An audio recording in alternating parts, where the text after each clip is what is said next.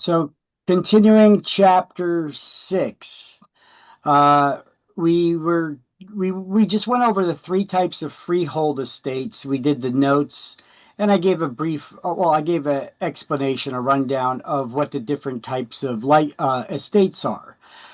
We have two categories of estates in land. An estate in land describes the amount and kind of interest that one has in real property.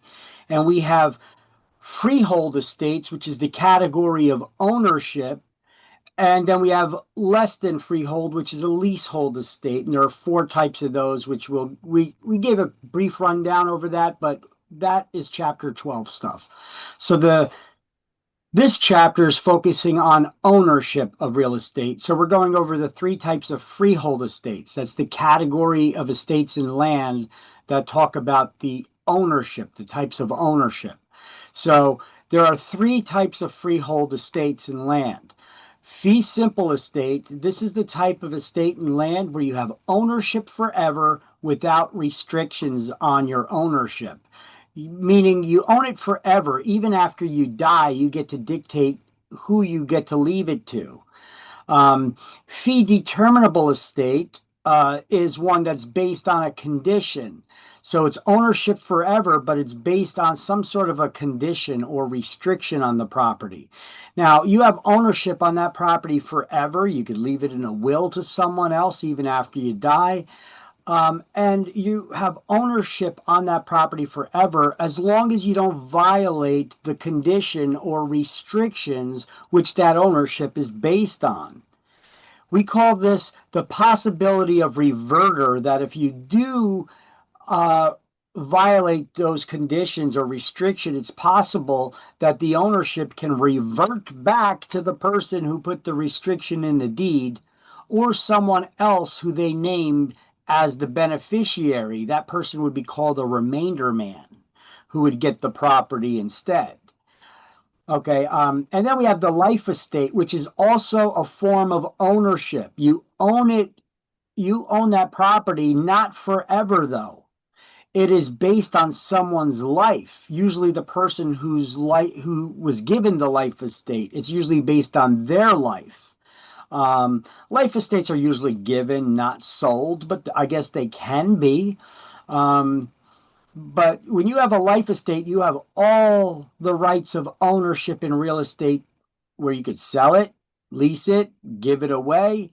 However, that ownership ends on the life of the person who it was based on. So if you do give it away or sell it or lease it to someone, they have to realize that that possession and ownership is based on the person's life who it was originally given to. Okay, so there definitely is a reversionary interest there because that person, when they do eventually die, the interest or ownership will revert back to the person who gave the life estate or a remainder man if one is named. So to recap these things, fee simple, the highest form of ownership, the most complete form of ownership recognized by law. It is ownership forever without any restrictions to it. It goes by three names: fee, fee simple, or fee simple absolute. Describe this estate in land. It is ownership forever without any restrictions on your ownership that were placed on it by any previous owners. Now, governments, they have their own powers of how they can restrict how we use our property. That's not what this is about. We're not talking about government powers now. We're just talking about the types of ownership you have when you own real estate. Restrictions in deeds can only be placed in deeds by private parties, the private owners, not by government. Government have their own powers that can dictate how we use our property. So fee determinable also goes by defeasible fee or conditional fee estate, because this estate and land is ownership forever, but it is based on a condition. And as long as you don't violate that condition, you have ownership forever. Now, the restriction, if a restriction was placed in the deed, that is called a restrictive covenant. A covenant is a legal promise. It's not a bunch of witches. That's a coven. This is a covenant. So, restrictive covenant is a restrictive legal promise that was placed in the deed that you agreed to when you took the ownership. So now you must abide by that restriction or condition that was placed in the deed. And if it is violated, you could lose your property because you violated the terms of your ownership. All you had to do is respect the terms that you agreed to. You can't be like, hey, that person's out of sight, out of mind. I'm going to do whatever the hell I want with my property. Well, your property, it's your property as long as you don't violate that restriction. That's what you got to remember. And who can place those restrictions in deeds? Only private parties, private owners, not governments. So a previous owner of that property would have put a restriction in that deed that now all future owners need to abide by. And it's there forever unless it was added with some sort of a sunset clause that says that this restriction will go away after a certain time frame or on the happening of a certain event, etc. So if the restriction is violated, that ownership would revert back to the person who placed the restriction in the deed, or if they name somebody else to get the property, if that restriction is violated, that person would be called a remainder man. That's a third party in the document named to be the beneficiary in the event this restriction is violated. So there's always that possibility of reverter. That just means that the ownership could revert back to someone else if the terms, the conditions, the restrictions have been violated. And you're going to know about them because they're written in the deed you get when you get the ownership. When you buy the property, you do a title search. This would uncover such things. So it's not going to be a state secret or nothing. You're going to know about it. So you can't claim ignorance. So the restrictive condition, like I said, passes on from one owner to the next. This is a term that usually means that same thing, is called runs with the land. So this condition runs with the land. It passes on from one owner to the next along with the ownership of the land. Okay? That's what that term runs with the land means.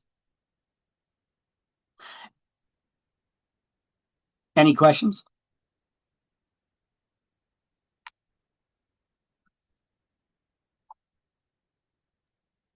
So then we have the life estate. A life estate is a form of ownership, like I said before. It's based on the person against whose life it's measured, who was given that life estate, or maybe another person. Oh, I just threw out there a little something new if you caught it. Usually a life estate is measured against the person's life who it is given to, but it doesn't have to always be that way. It could be based on someone else's life. So they could start to get creative in that. And that would be called a life estate por otro vie. But I'm getting ahead of myself. Yesterday we were talking about when we started this chapter, we were talking about life estate, and somebody asked, "Can you give me an example where this has actually been done?" It's been done for years and years and years since the beginning of time. We've had life estates, and here's a famous example. You guys remember Hugh Hefner, the owner of Playboy magazine and the Playboy estate? You guys know who that is? Hugh Hefner? No, no, no. Sorry. Yes, I do. You guys know what Playboy magazine is, right? The adult magazine, So Hugh Hefner, multimillionaire. He was the ultimate playboy with all the gorgeous Playboy bunnies, his models that he had in his magazines, always throwing parties. He's had at his estate, his mansion in Beverly Hills, he's had He's had presidents. He's had famous actors and actresses, politicians. Politicians. He's had it all. Musicians. You name it. He's had them there, throwing these extravagant parties. Now, a few years ago, Hugh Hefner sold the Playboy Mansion. I didn't know that. He sold the Playboy Mansion. He sold it to his neighbor. Now, why did he do that? Well, magazine sales aren't exactly up these days, right? Right. We got the internet, so the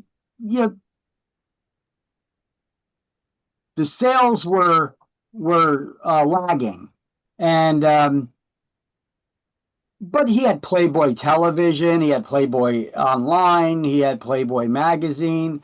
And most important, where he made most of his money still, believe it or not, was from the licensing of the Playboy Bunny logo, which they even use on car fresheners.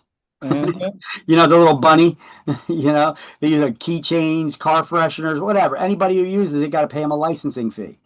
Well, either way, living a Playboy lifestyle is not cheap. Especially you got Playboy bunnies that are now your ex-wives. His ex-wife, he gave her a yacht to live on, and you don't just live on a yacht. You need a crew to manage it and maintain it. So it costs a lot of money. So towards the end of his life, Hugh Hefner was pretty much broke. Now I'm gonna say it this way.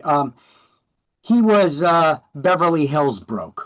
Okay, because he wasn't broke by any stretch of the imagination when comparing it to us and our lives. Okay, but for Beverly Hills, he was Beverly Hills broke. Okay, even though he had that big, beautiful mansion on Beverly Hills, he needed money. So he sold the Playboy Mansion to his neighbor, who was a young guy. I think he's like 40 years old. The guy got that kind of scratch at 40 years old because he buys and sells brands, like Nabisco and things of that nature. So this guy had a lot of money. He agreed to buy the Playboy Mansion. However, there was a catch. He had to give Hugh Hefner a life estate. So basically, he bought the Playboy Mansion, but then had to turn ownership back over to Hugh Hefner so that he could live there for the rest of his life. But when he dies, then the guy who bought it can get the mansion, and goes back to him. And now it's his. Okay. Now this could make sense for many reasons. Maybe he could get it a little bit cheaper right now versus years down the road when Hugh Hefner may die, right?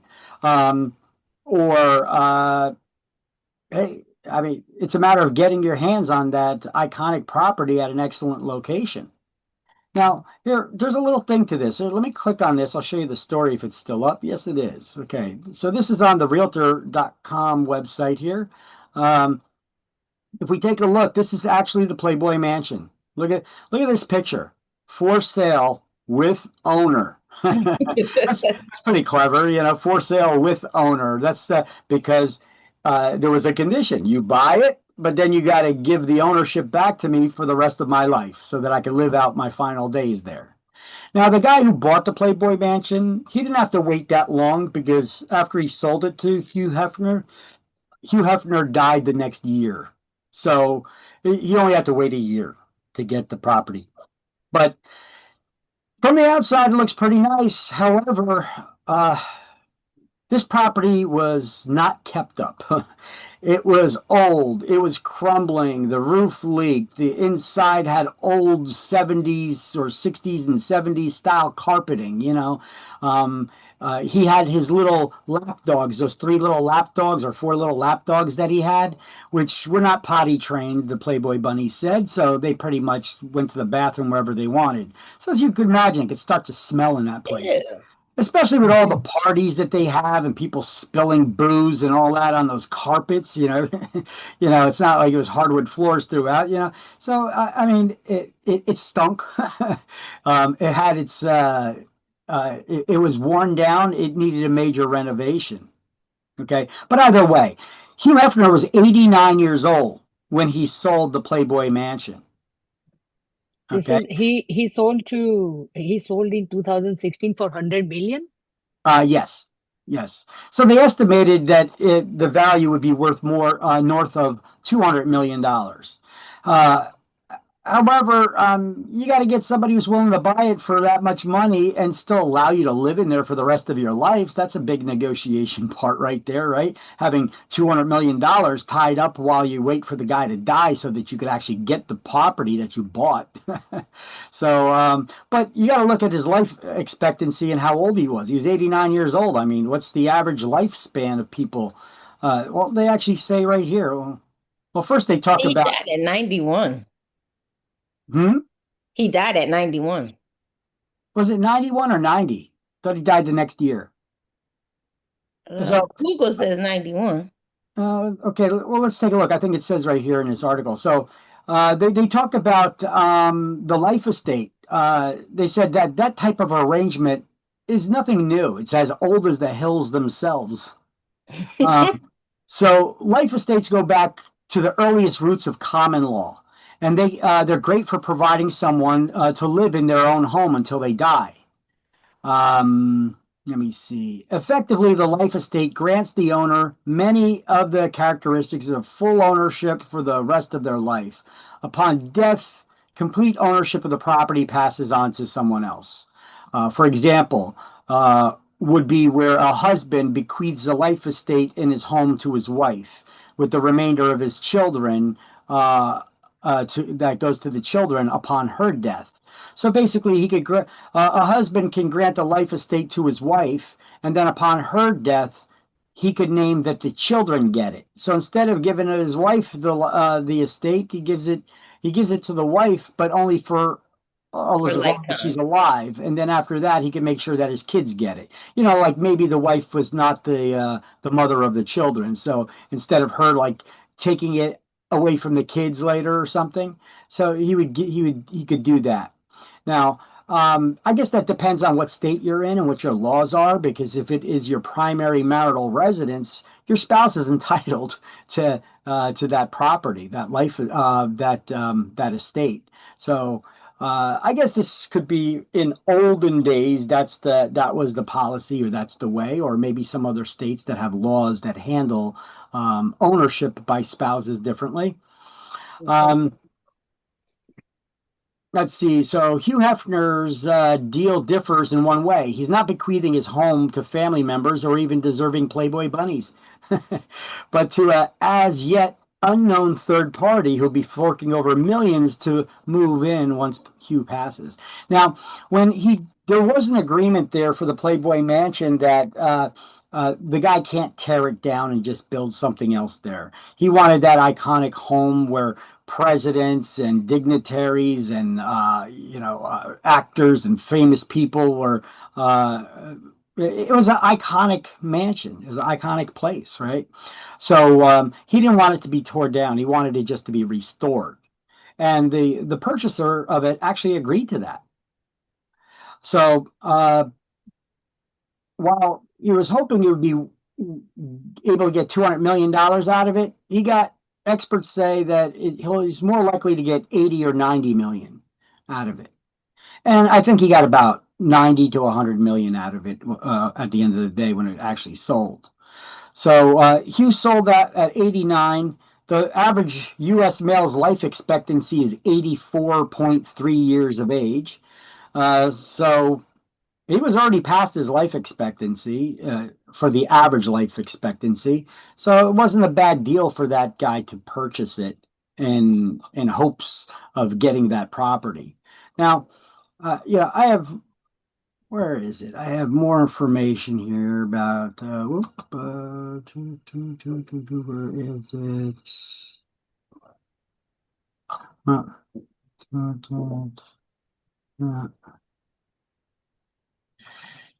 Let's see, I got somewhere here, Playboy Mansion. Oh yeah, I got all kinds of stuff here about that. So let's take a little video at it. Playboy Mansion renovations continue. So even 2 years after Hugh Hefner died, the Playboy Mansion, the owner put a lot of money into it. I think he already dumped about 100 million into it to try to restore it. Falling real estate, it's great, has been canceled. Because the former pleasure palace known as the Playboy Mansion now looks like dog feces. Oh, it looks like it's still under construction for a major overhaul. Because it smells like dog feces. Dog feces that would be like sitting on the carpet. Because the girls that would live there would bring their animals with them. Well, at least it doesn't smell like something died in there. And then half died there. Okay. But now billionaire Darren Metropolis owns it, and who is he? He was the heir to the Chef Boyardee fortune. Chef Boyardee? Chef Boyardee. Happy Ribbon and Bumblebee Tuna. All right! He'll have this place smelling like garlic, cheap beer, and canned fish in no time. It's the best real estate in Los Angeles. Well, whatever you're into. But it is a 7-acre, $100 million property in a ritzy LA neighborhood. And after just 2 years of renovation, it's looking great. Here's the famously sexy spot known as the Grotto before, and here it is now. When they drained that, what do you think was at the bottom? I don't even imagine. But this guy's gonna turn it all into... Isn't the hope for them to make it a museum? You gotta make an apartment complex. Or maybe a woke, sex-positive safe space where everyone feels... Like a swingers Airbnb. Yeah, it'll probably be that. Enjoy the remodel, said no one ever. Oy, what a mess. Imagine being able to build an app with your name on it, just by thinking about it. Meet Base 40. 2 years later, and it's still... it was still under construction. Yeah, we can also take a look and see right now where the Playboy Mansion stands. Oh yeah, look at that. That's sad. Charlie Kirk's assassination yesterday. Oh wow, that was something horrible. Yes, it was. The guy that just advocates for free speech, that wants to hear the sides of other people who don't agree with them, so that he can have a civil debate and bring back civil debate. The guy ends up getting assassinated. I think we were even talking about that yesterday, weren't we, during class? And then after class, I find out the guy gets assassinated. It's crazy. Okay, what was I looking up? Oh, Playboy Mansion today. All right, so the guy purchased it in 2016 for $100 million, completed extensive renovations in May 2025. He only finished this year. Wow. After Hugh Hefner's passing in 2017. So he bought it in 2016, and then Hugh died the next year, 2017. So the Metropolis renovated his historic property, transforming the interiors and the grounds. Structures like a gym, underground generator, Anyway, he redid the whole property. But can we see what it looks like? Let's see, renovations. Wonder how much he dumped into it. See the Playboy Mansion after 10 million in renovations. There we go. Let's take a look. There's a post here from New York Post. Okay, so let's take a look. Okay, well, it looks the same, just brighter and cleaner. I guess they redid all... You've seen they dug up the driveways and everything, so everything there was redone. Tennis courts, the grotto out back, the guest houses.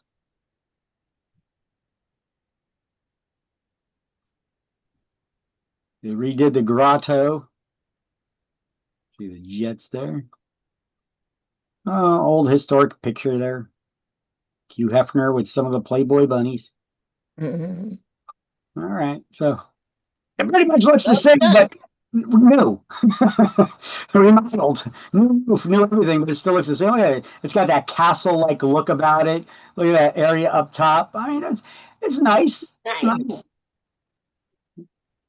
But I don't know what you do with that. You already have the house next door that's probably super modern. You know, why do you need the house over here as well? I guess he's got the extra money to burn. Why not, you know? Anyway, that was the Playboy Mansion. That's an example of a real-life estate where it would be used. Now, you can also have something a little twisted in that called the Life Estate Porotrevi. That's how it's pronounced. And it is Latin. I've had people argue with me in class, no, it's French. Well, if it was French, it would be spelled P-O-R. Instead, it's spelled P-U-R. It's pronounced the same way. It has the same meaning, but this is Latin because we use in real estate and in contracts and such, we use a lot of these terms are rooted in Latin. So it's por otra vie, for the life of another. You need to know that phrase, add it to your definition list. A life estate and a life estate por otra vie. What does por otra vie mean? For the life of another. It's based on not the life of the person it's given to, but it's based on a third party's life. So I'm going to give you my house. You'll have the ownership for the rest of your life. Or hold on. I'm going to give you ownership of my house, but I'm going to base that ownership on my elderly parents' life with the condition that they live there with you and you take care of them. Because maybe you have some experience in nursing or something like that. So how would you like that? I give you a free house. And it's your house. You own it. You can do whatever you want with it, as long as I'm going to put some conditions in here as well, because you can do that. As long as my mom lives there with you and you take care of her. But on her passing, then the property comes back to me. Okay, so that's one example of how it could be used. I guess you could think up other examples, but that's just an example that I could come up with off the top of my head here. Okay, so we don't really come across life estates that often. Are they out there? Yes, they've been around for hundreds of years, but so they're nothing new. But we don't come across them that often here. But how would you know? You look at the deed. So when you're going in to get a listing from a property owner, would it make sense to ask them if they have the original deed and survey and any other documents from when they bought the property that you could then examine and look through? Yes. Because then if you read through the deed, you could see if there's any reference there to a life estate or what other form of ownership that it could be, or any restrictions on the property and how it can be used. All those things would be stated in the deed, or who all the owners are. Right? So now if you're only meeting with one person to sign a listing agreement, where's the other? Okay. Did they die? Well, if they died, what gives you the right to sell it on your own? Let's see their will. Who did they leave it to? Maybe they have heirs or someone else gets it, their shares. Mm-hmm.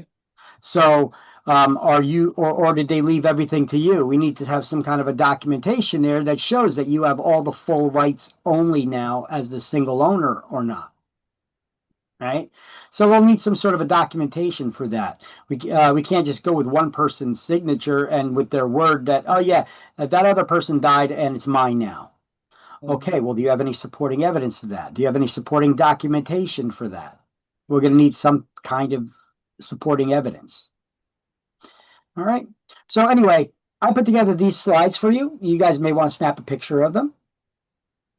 Little explanation here in my own words, explaining the different types of freehold estates and the life estate and the life estate por otra vie.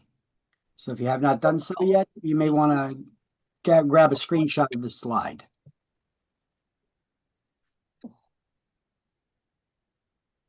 Okay. You good? Or anybody still looking to open up their snippet tool or anything? I'm done. I took a picture. Okay. I have a question while we're talking about the estates. Remember, I was the one that asked, like, have you ever seen the life estate? How does I know we're out of country, but how does the royalties do it? Do they have life estates? Okay, so for that, let me explain something. In these books, you know what? I may even suggest in the rewrite that they add something like that. Thanks for the note. Suggest adding comparison.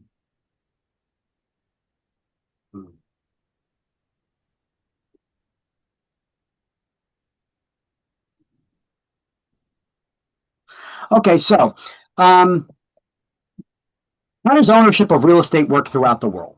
Okay, basically, you asked a very simple question there. Thanks for that. Thanks for that simple question.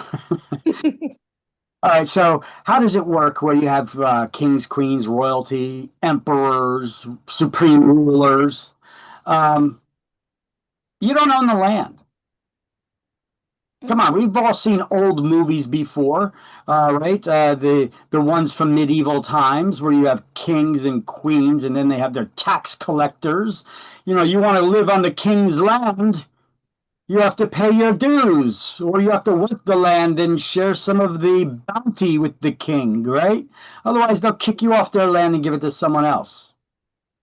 So, when you have kings, queens, emperors, countries that have that kind of setup, it's actually called the feudal system. All right. And there's a whole structure to a feudal system I don't even want to start getting into. But it's basically the king, queen, emperor, supreme leader, whatever it is, it's their land. And they're granting you permission to be on it or to use it. Okay. In some areas, they word it a different way. You have ownership, like in China. How does it work in China? China has a supreme leader, right? So in China, how does it work? Well, when you buy property, the emperor could grant you use of that property, and they'll do so. They'll say that you got ownership of it. Okay. Mm-hmm. You've got ownership of that property for 60 years, though. So you put it in, okay. It's for 60 years. Now, what happens after that 60 years? Well, you could ask the emperor to renew your ownership. Do they need to? They don't have to. No. Hell, during the 60 years, they could disappear you. Yeah, it's their property, it's their land. You know, that's the thing. When you have kings, queens, emperors, supreme leaders, you're just a subject. So you're a subject that's at their mercy, pretty much. Now they may set it up the way that it sounds like it's a fair distribution to everybody to appease their people. Yeah, you could own the land, but you own it for 60 years. But you could always renew your ownership of that land in 60 years and have it for another 60 years, provided you take care of it and you do everything that the emperor wants you to, whether it's paying taxes or farming the land and supplying the leaders with the food or the bounty or whatever it is, right? In the United States, we have something called the allodial system. The allodial system is more of a full, true ownership of the land. Although that can be argued too. Do you really own the land if you have to pay taxes on it? I'll just say that, no. Yeah, or you can buy the land, but you're still paying taxes on it, so you really don't own it. You're really kind of renting it, right? Right. They don't look at it that way. In the allodial system, you actually own the land. However, you are subject to paying taxes. All landowners are subject to paying taxes, property taxes for running the operation of government. Now, does everybody pay property taxes in the United States? Only homeowners, right? Owners. Okay. Well, do all homeowners in the United States pay property taxes? Yes. Okay. Well, some areas, they're looking to do away with property taxes. Wow. Where? We can move there. Well, the thing is, they got to get money out of you somehow. So, people are trying to toss around things. Like right now, we have a run for governor in New Jersey now after being subjected to this lousy governor that we've had for the last 8 years or whatever the hell it's been, right? Who was elected by saying, I'm going to raise your taxes. And if you don't like that, then New Jersey's not a place for you. I remember that. And then we have idiots that still voted for him, expecting him to do something different. He did what he promised. He not only raised taxes, he created new ones and all kinds of other regulations and restrictions and all kinds of other nonsense. So I don't want to get into it. If you like him, you like him. If you don't, you don't, whatever. But either way, we got a governor race right now with Jack Ciattarelli and Mikie Sherrill. Yeah. She got a weird spelling of her name. Mikie or something like that. Mikie Sherrill. So anyway, she's basically a clone of Murphy, except she's trying to elevate herself a little. She's not going against anything that he did. As a matter of fact, she supported everything he did. She's just saying that I'm going to lower your electric bills. Now, I don't know how she plans on doing that when she was for everything that Murphy did that drove up our electric bills. I think it's just lip service she's giving. And she's then trying to support it by showing how good she is by saying that she was a Navy helicopter pilot. Yeah. I remember that commercial.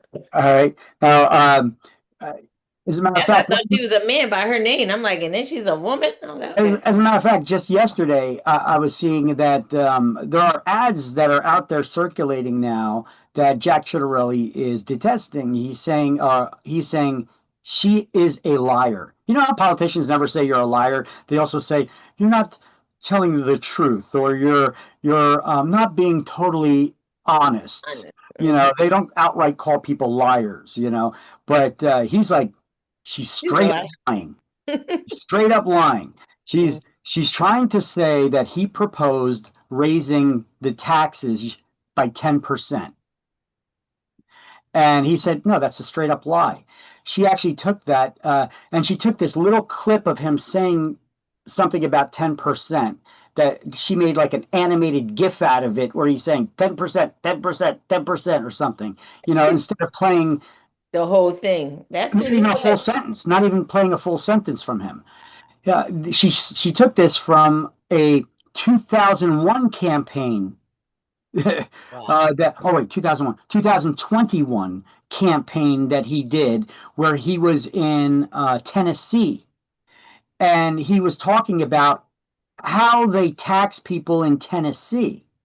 And he said, instead of having income tax, they don't have the income tax there. Instead of having income tax, they charge taxes on your food, your clothing, your gas, everything. There's a 10% tax on everything, but they don't charge you income tax.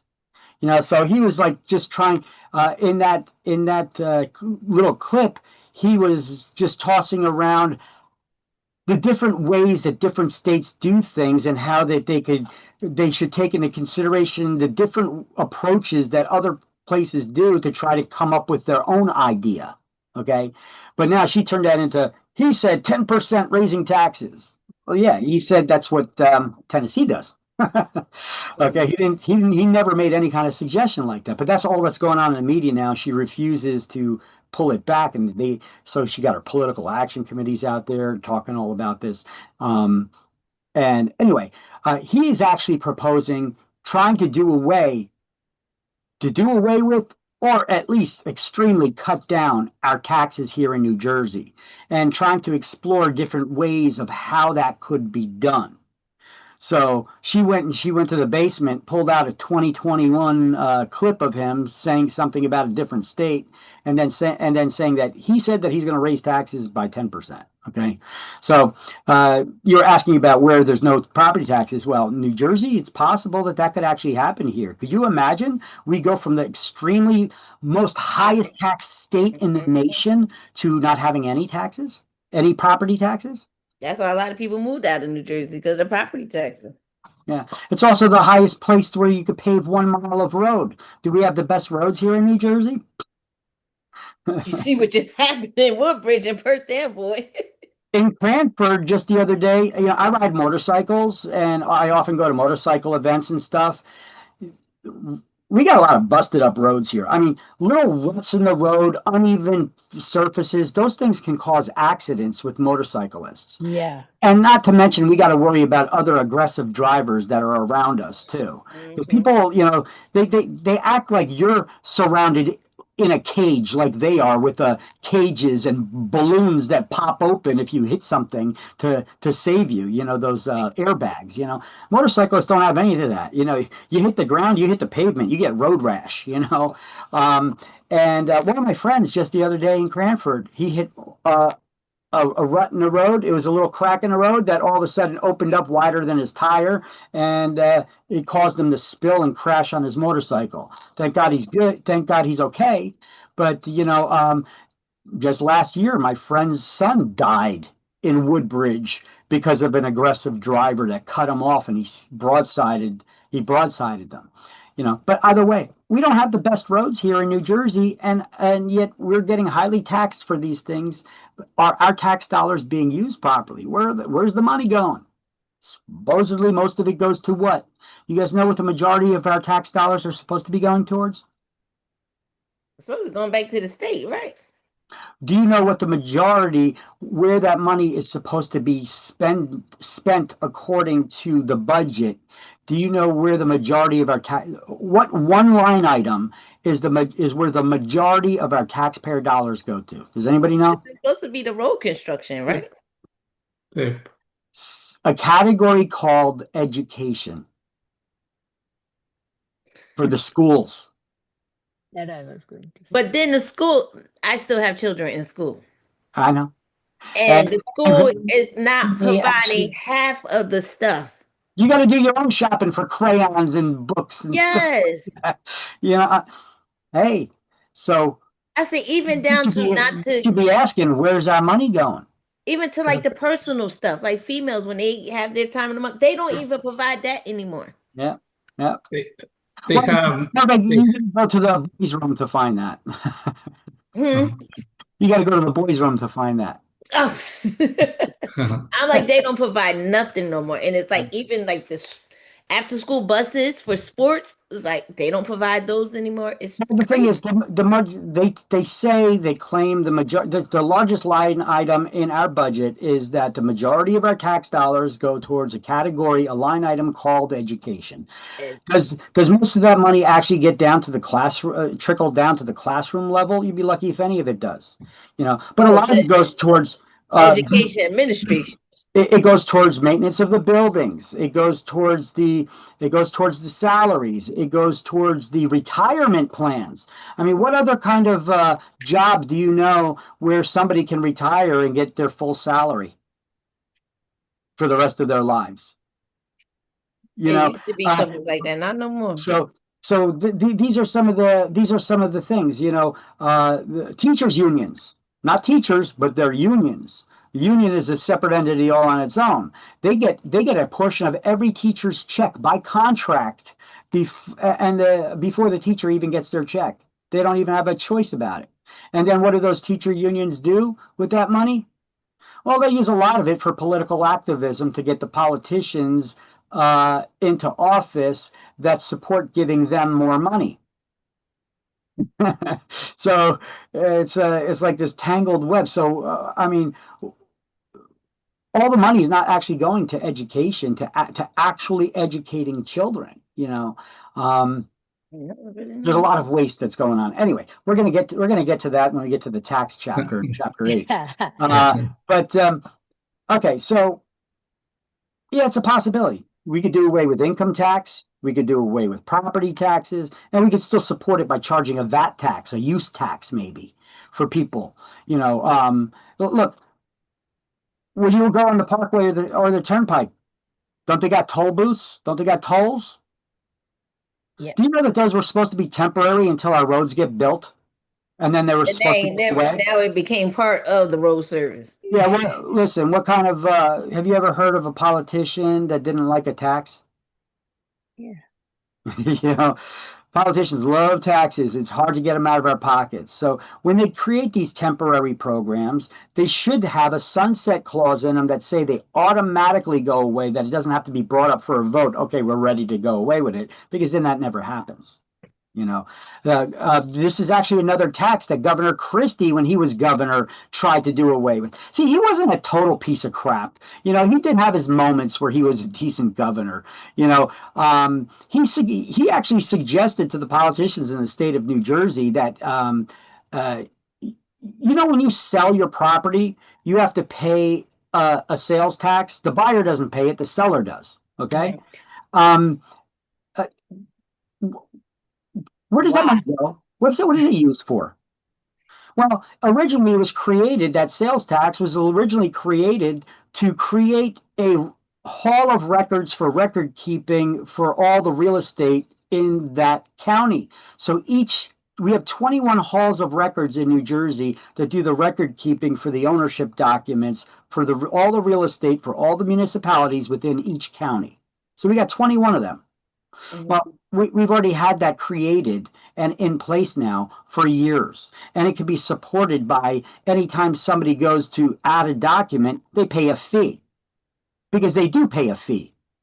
Mm-hmm. But in addition to that, we're still charging that sales tax on your home. Every time you sell a home, you have to pay a tax. Why? So the governor said, when he was governor, he went to all the politicians in New Jersey and said, listen, you guys need to propose a law. You need to debate amongst each other, get it passed. You need to vote on it and get it across my desk so I could sign it into law to do away with the realty transfer fee. So he was taking the sales tax off of the sellers. He said, I will sign it the day it hits my desk to do away with the sales tax on homes. And they never did it. They never did it. Why? What politicians don't like taxes? They want your money.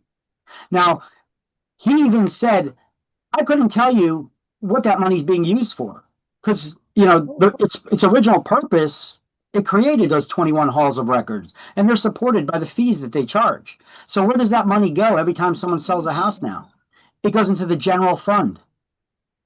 And that general fund is just used by politicians for whatever pet project that they may have that they may need some tax money for. So they take it out of the general fund. Okay. So it's pretty fresh, that we have politicians. They talk about taxes and everything, but yet they won't do nothing to actually do away with them. We actually have an opportunity right now. This guy, Jack Ciattarelli, I don't agree with him on everything. Okay. I have some arguments with him on some stuff. I actually met the guy. I do like a lot of the stuff that he plans to implement. And one of those things is trying to reduce or eliminate our taxes, which, hell, if we got a chance of doing that, I don't know why we wouldn't vote for that. Right. Okay. So anyway, let's get back to this here. So fee simple, fee determinable, life estate, and life estate por otra vie. It means for the life of another. And so you guys got your screenshots on that. Let's move on. So now we just talk about, once again, we got a bunch of slides here talking about each one of those again, but I already broke it down twice. So let's, if you want, I got a screenshot here with what you highlighted under fee simple, and then it goes by 3 names, fee simple absolute, highest, it's unrestricted ownership forever. It's ownership without restrictions. And the holder is entitled to all the rights in the property. And on their death, they pass that along to their heirs or devisees. Remember, devisee is somebody that you name in your will to get your stuff. Then we have that fee determinable estate. And this stuff is all what you highlighted already. And it is ownership forever, but based on a restriction. So fee determinable, also known as defeasible or conditional fee. All right. Excuse me. So, sorry. So, like the free simple is like a, is it for the 4 years, estate for years, No. or no? Okay. No, estate for years is a leasehold. You're mentioning one of the 4 leasehold estates. We just mentioned them at the beginning of this chapter, but that's less than freehold. That's not ownership. Okay. So these are the categories of ownership. It's like a will, right? Will. No, it's not. No, it's not. It talks about your ownership. A will is a document that dictates who you want to get your stuff after you die. And you could put other stuff in there too, other requests in your will. But this is talking about when you own real estate, what exactly do you own? Life estate. Oh, sorry. Well, no. Well, you get fee simple. You get a fee simple estate or fee simple absolute. You have absolute ownership in that property without any restrictions on it. You own it forever, and upon your death, you even get to say who gets it. That's all it says. You have ownership, unrestricted ownership forever. There's no restrictions on your ownership that were placed on the property by a previous owner. You have all the rights to ownership, which includes those bundle of rights. Remember them? Yeah, right. That I thought about it, but while I was reading before this class, I was reading some multiple choices, right? Okay. So they said which of the following is a freehold estate, and they give the 4 options: life estate, estate of years, estate at will, and easement in gross. So which one should we choose? So once again, this chapter is about estates in land. And what is the definition of an estate in land? Bundle of rights. It defines the amount and kind of interest that someone has in real property. There are 2 categories of estates in land. One that talks about ownership, and that category is called freehold estates. And there are 3 types of freehold estates: fee simple, fee determinable, and a life estate. Okay. And then there's 4 types of leasehold estates. So the leasehold estates is the other category, and there's 4 types of them. So if you don't own the property, then you have a leasehold. Well, what kind of leasehold? There's 4 types of leaseholds. Okay. Right. Now we're just going over the 3 types of ownership. We're going over the ownership category of estates. So your question there about what was the number of the question, so I could take a look at it? Now I got it. That's a freehold estate. So all 4 of them is a life estate, is the freehold estate. Yeah. Well, which question was that, so that I could so I could read it to the class and go over it one more time? I'm in the Unit 6 quiz. You know, you have a website, the email. Which question? Very first one. What type of ownership guarantees that ownership will pass from the current owner to their heirs? No, that's a different question. No, I'm actually I'm in your. Oh, you're in the ones on the link. Yeah. Okay. Okay. So that is which of the following is a freehold estate? So that's a life so read the estate. question slow. Yeah. So read the question for me again, if you could read it slow. Which of the following is a freehold estate? Now I got it. What is that means? They gave the 4 options. All 4 of them, I have to choose which one is that. So life estate, estate of years, estate at will, and easement in gross. That's the first one, right? Okay. Life estate. So there's only one there that talks about ownership. Right. Okay, that was your life estate. It is a form of ownership based on someone's life. The other ones were leasehold estates, and one was an easement, which isn't ownership or leasehold. It's a easement is a right to enter someone's land for a particular purpose. Okay, so there's only one answer option there. That would be the leasehold. That is correct. Okay, but for that, you see how you need to understand what an estate in land is. It describes the amount and kind of interest that one has in real property. And then there are 2 categories of estates in land. There's the first category, which talks about ownership, which is called a freehold estate. And there are 3 types of ownership estates, the freehold estates. Okay. And then if it's not a freehold or ownership, that's why I say freehold is ownership forever or a lifetime. Then it's a leasehold. And there are 4 types of leasehold estates, which we haven't gone over yet. Well, I gave you the names of them and gave you a quick little rundown at the beginning of this chapter, but we'll really dive into that in chapter 12. Okay. So then we had the fee determinable, and then we had the life estate, and the life estate por otro vi, which is based on someone else's life, a third party's life. Okay, so then we went over this highlights. So we could skip through this because we already went over it all several times.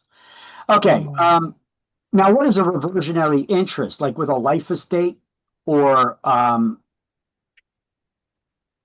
conditional fee estate, where if you violate the condition, there could be a reversionary interest as well. So what is a reversionary interest? Well, they give it an example here. The grantor's the owner. They give title ownership to a life tenant in a life. They're talking about a life estate here. And then when that life tenant dies, the ownership reverts back to The guarantor. Grantor. the grantor. But if the grantor is dead, it would go to their heirs or devisees or a remainder man, if one was named. So here's that other way that it could work out with a remainder man. The grantor gives the ownership to a life tenant. When the life tenant dies, instead of going back to the grantor, it goes to a remainder man, heirs, or devisees. That's another way it could be set up. Okay, so dower and courtesy. Remember these? Yes. Yes. Dower. Dower is the female deer. Yeah, dower begins with a doe, and a doe is a deer, female deer. Even though it's spelled differently, D-O-E. So dower begins with a doe. It's doe is a deer, a female deer. So that's the wife's right. And courtesy, because men should be courteous to women, is the husband's right. So dower and courtesy are ancient rights where a spouse has interest in all of their spouse's property that they own during their lifetime. Dower is the wife's interest in her husband's estate upon his death, and courtesy is the husband's interest in the wife's estate upon her death. You notice I'm not talking about gay marriage at all, because that was not a thing in 1980. Correct. Or before 1980. Okay, so we're only talking about husband and wife. New Jersey abolished the creation of any new dower courtesy rights on May 28, 1980. They didn't get rid of the old ones, the existing ones that were there. Any existing dower courtesy rights are still in effect. So if anybody is alive right now where they were married before May 28, 1980, they and their spouses still have dower and courtesy rights. Okay, but after May 28, 1980, there are no more dower courtesy rights being created. Instead, now gives both husband and wife the right of joint possession of the property that's their main marital residence. So when your spouse dies, the surviving spouse automatically gets the ownership of the primary marital residence. I understand. Okay, and then remember, we also had these other things we got from chapter 20. Remember, we skipped ahead. We did chapter 20, learning about, property acquired before this date gives the surviving spouse a life estate in all real estate owned by the deceased person, no matter what the other provisions are made in the will. In New Jersey, children may be disinherited, but the surviving spouse is entitled to at least 1/3 of the estate for all property acquired after May 28th, and the determination of the augmented estate is a complex calculation. If the required minimum is not left to the surviving spouse, the courts may grant 1/3 of the estate to them by right of election.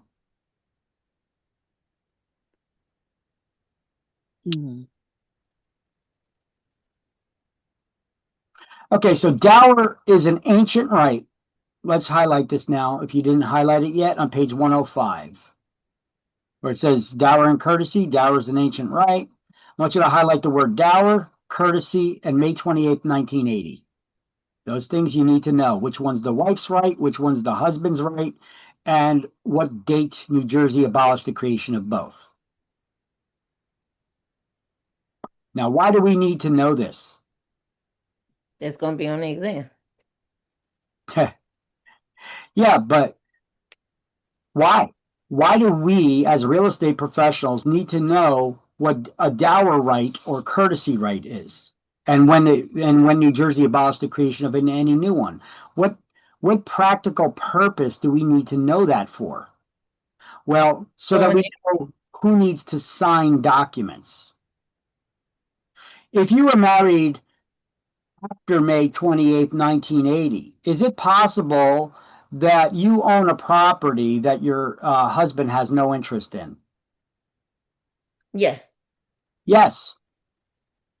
Okay, so only your After husband. 80, after So 80, our property is considered our main property is together. I can have property other places, but you don't have no rights to. For your main marital residence, both parties need to sign. Doesn't matter when you got married. However, if it was maybe you own an investment property and your husband has no interest in it, right? You're the only one listed as the owner on it. So you don't need your husband's signature to sell it or list it. Because he's not originally on there. He's not on it. He has no interest in it either. Question: does apply for the when you buy the property, your wife doesn't have to sign it either for investment property to buy the property? What if you owned it before you got married? Let's not make it complicated. Let's go with a simple scenario.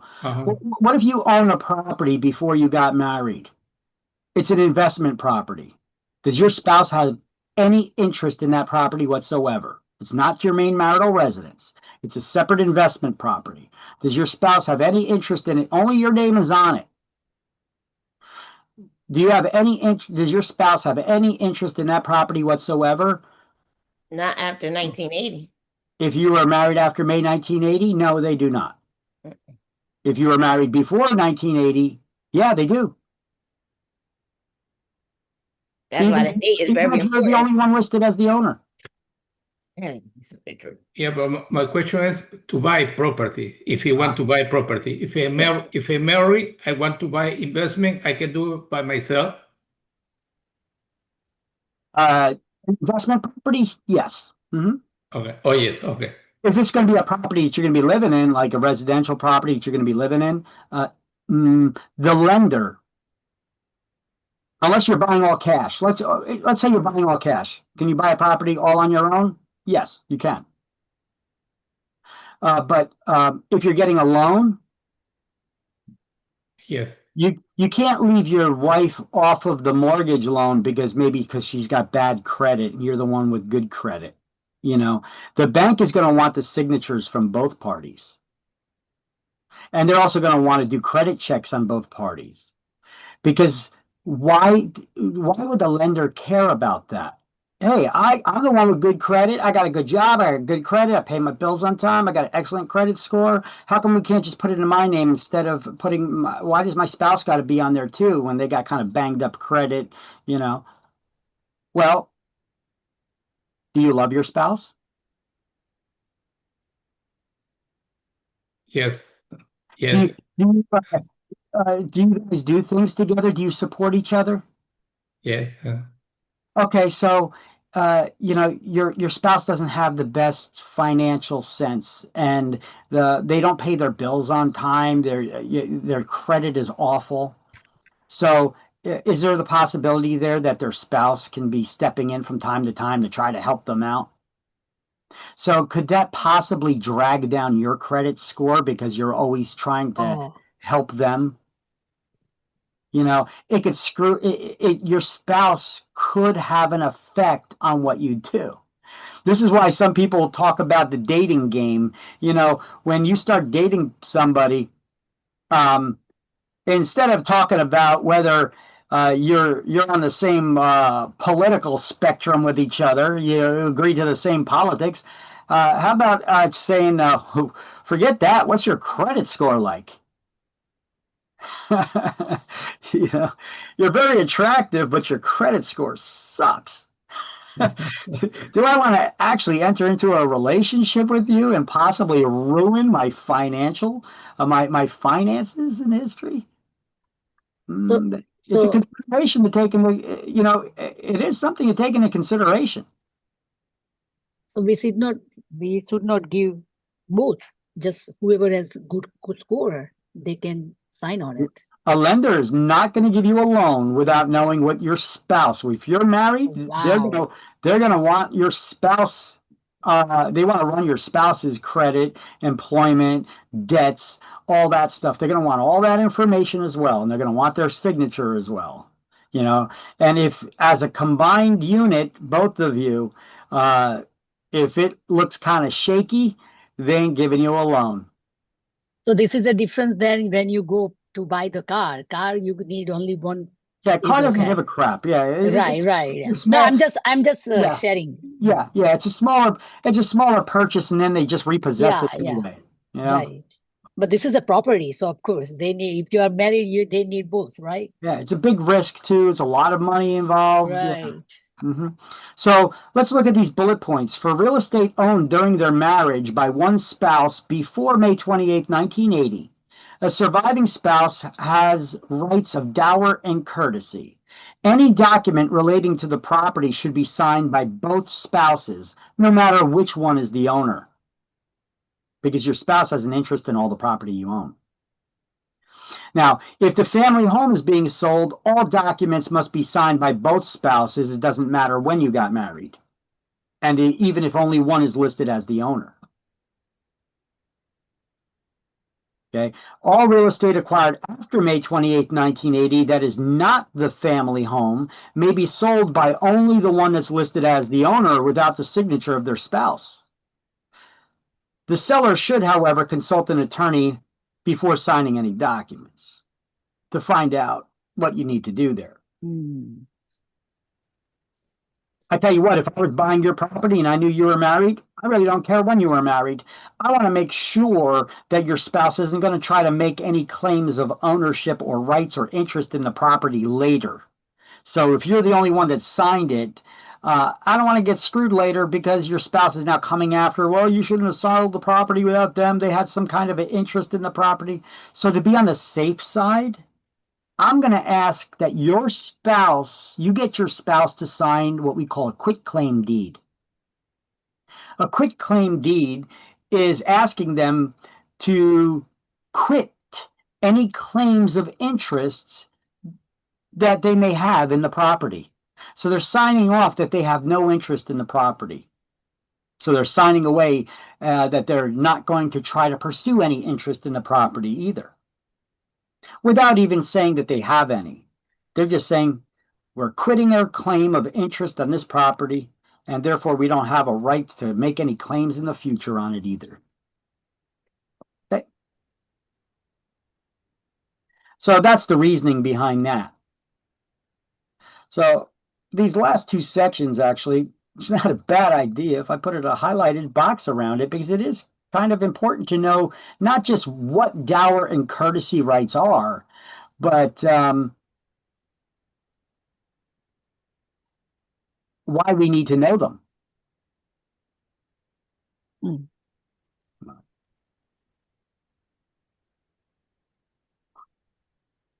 So for that reason, I'm going to put a big old box around all of this stuff here. Remove the shape fill. And whoop. And the outline, we'll make that black. There we go.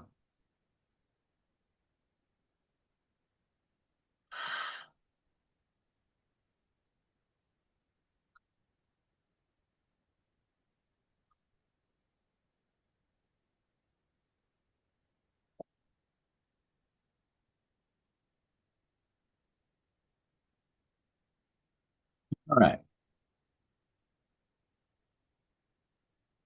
Everybody got that? Everybody good? 1 second. Any questions for me? For real estate. Yeah, just put that all in a box. Put it around a circle or box. This is the reason why you need to know the dower and courtesy rights. Matter of fact, let me even write that in there.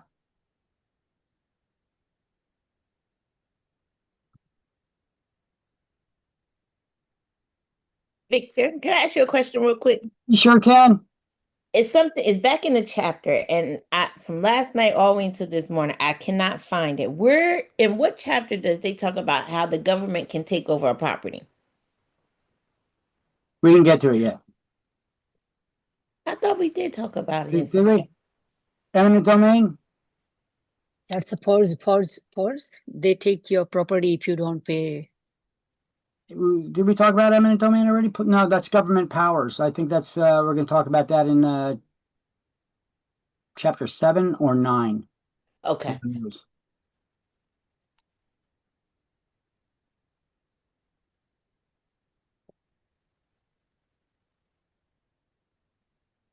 Oh, we was talking with the government with the taxes.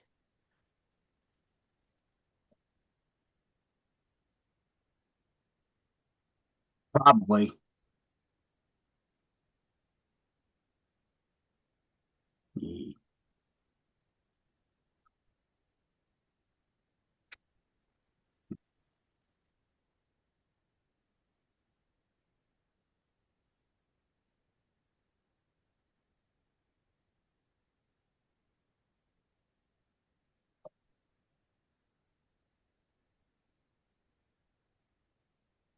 All right.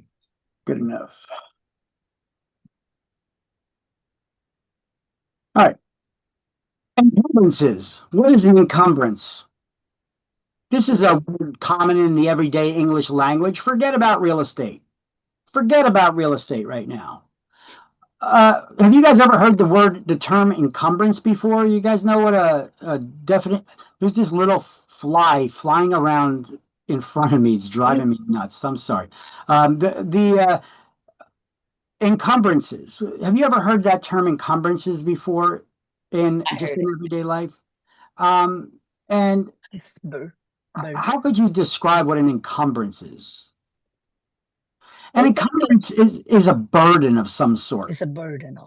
Okay? It's some sort of a burden.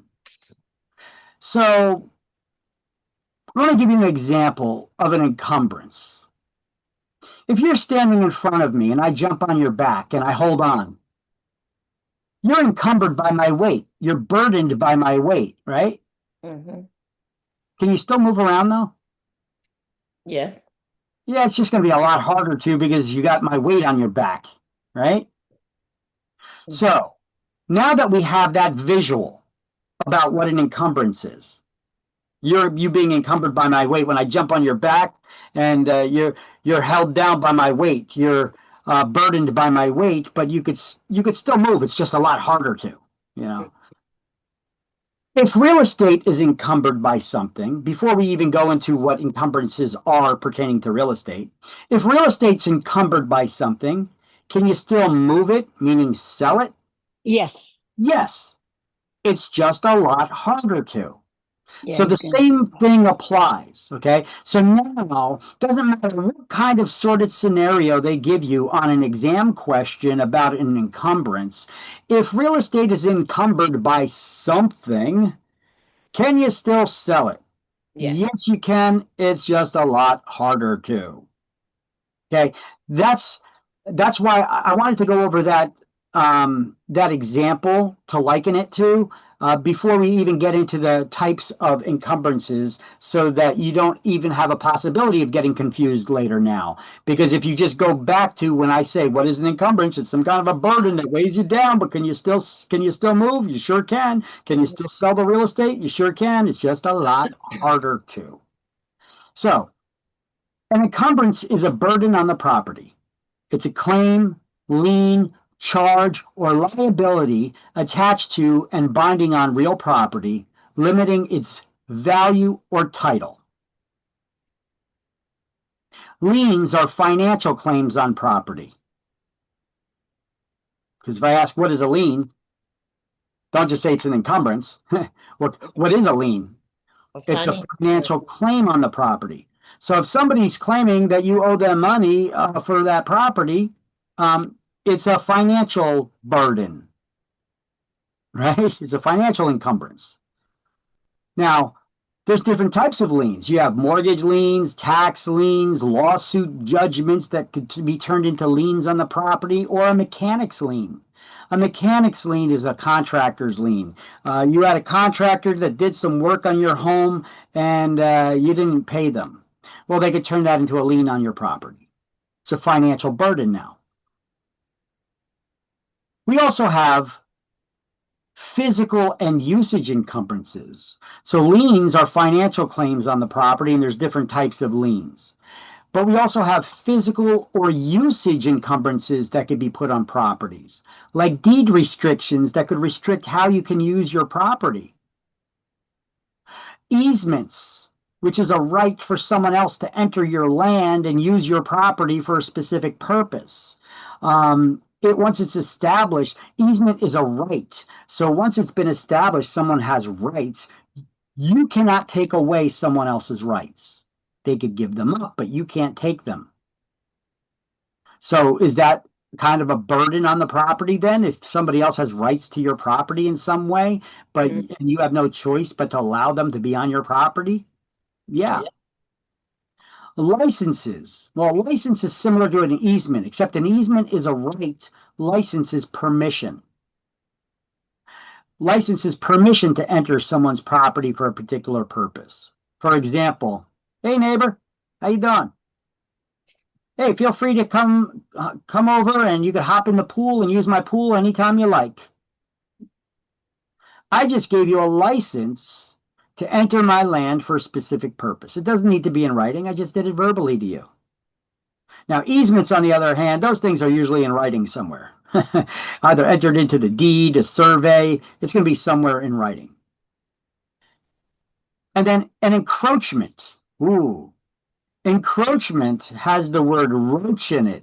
And much like a roach, it's something you don't want on your property. Okay, so encroachment. What is an encroachment? Well, it's any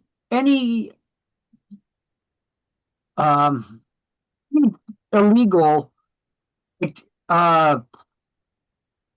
anything that illegally extends beyond the boundaries of the property owner onto the neighboring property. Is an encroachment. You're encroaching into my territory. This is my property line. You crossed over it. So if you build the fence on my property line or on my side of the property, if you build a shed and it's partially on my property or a garage or whatever it is, that's an encroachment. You have to get permission to do that, right? Why would you, and why would you want to build on someone else's property? No, you don't. So I don't understand the point of that. Well, because do you know exactly where your property line is? Well, if you go to the township, you should, before you build anything on your property, you should know where your line is. Well, township's not going to tell you. They're not, how do you find out where your property line is? That's your responsibility if you want to know where your property line is. How do you find out where your property line is? Isn't it the blueprint? What blueprint? Blueprints are made are for building houses. What is it called? And the deed? You got to get a survey. A survey? You pay a surveyor to come out.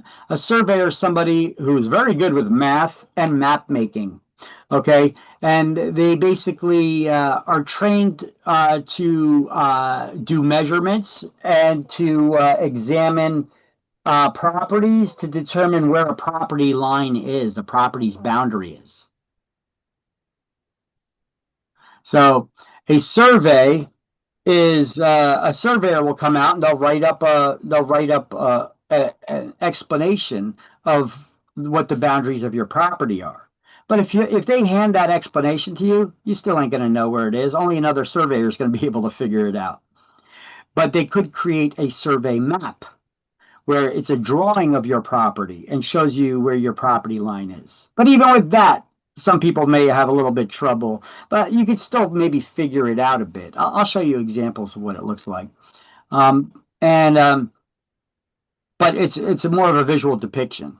So you pay a surveyor to come out, and you may pay them some extra money now to put a marker in the ground at each of the corners of the property. Okay, that ends up being more expensive than the survey itself sometimes.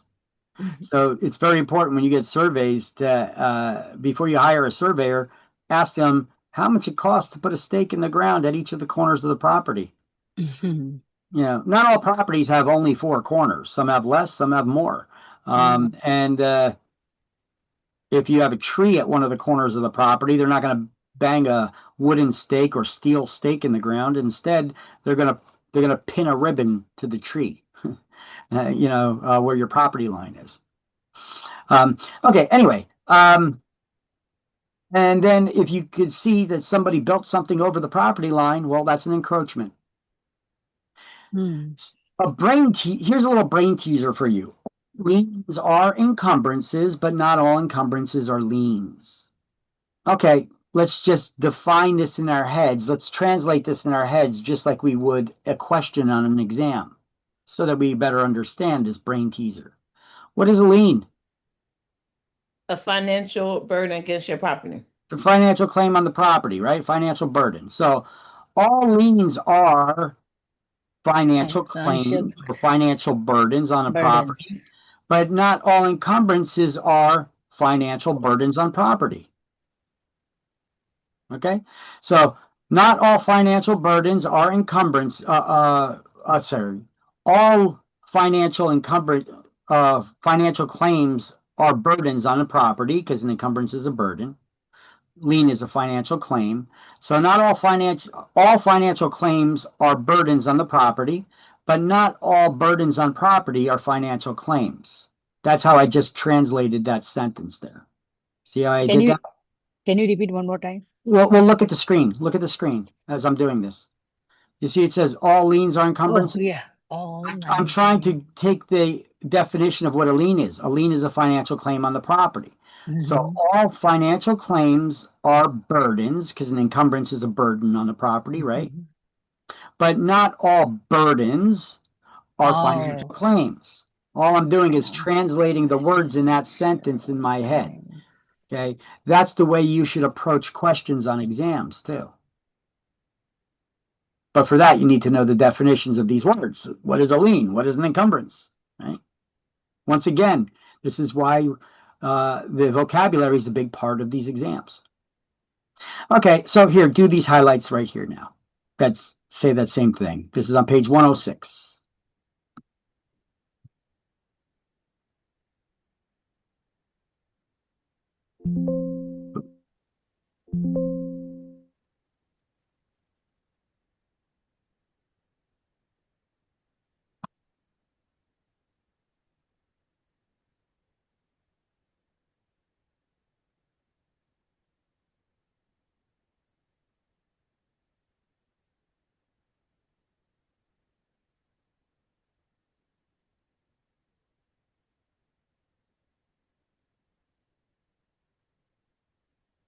Okay. Yeah. All right, so let's talk about liens a little bit now. Liens, we learned, are financial claims on property that provide security for a debt or obligation of the property owner. If the obligation is not repaid, the lien holder or creditor has the right to have it paid out of the property, usually from the proceeds of a court sale. Foreclosure. Real estate taxes have first claim against the proceeds of such sale because 2 things are certain in life: death and taxes. And even after you die, you need to pay your taxes, right? So liens are classified either as voluntary or involuntary. Voluntary is something that you wanted, and involuntary is something you did not. And they could also be classified as general or specific. Remember, what did I tell you when you hear the word general in this class? What should you be doing with your arms? It's like general. Yeah, talking in general, it's a wider scope. So a general lien covers all property that you own. Not just real estate, all property, even your personal property. So general liens cover all property that you own, where specific liens cover one parcel of real estate. So liens can be voluntary or involuntary, and general and specific. So let's highlight a voluntary lien is created by the property owner. Involuntary lien is imposed without the owner's consent. General liens affect all property someone owns. Specific liens are placed against only one parcel of real estate only. So if you have multiple properties that you own, real estate wise, and you don't pay your property taxes on one property, can they come after your other property? I'm sorry, repeat that. I wasn't paying attention. If you own real estate and you have two properties, if you don't pay your real estate taxes on one of your properties, can they come after your other property? Yeah. No, because it's only on that one. It's a specific lien. They could only come after the one property That you have on the lien in. that you did not pay the taxes on. Specific lien, like tax liens, property taxes, are specific liens against that one piece of property. That One parcel piece of property. Now, your real estate taxes, are they voluntary or involuntary?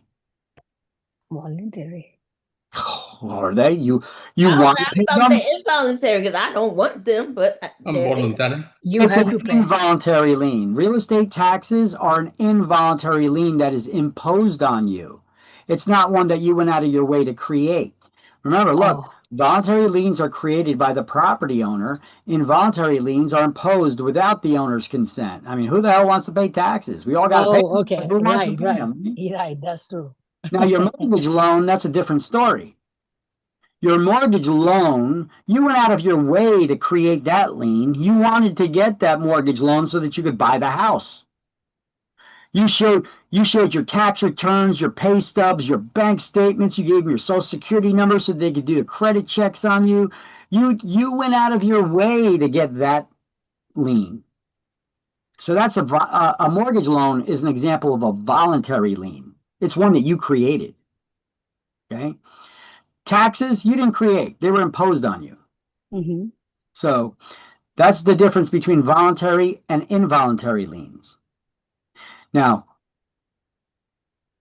if you don't pay your mortgage loan, can they come after other properties that you own? no. No. It's a specific lien only on that one property, Mm-hmm. just like the property taxes. How about your unpaid IRS income tax? If you don't pay your income tax, Oh, they come after everything. that's an involuntary lien as well, right? Mm-hmm. But yeah, they could come after everything you own. So it's a general lien. Mm-hmm. They could go after your house. They could go after your car. Hell, they could go after you.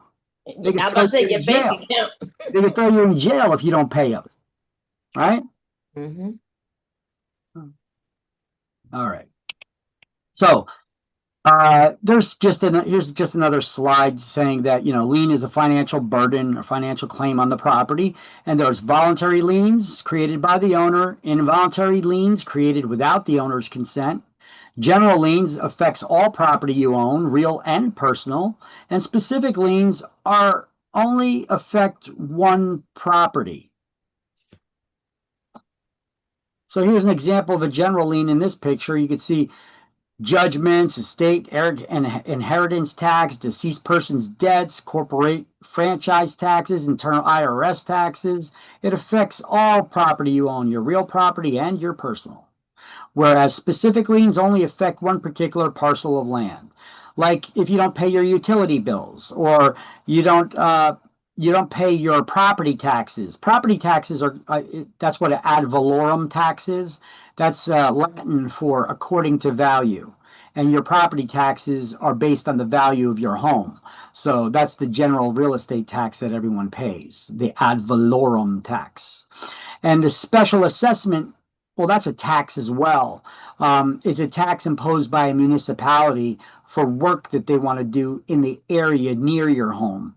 They only tax the homes that are to benefit from that improvement in the municipality. They don't tax everybody in the town. And construction lien was also known as a mechanics lien. You don't pay that contractor for work that they did on your house, well, they could put a lien only on that house. All right. So what are the effects of liens on your title? Title meaning ownership.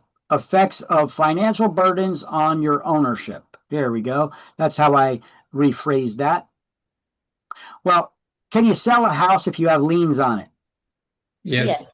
Yes. It's just a lot harder to. But look, when we buy homes, they usually have some sort of a lien on them. Like that seller usually may not, if they didn't pay off the home already, they Right. still have the balance of their mortgage loan, right? And how are they going to pay that off? Well, with the proceeds from your purchasing it. Right. Okay. So the owner's still free to sell to someone who's willing to take the encumbrances along with the property. So would you buy a property that had not just the seller's current mortgage loan on it that they're going to have paid off from the proceeds that you pay to buy the property, but what if they also have other liens on the property because they didn't pay contractors to remodel the kitchen, they didn't pay the taxes on the property for the last year, they got into a lawsuit with somebody and they lost, and the person got a judgment against them and put a lien on the property. They found out they owned real estate.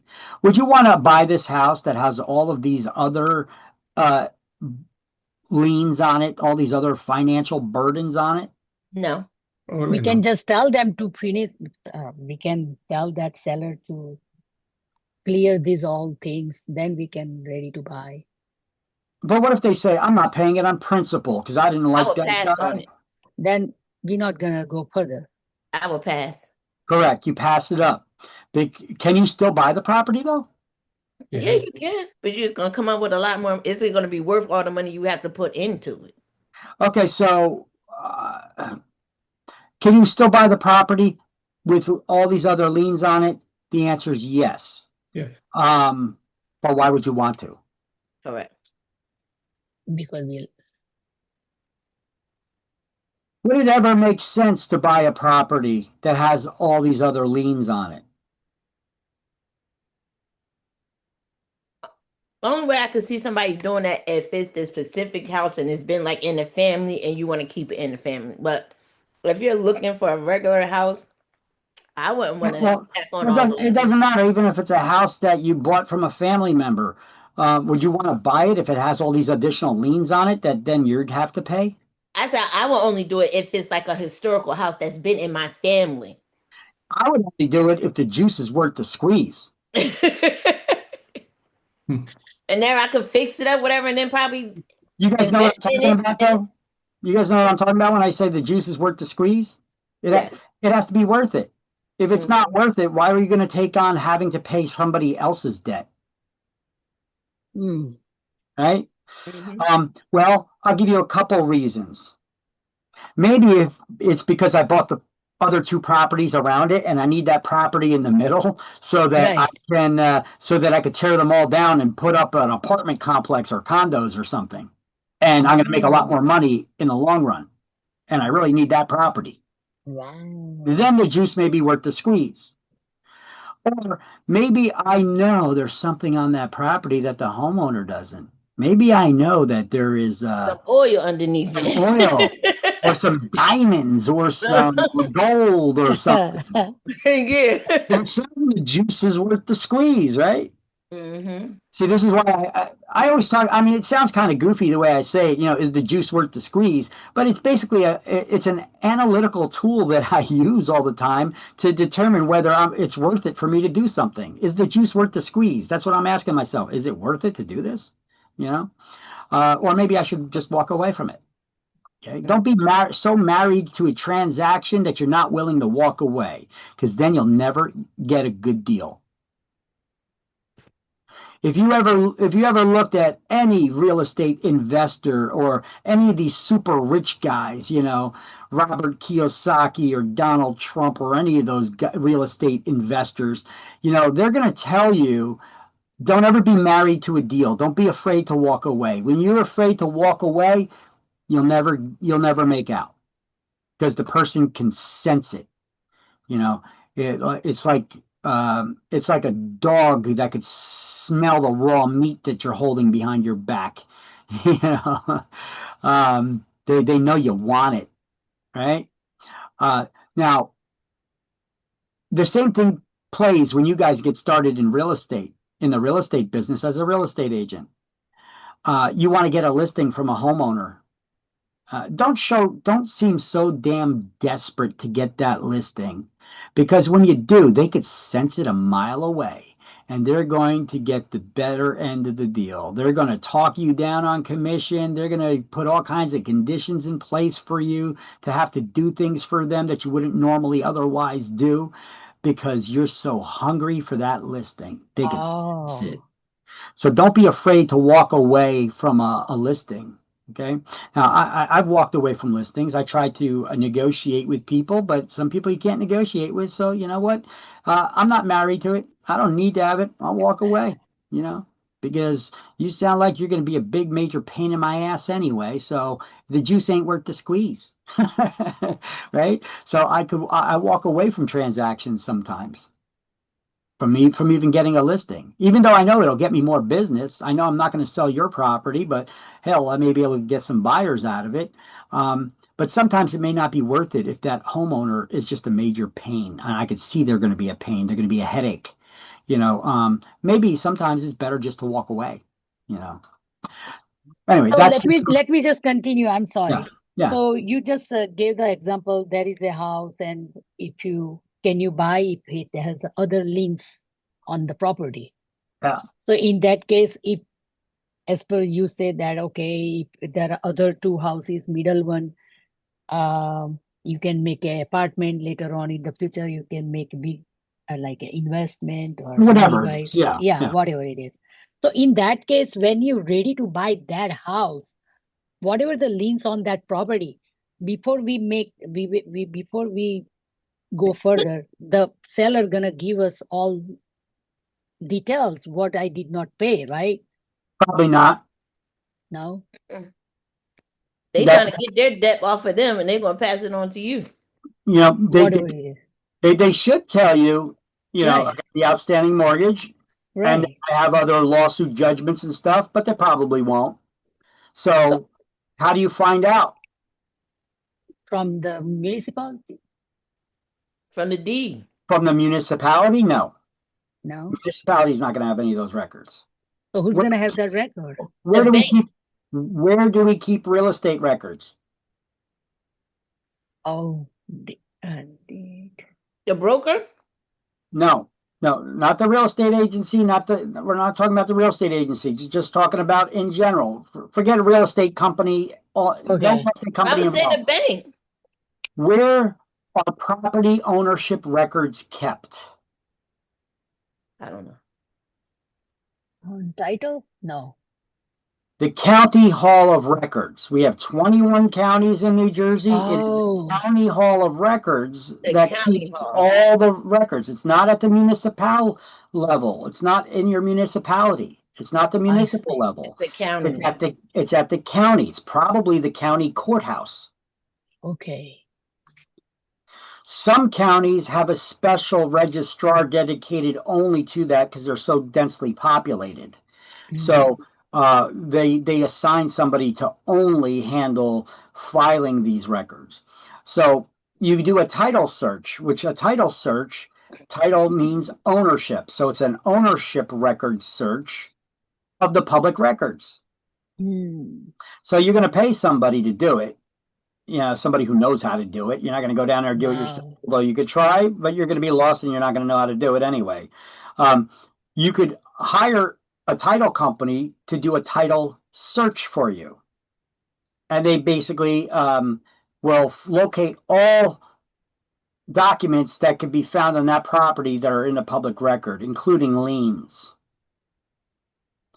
Now, also, in reality, they don't share with you mostly, right? Well, no.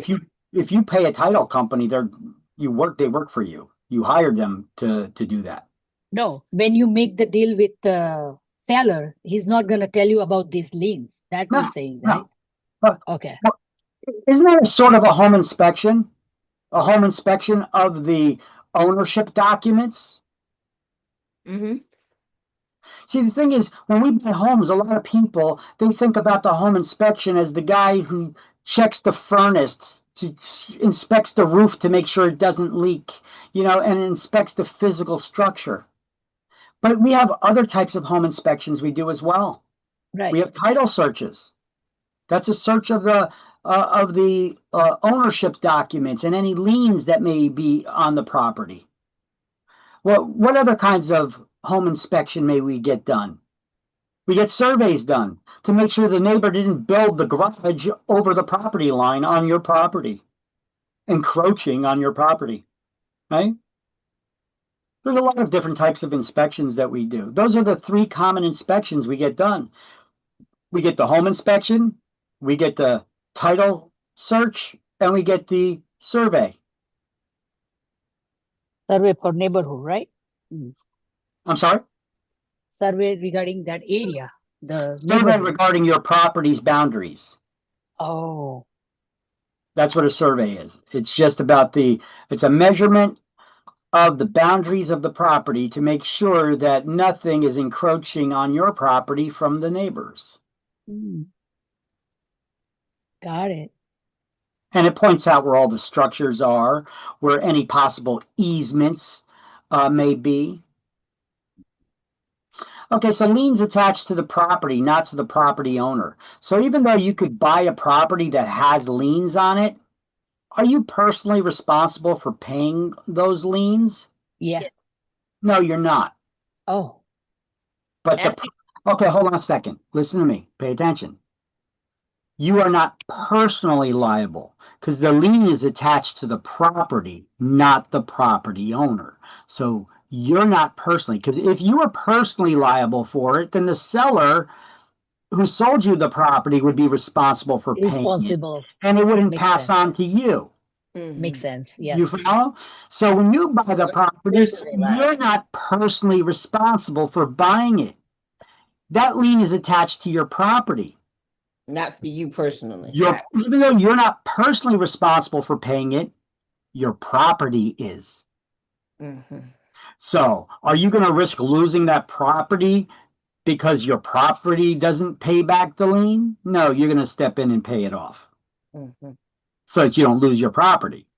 Because how does a lien holder get paid if the property owner's not paying them back? Foreclosure. So what is foreclosure? Here, I have a definition here that I typed up underneath here. Foreclosure. Taxes get paid off first in the event of a foreclosure sale. If any money is left over, that's getting into a little something different. So although in most cases the next owner is not personally responsible for the debt secured by the lien, they could lose their property if a creditor took court action to enforce payment of the financial claim. And foreclosure is the process of a lien holder trying to take ownership of the property that was pledged as collateral for the loan so that they could then sell and get their money back. So let's look at a mortgage loan, for example. Let's keep it simple. Mortgage loan on a property. You stop making your payments on your mortgage loan. If you stop making your payments on your mortgage loan, what could happen? They're going to put a lien on your house. Well, the mortgage loan creates a lien automatically and is already on the property. So, but if you don't pay that lien, Then start going into foreclosure. Yeah. and what is foreclosure? Foreclosure is when taxes get paid off. Not taxes. We're talking about the mortgage lien. Foreclosure when they put a foreclosure on your house, meaning it gets auctioned off. So, Enforcement. okay. So what is foreclosure? Once again, foreclosure in New Jersey is a judicial process that needs to go through the court system. But foreclosure is the actions of a lien holder trying to get possession of the property that was pledged as collateral for the loan so that they could sell it and get their money back. Repeat that again. Foreclosure is the process of a lien holder trying to get the property that was pledged as collateral for the loan so that they could sell it and get their money back. Process that a lien holder Gets possession of the property so they could sell it. That was pledged for the loan so that they could sell it.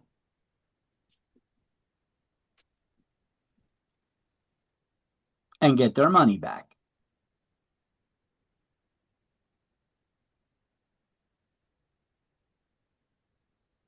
The process to We'll have a lien slide holder. on that in and chapter. that's a foreclosure, right? Yeah. We'll have a slide on that. Oh, actually, I think it's later at the end of this chapter. Yeah. Yep, and that's foreclosure. And some states have judicial foreclosure, some states do not. New Jersey, we have judicial foreclosure, meaning it has to go through the court system. A lien holder can't just take your property from you and sell it. Okay. Some states, they have a different setup where it doesn't go through the courts. You have a neutral third party that holds on to the deed, and if you don't pay the lien back, well, they give the deed to the lien holder.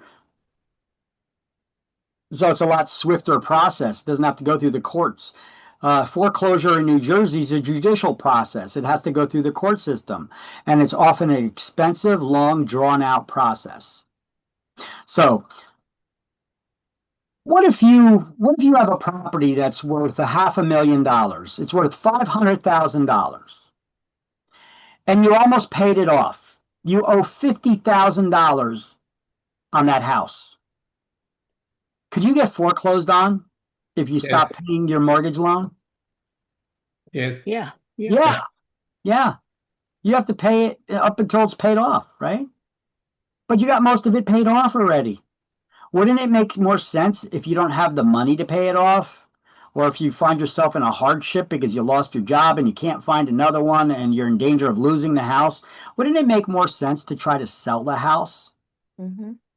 You put it on the market, you try to sell it for the most money you can, and you pay back that $50,000 and you walk away with your $450,000 profit. Yeah, that'd be the smart thing to do. Right? But if you wait till the last minute and it gets foreclosed on, or if you wait till the last minute to try to sell it, and now you got to do that firestorm sale, Mm-hmm. are you going to get $500,000 for that $500,000 house? No. Probably not. And if your house gets foreclosed on, the lien holder now took the ownership through the court system. That's what what foreclosure is. And now they sell the property. And they're going to want to sell it the quickest way so that they get their money back. So how do they do that? They sell it at an auction. Do you get top dollar for things that you sell at auctions? No. No, definitely not. So that's why people go to auctions to try to get deals. Yep. Right? They don't pay top dollar. So let's just say that $500,000 home, that $500,000 house at an auction, let's just say it sells for $400,000 or $350,000, whatever. It's going to be significantly less than what it's actually worth. The lien holder is going to get their $50,000 that you still owe them. Okay, so let's say that they sold that at auction for $400,000. It was worth $500,000, but they sold it for $400,000. Mm-hmm. They get their $50,000 back that you owe them, and what's left over is $350,000. $350. Mm-hmm. The lender doesn't get to keep that. It goes back to the homeowner that got foreclosed on, because that's your equity. Oh, okay. So they do get some now that they're just not going to get what the original sale price was for. Okay. Yeah, if that was the only lien that was on the property. Mm-hmm. So wouldn't it make sense to just put the property on the market when you first knew that there was a problem and you weren't going to be able to pay it off? Yeah. It's easier said than done. But yeah. Because people don't want to lose their homes, you know? And sometimes they just put their head in the ground and hope the problem, close their eyes and their ears. And wish it would go away. They stop opening the mail. They know it's coming from the court, and they know that it's about the bill that they can't afford to pay anyway. So they don't even, they stop opening the mail. They just throw it on the pile. I just watched a movie about that. It's a bad thing to do, ignoring the problem.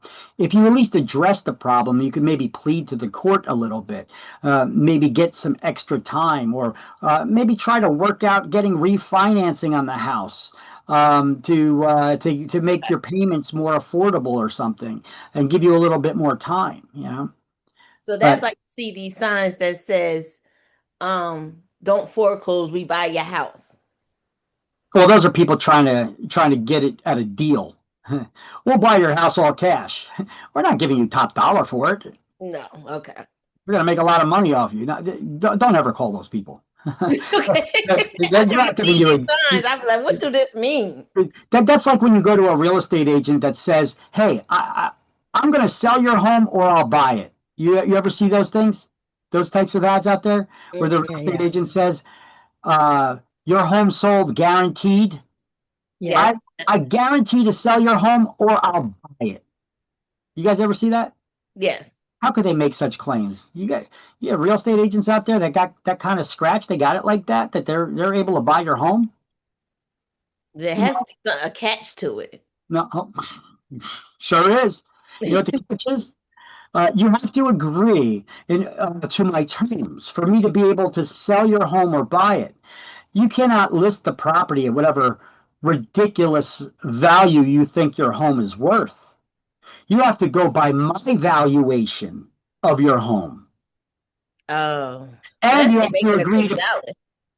to agree to pay me the commission that I ask for, so that I could split it with someone else to entice other agents to come in and show it to their buyers that they're working with.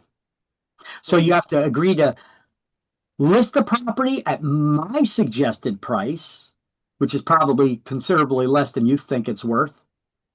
And most homeowners are not living in reality with how much they think their home is worth anyway. And you have to agree to pay me the commission that I want to pay so that I could share it with another agent from an outside firm that brings in buyers. Okay?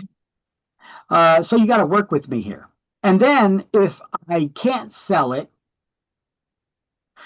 I will buy your home, but this is how it's going to work. I'm gonna get my own appraiser to do an appraisal, and whatever they appraise it at, I'll buy it for 10% less. And I'm still going to charge you my commission, and my commission rate may even go up. So it's like I'm giving my property away. But why would I do that? Because it's like going in foreclosure, almost like being going in bankruptcy. Why would you do that? You would do that because, no, I'm not talking about foreclosure now. I'm just talking about. Have you ever seen real estate agents that said, "I will sell your home, or I guarantee to sell your home, or I'll buy it from you"? How do they make those lofty claims? That route instead of listing your place? Well, the real estate agent's trying to list your place, but they're giving you an offer. Do you go to me? I'm a real estate agent. I said, I'm not making any guarantees that I'll buy your house, but I'll list your home for sale, and I'm going to charge you 6% commission. Okay. Or would you go to this other real estate agent that says, "I guarantee to sell your home, or I'll buy it from you"? I want to do the commission. Why is that? Because they're putting restrictions on my property. Oh, but you don't know that yet because you don't know how it works. I'm a real estate agent that just told you, "I will sell your home or I'll buy it, guaranteed." And my first question is going to ask, how can you do that? Well, we need to set up a listing appointment so that I can visit your home. And now I get my foot in the door. And this agent will often get listings, and you'll be like, "Oh, no, I don't want to do it that way." "Oh, so you want to just do it the regular way at your suggested price?" "Okay, well then the guarantee to buy your home is off the table. It's only on the table if you agree to my terms." Okay, so I'll list your home for 6% commission then. See what they just did? They got their foot in the door, and then they told you all the terms, and you're like, "Oh, no, I'm not agreeing to that. I want to sell it the regular way." "Okay, then let's do that." And you still got the listing. That's the whole point. They wanted the list. Got it. It's a big old scam. It's a big old scam that they do, and they shouldn't be able to do it. But nobody's filing complaints against the real estate agent because at the end of the day, he's just a regular real estate agent and gets the listing and sells it like any other agent would. But he used some deception to get his foot in the door. But until somebody starts filing formal complaints, the real estate commission doesn't do nothing. And I know of a particular agency, I know of a particular guy and a particular agency that does this all the time. The guy makes a lot of money doing it too. He advertises as this. Okay, now where does he get the money at the end of the day? Even if you agree to that appraisal at a lower price and then purchasing it at 10% below whatever, where does he get that money from? Bank. I bet you he doesn't have that money sitting in his pocket. However, he has investment groups and hedge funds that have the money that they're willing to pay the cash for it because they know that they're buying it at 10% below whatever an appraiser just said it is. So the juice is worth the squeeze when he turns around and sells it. He's getting at least 10% profit on it. At least. Yep. Okay, so anyway, I got that out of the way. I don't know how we got on that tangent, but anyway, you got a little insight in some stuff in real estate and how it works right there. Yeah. Okay, well, let's talk more about foreclosure here. I gave you the example of, somebody who only owes $50,000 on this $500,000 home. All right. If they were to just sell it outright, they could probably get the $500,000 for it, pay off the $50,000, and walk away with $450,000, buy another home that they could afford outright. Right. But people often bury their head in the sand, hope the problem goes away. So taxes get paid off first in the event of there being a foreclosure sale. If any money's left over, liens get paid back in the order in which they were recorded in the public records until there's no money left. In some cases, if the property owner is in danger of foreclosure, were to sell their property, which had a lot of equity, they could pay off all of their debts and still walk away with a nice profit and keep their credit in good standing. Okay, I used the word equity in there. Anybody know what the word equity means? What equity is? Yes. I don't know if I'm going to tell the definition. Then let me give a definition. I'll give you a straightforward definition, make it quicker because we're, because of my lateness today and because we're a little bit behind. Let me give a definition just for expediency. What the hell is the thing? Oh, equity. Equity is the difference between the current market value of your property and what you owe on it.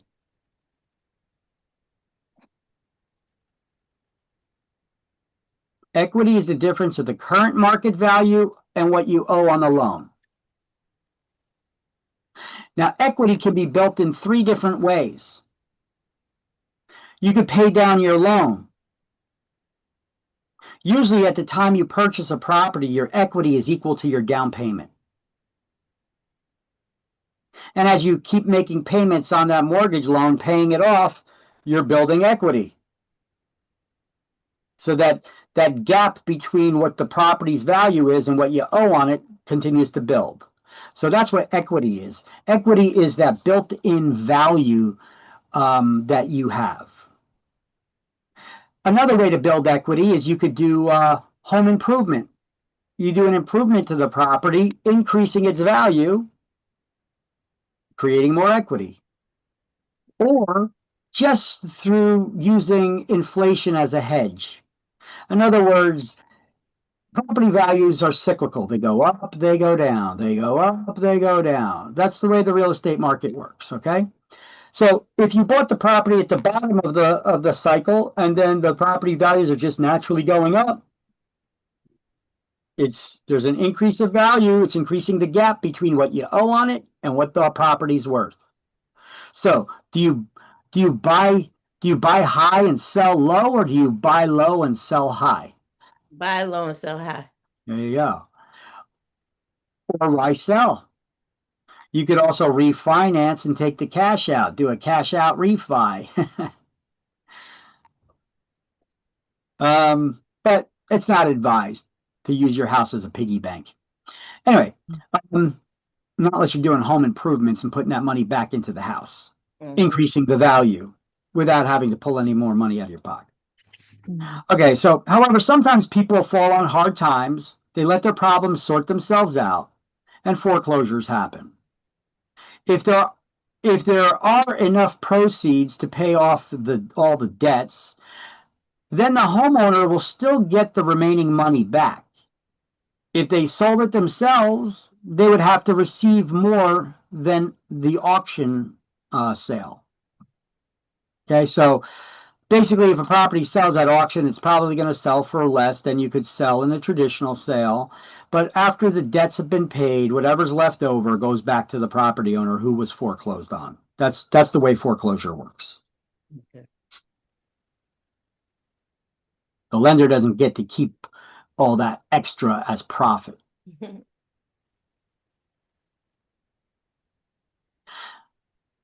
All right, let me change the slide here. Encumbrances. Once again, encumbrances are burdens on property. So encumbrances, liens, and otherwise run with the land. They attach to the property, not the property owner. And real estate taxes have first claim against the proceeds of those foreclosure sales. We got voluntary liens and involuntary liens we learned about. Voluntary liens is something that's created by the property owner, something you wanted, like a mortgage loan or a home equity line of credit. Involuntary liens would be real estate taxes or unpaid federal income taxes, lawsuit judgments, or child support. Although that is your child, so you should be wanting to pay for them. But let's not get into people's morals and ethics now. Let me spin it. Snip it. Hold on. Oh, Give me a second. 1 second. if that's the case, you want the previous slide too? I'm sorry? Do you want the previous slide too? That's this one? This one, it is in the book, right? Yeah, this part's in the book. This part is not. This is my explanation of foreclosure and how you Yeah, I can did it. I took it. Yeah. help people avoid foreclosure by doing a sale when they're behind on their mortgage payments.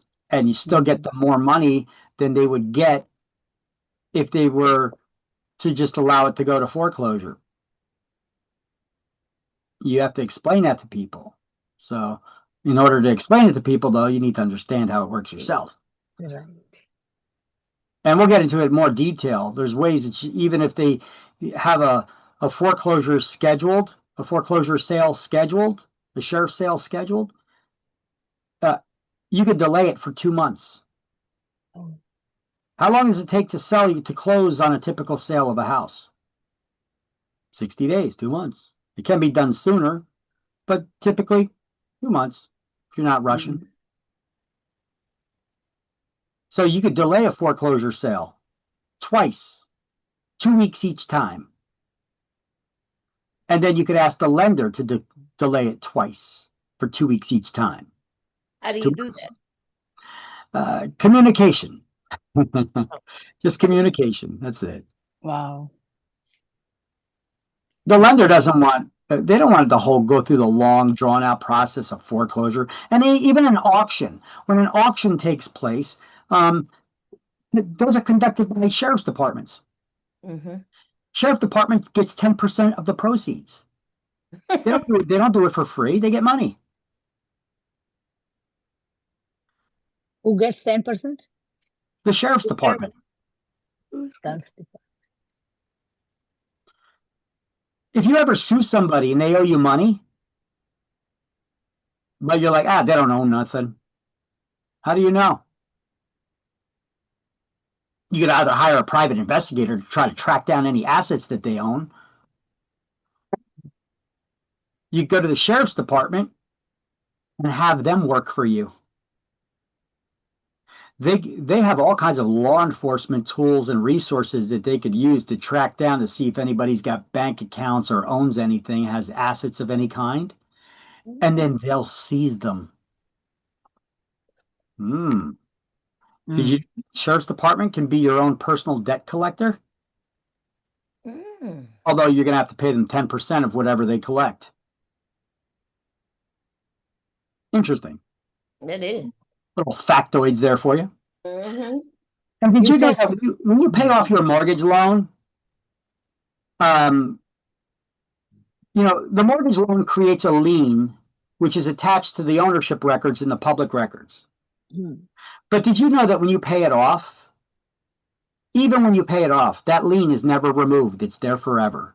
Once a lien is attached to a property in the public records, it's there forever. It can never be removed, even after you pay it off.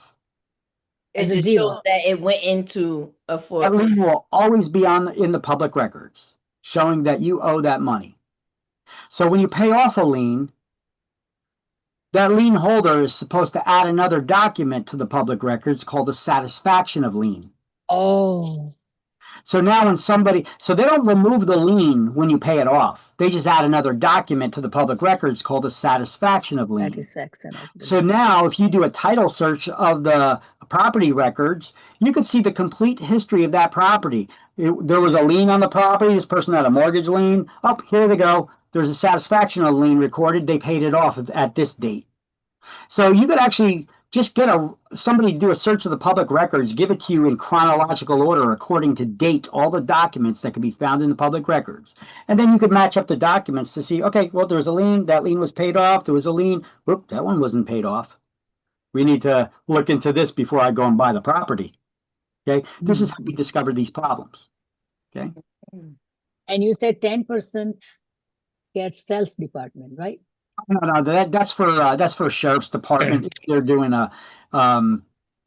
if you're having them go do some collections for you on liens, or that somebody may owe you money, or for when there is foreclosure sales at auctions.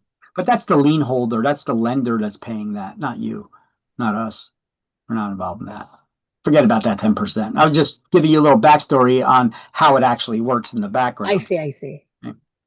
So satisfaction of lien is what we call the document that's recorded by the lien holder when the debt's been paid off. It's been satisfied. So they call it a satisfaction of lien. That is very Wow. Now, Title. that would really suck if you paid off the lien, but they didn't file the satisfaction of lien and record it in the public records, wouldn't it? Yes. But you could always get them to go fill it out and add it later if you catch on later on that they never filed that important document that the loan was paid off. Because, hey, they got it in their records, right? Mm-hmm. Well, I had a situation where I wasn't involved in this real estate transaction, but I knew the girl, and she didn't know I was in the real estate business. But she was a bartender at one of these bars I went to, and she also had got a real estate license through me. But she listed her eventually. But she eventually she went to sell her house. She told me, Vic, what do I do here? Since you're in real estate and you teach this stuff, she's like, what do I do? I had my property listed for sale. I was like, you didn't list it with me? She said, oh, well, I didn't know you had your license at the time. I was like, oh, okay. You're forgiven. I said, she's like, okay, well, I have a problem because, I put my property on the market to sell it. All right. And I got a buyer. And when they did the title search, it came up that, my loan that I still have to pay off came up. I was like, okay. She's like, yeah, but the guy who I bought the house from, my loan paid off his loan. But they never recorded the satisfaction of lien. His lender never recorded the satisfaction of lien in the public records. So now it shows I got 2 mortgages on my house. So this is creating a problem with the buyer wanting to move forward with this purchase until I clear it up. I was like, well, then clear it up. What's the problem? I was like, you could just reach out to that lender, whoever that lender was, and tell them to clear it up. Or you could, better yet, you know what? You could have your attorney do it. Call your attorney up. He should still have the records. And she's like, well, I did call him up, and I told him about the problem, and asked him to reach out to them, and he said, "That's my problem." It is, I was but like, "What? The attorney told you that it's your problem? He's not going to help you clear it up." That was his job. He was supposed to make sure that any existing liens got recorded, that they were satisfied. He didn't do his job that you paid him to do. Um, I, I said, okay, before we take a more extreme step of trying to sue your own attorney, did you get a title search, and did you pay for title insurance when you bought the house? And she said, well, I didn't. My attorney did. I paid him for it. I was like, well, you're gonna have to make another phone call then. Do you have the paperwork amongst your ownership documents that you have? And she's like, well, I couldn't find anything there about the title insurance. I was like, well, then you need to call your attorney up and ask him, because you paid him the money to get the title search and title insurance. He should have it in his records. He's required to keep it. So give him a call again. Well, he's not very helpful. I'm like, well, you have no choice. You don't have it. You need to call him. You need to get it.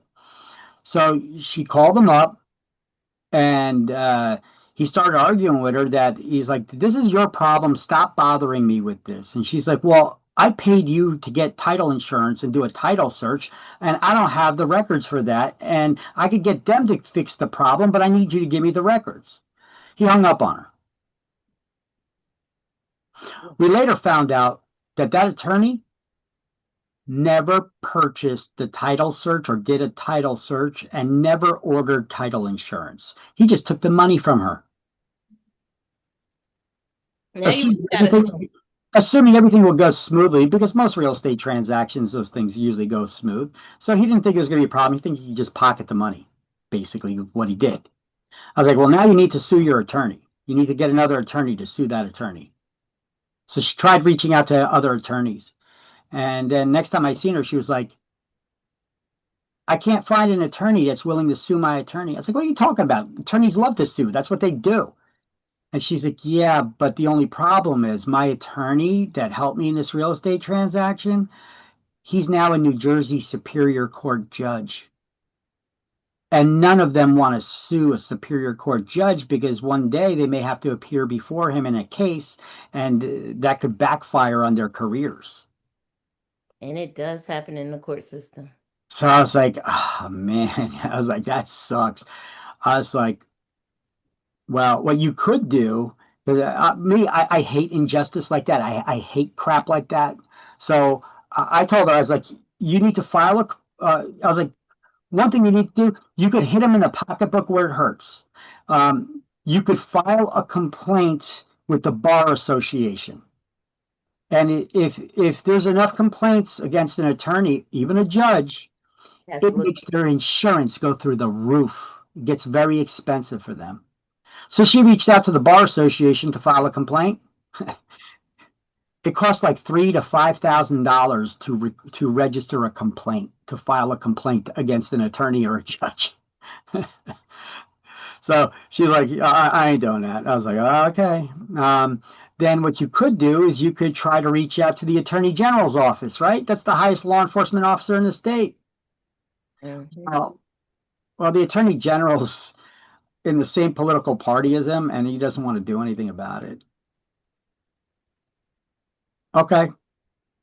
So the last option is you could try to reach out to the Attorney General of the United States of America, the highest law enforcement officer in the country, and try to file that complaint. But short of that, the only thing that you could do, I guess, is to try to solve the problem still by paying another title insurance company to do a title search directly on your own. Reach out to any title company to do that title search, and they could try to clear up the problem for you. Okay. And so she was like, okay. So they tried to reach out to the original mortgage company that from the seller where she bought it from. Mm-hmm. They went out of business. I knew that was going to happen. I knew that was coming. She had no luck. It took her over 2 years to clear this up. obviously that buyer didn't stick around. They left. Mm-hmm. So humans are involved in the real estate transaction process, and provided that everybody does what they're supposed to do and that everybody's ethical and has morals and does their job, like unlike this attorney, things can go smoothly, but you can't assume everybody's doing their job. And because I've come across people that had issues like this before. So what I do now is when I deal with attorneys, I assume they're incompetent, and if they surprise me and they're very competent, bravo, transaction goes through nice and clear. But otherwise, I'm gonna treat everybody in the transaction like a bunch of freaking babies. And I like when we start an offer is made. I submit along with that offer a contact sheet. This is the seller. This is the buyer. This is the seller's agent. This is the buyer's agent. This is the seller's attorney. This is the buyer's attorney. And this is the buyer's mortgage lender. Okay. And I have all their contact information on a contact sheet where you can't get wrong who represents who. Okay. And then I include a cover letter on there that asks the attorneys when they start attorney review if they could please CC, carbon copy, both real estate agents on all correspondence that go back and forth between the attorneys during the review process so that we're aware what's going on. And then I try to get them to stay in touch with us during the entire transactions with any issues. And see, if I don't see any correspondence going back and forth, I'm going to send out, because I like to keep paper records. I'm not going to just get on the phone. I do get on the phone with them, but I'm going to send them an email. An email or a fax or both. I like to send the email. I can prove it went through successfully. Faxes, they always say, oh, it ran out of paper, so I didn't get it, and it got cleared or some nonsense. So I always send an email or a fax, and then I will follow up with a phone call. Hey, I haven't seen, where are we standing with attorney review? Because I didn't see any correspondence between the attorneys yet. Have you guys even started the attorney review yet? And I'll try to light a fire under their butts. Okay. And if that doesn't work, I'm going to contact my client and I'm going to say, listen, your attorney's not cooperating. Could you call them up and tell them that they have to communicate with me? Because otherwise they don't have to communicate with me. They should, but they don't have to. And they're not being cooperative. And then they start communicating with me, but then they're pissed the whole transaction because I told on them. But I don't care. I don't work for them. I represent my client, right? And that's how you guys should act in this business. So don't assume that everybody's doing what they're supposed to be doing either. Okay? Enough of the life lessons and training for real estate on how you should actually do your business. Let's continue on here now. So if there's a lien on a property that we weren't aware of and now we discover it, this creates what we call a cloud on the title. When I say cloud on the title, what does title mean? Ownership. Ownership. And when I say a cloud, think of a dark, those dark lightning thunderstorm cartoon clouds. Picture one of those hovering only over the house that you want to buy. Okay. Would you want to buy a house that has a thunderstorm cloud hovering over it? No. I wouldn't either. I'd want them to clear that up. That's indicating that there's some kind of a problem with this house. Okay. So anytime you hear that term cloud on the title, think of a thunderstorm cloud hovering over the ownership of this property. It's a problem that needs to be cleared up. Right. So now you know what the term cloud on the title is. It's a problem that needs to be cleared up. That's what the term cloud on the title means. And it could be for many things, that could cause clouds on the title. It could be that the seller who sold the property to the current owner, well, there were two sellers. There were two owners that should have signed the deed that sold them the property, but only one of them signed it. That creates a cloud on the title. What was up? Why did only one seller sign? Was the other seller dead? And if they were dead, did the one seller who signed the property documents were they the author? Were they left the interest of the other person who died? We need to know that. Was there anything recorded there in the public record?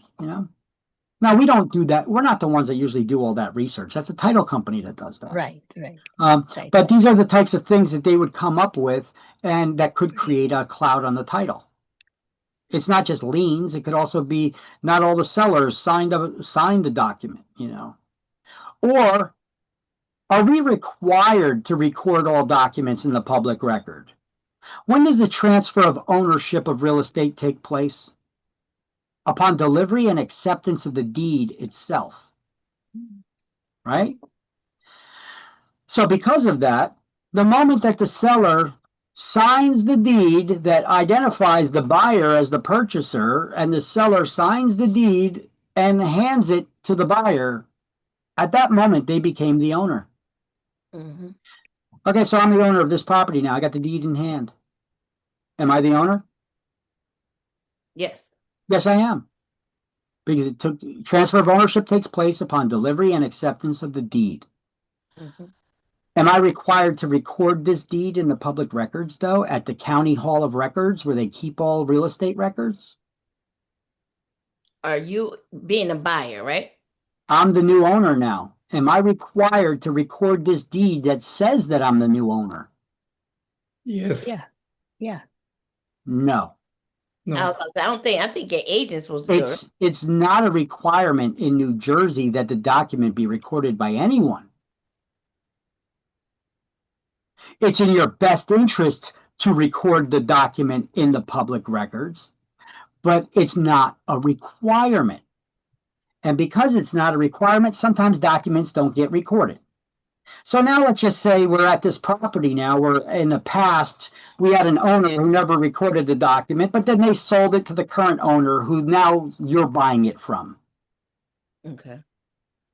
The current owner, they recorded their deed in the public record, but we're doing a title search to make sure that there's no outstanding liens on property or improper transfers that ever occurred in the past, right?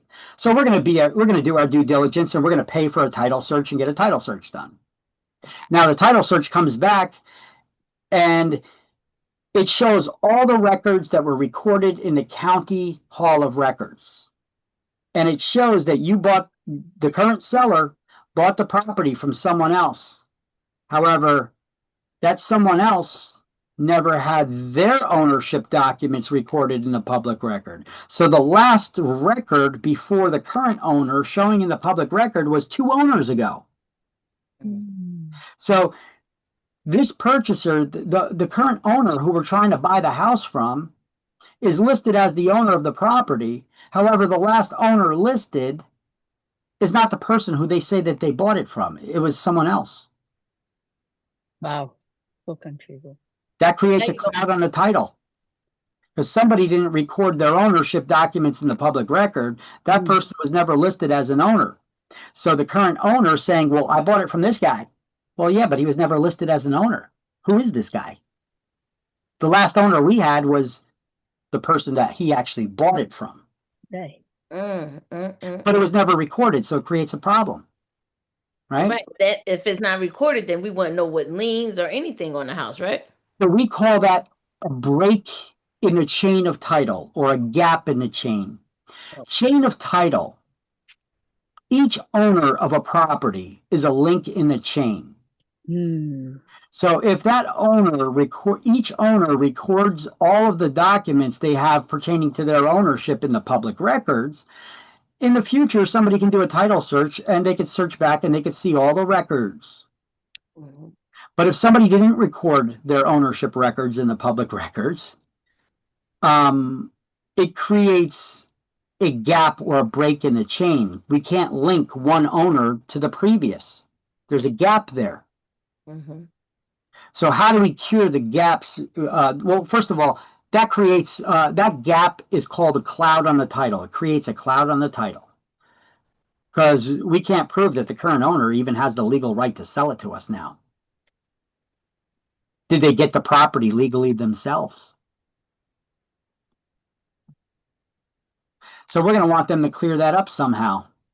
And that could be cleared up either through a court action called a suit to quiet title, or it could be cleared up by getting that previous owner, if you could locate them, to sign a quitclaim deed, and the one that they bought it from to sign a quitclaim deed. Who's gonna do those stuff? Well, the attorneys or a title company or an active real estate agent.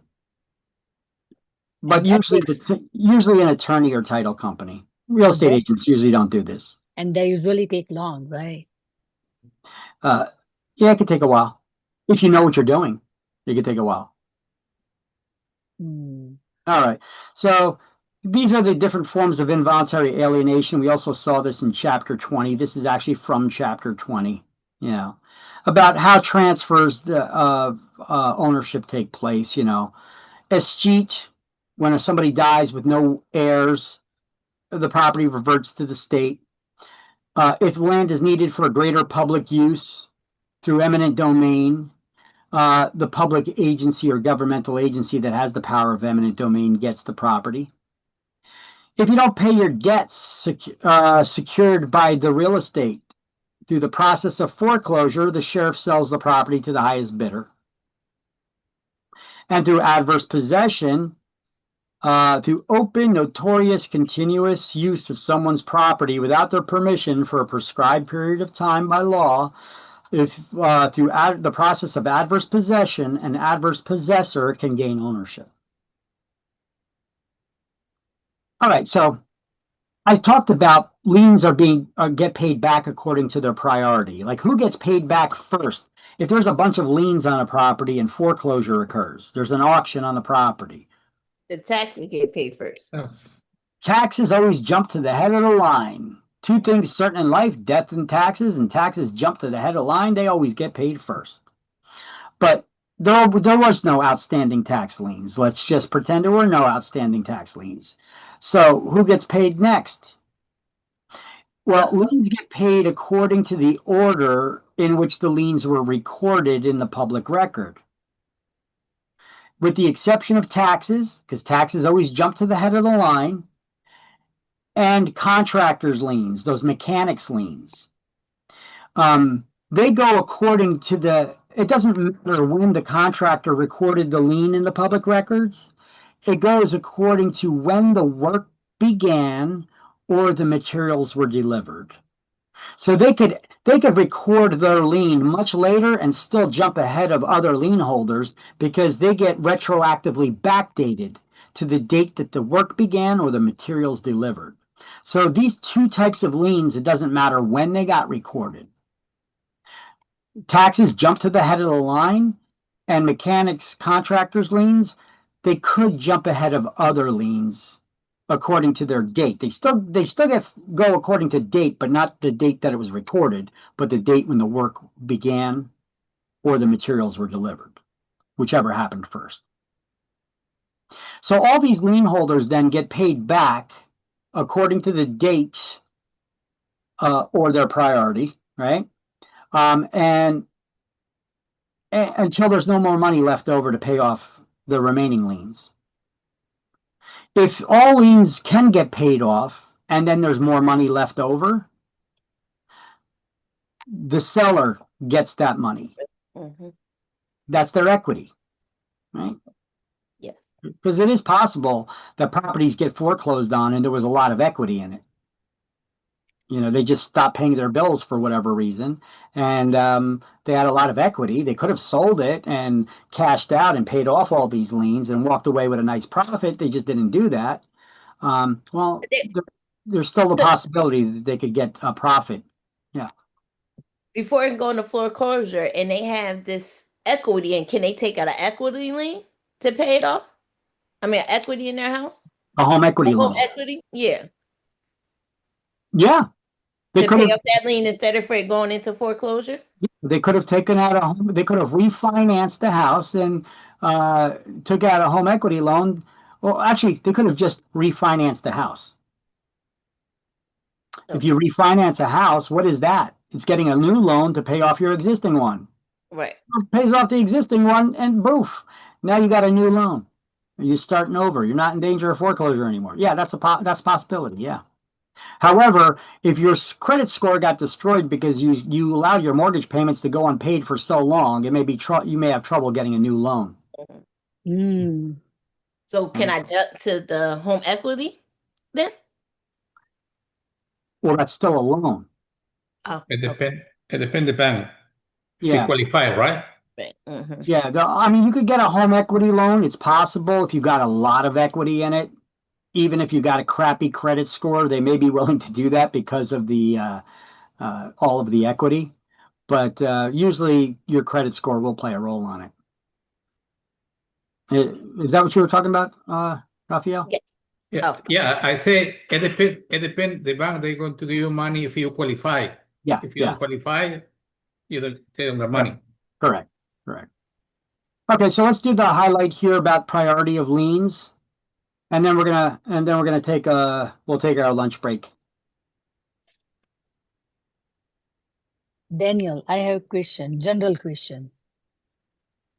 As a real estate person, you can hear me, right? Yeah. Yeah, I can hear you. When the properties means when listing comes out, you guys as a real estate, do we know that this property has lien on this property? Do they have that kind of information? Because anyway, end of the day, we have to give the answer to whoever our clients, right? Do we know as a real estate that this property has lien on different liens, something like that we discussed today? Well, how would we find it out? We could ask the listing agent if there's an outstanding balance on do they still have a mortgage that's not paid off? Is the house paid off or did they still have a loan on it? Mm-hmm. But we usually don't do that. Instead, we usually just have the buyer order a title search in the transaction. And then we'll find out because we don't want to rely on the seller to be truthful and honest with all those things. Only mortgage thing we can know, not the other thing, right? Like what other thing? Other means is any other liens on this property? No.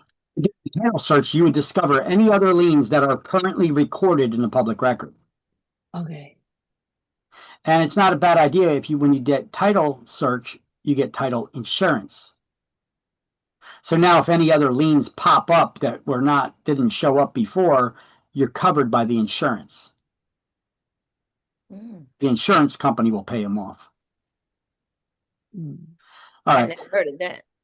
Yeah, the insurance company will pay off any liens that they didn't discover. Oh. Because that's their job, is to discover liens. And if they didn't discover them, well, that's why they give you insurance, because they're so certain that there aren't any other liens on the property. And they're insuring you of that by giving you an insurance policy, so that if other liens now pop up, they're responsible for paying them off. That's what title insurance does. Okay? Yeah.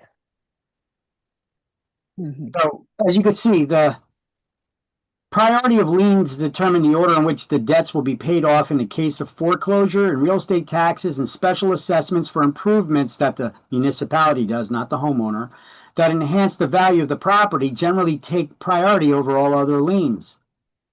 Mm-hmm. Other outstanding liens are paid in the order of their priority, which is normally determined by the date of recording in the public records of the county where the property is located, except for two things: taxes, because they always jump to the head of the line, and mechanics or contractors liens, which can be retroactively backdated to the date when the work began or the materials were delivered, whichever happened first.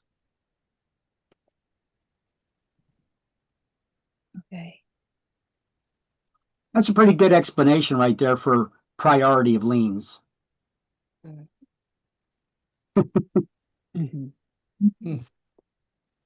Okay.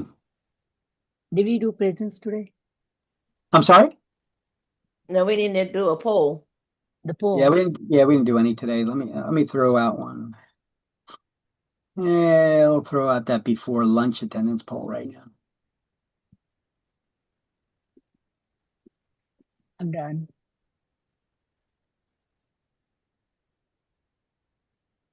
Okay, Danielle, you answer the poll too?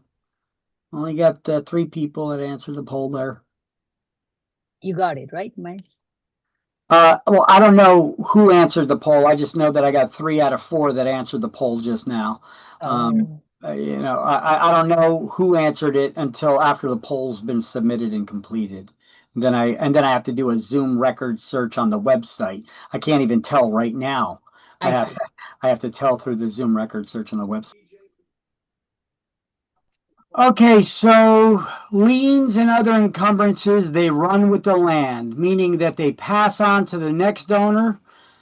Liens, they attach to properties, not to property owners. So the priority of a lien is what establishes the order in which those liens get paid back. Taxes take priority over all other liens. They jump ahead to the top of the line. Otherwise, they get paid back according to the date that they're recorded in the public records, with the exception of a mechanics lien, which could actually be backdated to the date that the work began or the materials were delivered, whichever occurred first. And then it goes, mortgage liens, junior liens, those are second loans on a house. Any judgment liens from courts could be turned into a lien against the property. And then other liens as well. So let's highlight a mortgage lien is a voluntary lien on page 108. And construction lien become involuntary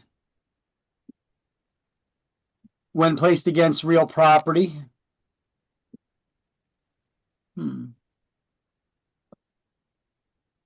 So construction liens are unique in that they're retroactive to the dates when the work in question originally began or the materials were delivered, regardless of when it's actually recorded in the public records.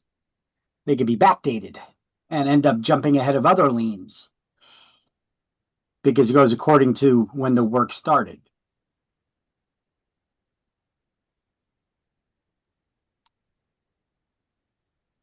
Got that? Okay, lis pendens, a lis pendens. Add this to your definition list. A lis pendens it's not a lien, but rather a notice of possible future legal action against the property. Anytime someone falls behind on their mortgage loan payments by 2 or more months, the lender usually records a lis pendens in the public record. Basically, that says that the owner is behind on their mortgage payments and there may be possible future legal action. That legal action being foreclosure. Right? So anytime a homeowner falls behind on their mortgage payments 2 or more months, the lender usually goes and records a lis pendens in the public record. Puts the world on notice. Why do we record any documents in the public record? Sorry. Sure. So why do we put any documents in the public record? Why do we record documents in the public record? To put the world on notice of our interest in that property. So anybody who may be interested in that property will see that someone else has an interest, right? Whether it's because they're owed money or whatever it is. So a lis pendens is a public notice for any interested party that there's a possible future legal action pending on this property. Could this be useful to us as real estate agents? Yes. Yes. Yeah. It could be useful to investors. It could be useful to real estate agents. Because these are possible foreclosures coming. So they're like pre-foreclosures. And if we could get to these people in time and convince them that they should list their property for sale with us, then that's a possible listing. But not all people who have lis pendens files against them are going to lose their properties. There's many reasons why people fall behind on mortgage payments and they get caught up. Could be for medical reasons. Could be they were out of the country on vacation. Who knows? There could be a lot of reasons that are legitimate reasons and people get caught up. But then again, there's a lot of people get on that list and they end up losing properties. They end up getting foreclosed on. So it's good to reach out to these people. But do you think it's a good idea to go knocking on their door and say, hey, I see according to my database, you're behind on your mortgage payments. No. Can I list your property for sale? They're going to punch you in the nose. They're like, who the hell are you and how do you know about my financial business? They're not going to be happy to see you. So I do not suggest knocking on their door. I don't even suggest you calling them, because calling them and saying the same thing is good. Well, if some stranger calls you out of the blue and says, according to my database, you're behind on your payments, you know, right off the bat, you're going to be a little bit hostile towards that person, right? So it's not a good idea. So I suggest if you do reach out to these people, do a soft method. Ease your way in. Send them a mailing. Send them a postcard or a letter. Behind on your mortgage payments? We could help. Sounds a little bit more as a matter of fact. What good timing this is. I got this in the mail, right? Now, they probably won't respond to you initially. But they'll read it. They'll look at it. May even put it to the side. Because at this point, they think they could still keep their houses. And in most cases, they may. So we need to keep reaching out to them. Not on a daily basis, but, you know, every week or two, you know, keep sending them mailings. Behind on your mortgage payments? In danger of foreclosure? We can help. I don't suggest you use those postcards or mailings like a lot of real estate agents do. They learn about some industry lingo language and they start getting creative. They start using terms like, is your home underwater? What the F does that mean, your home underwater? Right. You got flooded? Did a pipe break or something? Or was there a flood in the area? You know, What does that mean? Do you expect somebody to understand what that means? Is your home underwater? Do you expect them to know that that means are you behind on your mortgage payments or in danger of foreclosure? That's the industry lingo is for it. Is the homeowner underwater? Are they behind on their mortgage payments? Do they owe more than the home is worth? Yeah, but you know what? Don't expect others to understand that language. You failed in your advertisement if you're making them think and trying to figure it out. You got to keep it simple, stupid. Remember that? The KISS concept? Keep it simple, stupid. Don't make people think. This is marketing. Marketing 101. You don't make people try to figure out what your ad is about. It should be apparent. You guys ever see commercials on TV like that? You watch the whole commercial and then you're like, what the hell is that about? Yeah. What exactly was the product they were selling? You know, it failed on its face if that's what you're left with, right? So same thing with using lingo like, is your home underwater? I suggest you guys be straightforward. Behind on your mortgage payments? Right. In danger of foreclosure? We can help, right? That's the kind of ad you should do. So I put together this slide with a couple of resources here where you could subscribe to lists or get information for people who are underwater, behind on their mortgage payments, right? And I give a little more straightforward explanation of list pendants here on my slide than what you highlighted there in the book. List pendants is a public notice of possible future legal action, foreclosure, that's pending and may potentially affect title to a specific parcel of real estate. It creates a cloud on the title. It gives notice to all interested parties, including prospective purchasers, that someone has an interest in the property.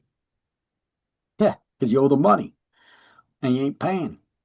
So lenders will place a list pendants in the public record when an owner falls behind in their mortgage payments to put the world on notice that a possible future legal action, that legal action being foreclosure, may be coming soon. So you can subscribe to these lists for a fee. njlistpendants.com, realtytrack.com, which also includes list pendants lists, foreclosures, and REOs. You guys ever hear of an REO? Stands for real estate owned. That's a bank-owned property. It's foreclosed, owned free and clear by the bank with no liens on it. It's referred to as an REO property, real estate owned by the bank. So Realty Track has those as well. So that's why it's a little bit more expensive than NJ List Pendens. And then you also have the Red X. That's a tool that you could subscribe to these lists as well. That's an excellent tool. You could subscribe to a lot of things. You can use that tool for searching expired listings in the MLS and all kinds of stuff. It's a really good tool to subscribe to. A good resource I'm giving you guys right there. And then, of course, what you get for free with your membership to the Realtors Organization, you get access to narrpr.com. Remember that tool? Mm-hmm. Well, it's included in your Realtor membership. And with that, apparently there's some way to search for list pendants, but I never did it. I'm not sure how, but apparently you can go through their videos and learn how to look that up on their blog site, that NAR-RPR blog site.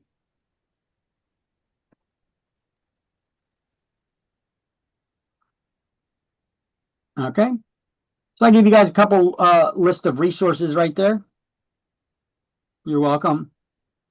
Other Thank you. schools aren't giving you this stuff. These are resources I'm giving you.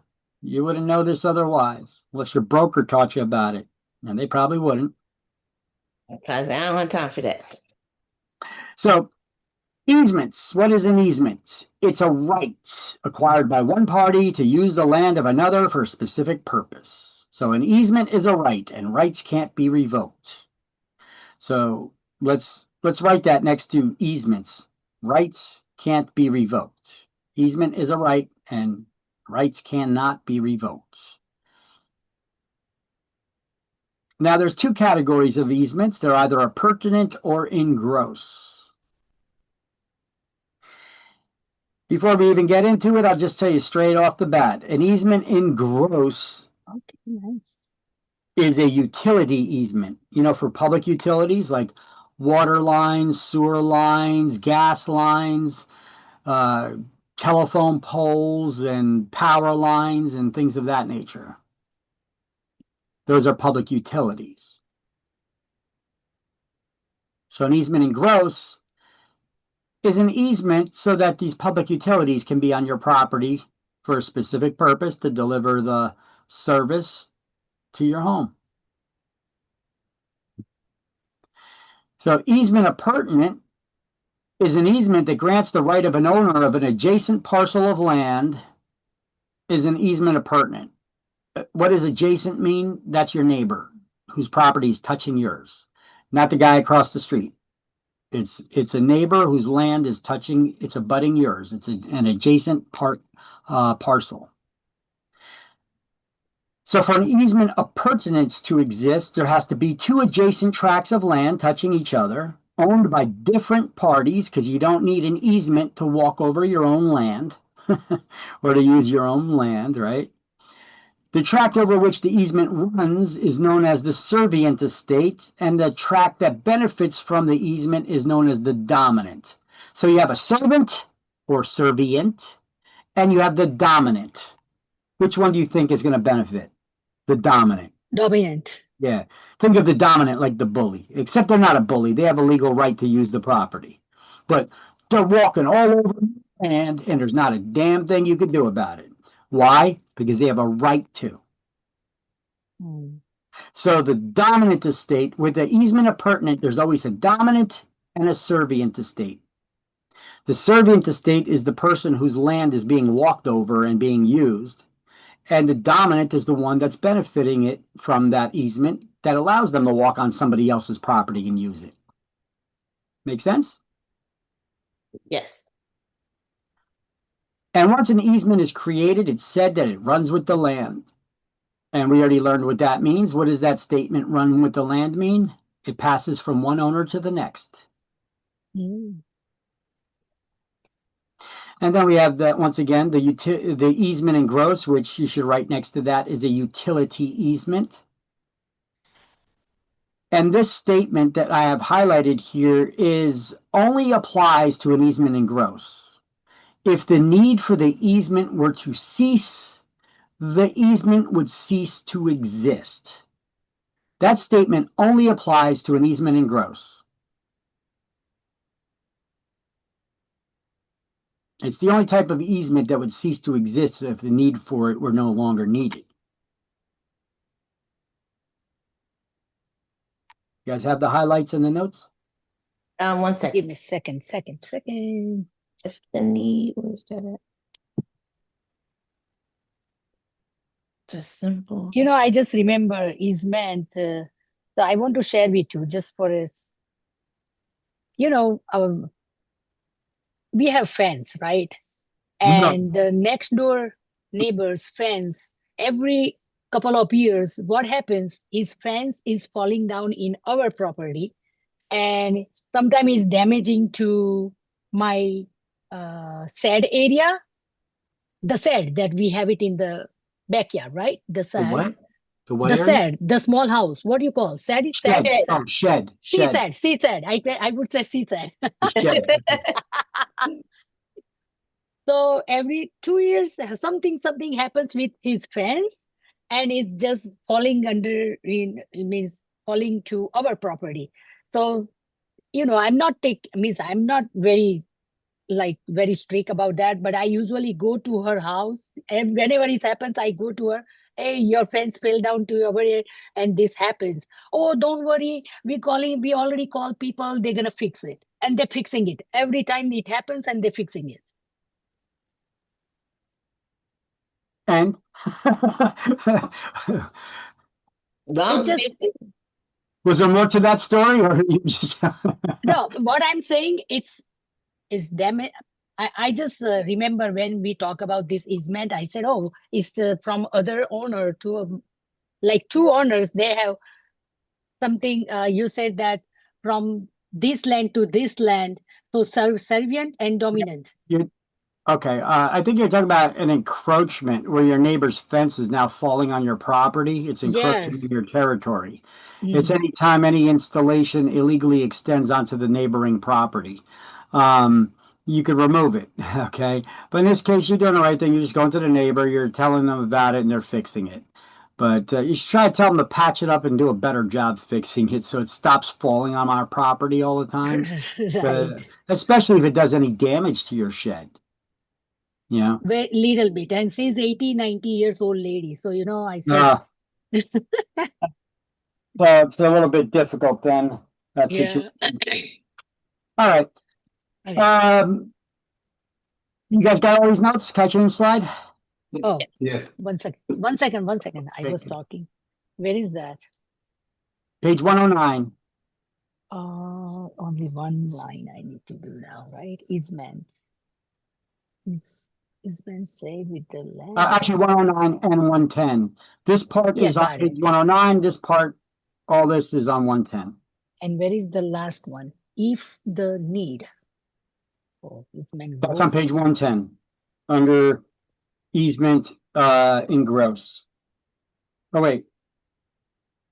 Hold on. Do it. I did it.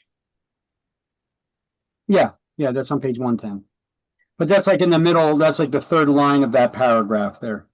This doesn't have the last line to the paragraph. Apparently, there's been another sentence added there that says, remember, most easements only attach to one property. However, this type of easement attaches to many parcels. Hence the name easement in gross, which makes no sense. Okay. Mhm. So whatever. I'm good. So easements are either appurtenant or in gross. So once again, an easement is a right acquired by one party to use the land of another for a specific purpose. We're about to go over in more detail the different types of easements. An easement appurtenant, easements by necessity, which is also considered an easement appurtenant, an easement by prescription, easement in gross we just went over. We're going to go over party walls to learn what a party wall is. And we're going to learn about party wall easements, how to create an easement, and how to terminate one. So here's a slide I put together with things from different pages. One is on page 109, one is on page 112. Page 109, easement is a right acquired by one party to use the land of another for a specific purpose. They're usually in writing, written into the deed itself, or on a survey, and these rights cannot be taken away. You could give them up, but you can't take them away. A license is permission to enter the land of another for a specific purpose. Permission can be revoked at any time. Permission can be verbal. It doesn't need to be in writing. Right? It's like your driver's license. Permission to drive can be taken, revoked any time. Driving's a privilege, right? Yes. Victor, can you go back to the slide before this one? Yes. This one? Yes. So we're going to go over all these types of easements right now. We already just went over the easement appurtenant and the easement in gross. So here we'll do the highlight on page 109 and 112 about easements and licenses. Just right next to the title, easements are rights can't be revoked. And then highlight that sentence and then go to page 112 and right next to licenses, that licenses can be revoked. And licenses permission to enter the land of another for a specific purpose. 1 minute. Whereas an easement is a right acquired by one party to enter the land of another for a particular purpose. 1 second. Give me a second. License can't be revoked.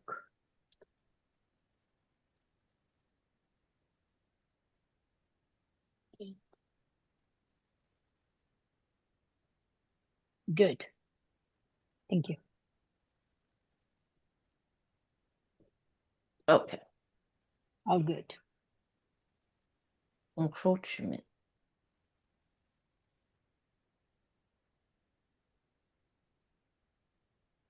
Oh, by the way, during lunch break news, I seen it looks like they got some pictures from security cameras of that assassin, Charlie Kirk's assassin. It looks like some young snot-nosed college kid with skills to shoot a gun. He had a 30-06. They found that rifle in the woods, tossed in the woods. They got a palm print and a footprint, and they got a picture of him on security camera. They caught, right? No, still at large. He's still at large. Oh. He can only hide in people's basements for so long of his activist buddies. All right. Easements is a right acquired by one party to use the land of another for a particular purpose for the umpteenth time. Easements run with the land. It passes from one owner to the next with the change of the ownership. A party could also have an easement right in the air above the land or subsurface easement rights to the space beneath the surface or to the minerals in the ground. The holder of an easement only has rights. They don't have an estate in land or ownership interest in land over which that easement exists. They only have rights to the air, to the minerals, to the space, but they don't own real estate. Easements fall into two categories. They could either be appurtenant or in gross. And once again, easements run with the land. You already have that highlighted, those. So here's a picture that they give you in the book. Lot A on the right, lot B on the left. Don't they know A goes before B? I don't know why they did that. Anyway, they talk about an easement appurtenant here. You have to have two adjacent parcels of land. So they're adjacent, they're touching each other, right? There's one dominant estate and a servient estate. Here you can see there's an easement appurtenant. It looks like it gives lot owner B access to the lake on lot owner A's property. So if lot owner B bought the property with an easement that allows them to cross over and use the lake onto A's property, who's the dominant estate and who's the servient? Easement, the B. B is the dominant because they're crossing over onto someone else's property and getting to enjoy the lake that's on someone else's property. They're benefiting from it. So therefore, lot owner A is the servient estate. Very good. Easement in gross is a utility easement. for public utilities. And in this example, in this picture, they show you the power lines or telephone lines, power lines, whatever they are, on the poles that run across multiple properties here. Okay. That's for public utilities. And then we have an easement by necessity. This is not a good image to give a good example of an easement by necessity, so I'm going to have a couple of other slides that I drew some pictures to give you better examples of what an easement by necessity is. So we're going to highlight easement by necessity. If the only access to a parcel is through another person's property, the owner may acquire an easement by necessity in order to reach their land for the purpose of ingress and egress. In Latin, ingress means entrance, ingress, and egress, exit. So entrance and exit. Ingress means entrance, egress means exit. So that you can get in and out of your property. So in this image, this is a bad example, but they have a bunch of trees in front of the person's house, and for some reason they can't cut down a tree and put a driveway in. So instead they got a driveway going over the neighbor's property to get to theirs, to go around the tree. That's a horrible example. But let's just pretend we're in like California or something where you get the death sentence for cutting down a tree. Okay. So you can't put up a driveway there going directly to your house. So you have to build a drive around it onto the neighboring property to get to yours. So that's not a good example. So here, let's go to another slide where I'll show you that once you guys all tell me you got the highlights. Done. Okay. So here's an example of a landlocked property. Landlocked means you got to cross over your neighbor's property in order to get to yours.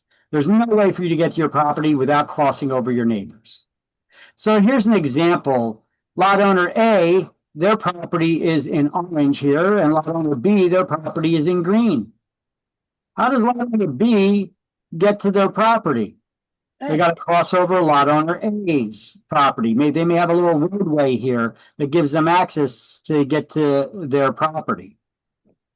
Now, this is not a driveway per se, it's a road, an access road, right? For the purpose of ingress and egress. But can lot owner B just park their car in that driveway and leave it there? No, No. Why? you don't own that driveway. That's Yeah, it's not your property. You can't just park your car on someone else's property. But you can drive over it to get to yours, to get in and get out. Mhm.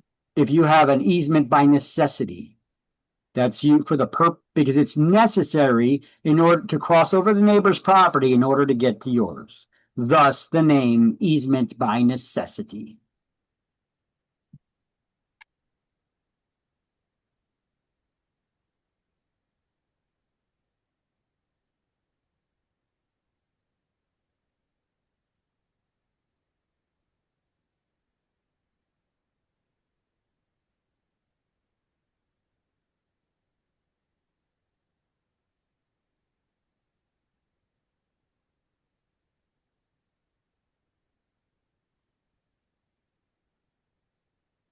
All right, so here's another example of an easement by necessity. This is a little more common that you see in the city areas, or a little more, a little bit more.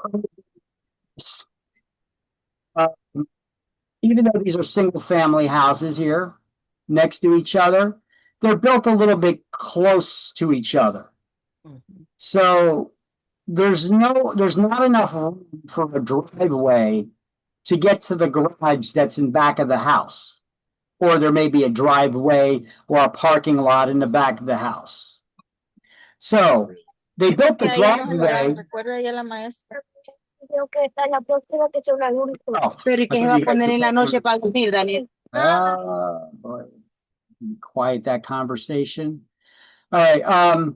So we have a driveway here that's built partially on lot owner A and partially on lot owner B's property in order to have enough space to have a driveway for a car to get to the back. And then it branches off to one lot or the other. We call this a shared driveway. Okay, this is not an uncommon thing, especially when you have properties in they're not quite, I guess it could be in urban areas, but also suburbia where homes are built still a little bit close to each other. And you don't have enough real estate there to put a driveway to go only on your property. So in this instance, both lot owner A and lot owner B are both dominant and servient tenements at the same time. They're both dominant and servient estates at the same time because they got to both partially cross onto their neighbor's property in order to get to theirs. You follow? This agreement can be voluntary. It doesn't have to be enforced, right? You can enforce somebody to do that, right?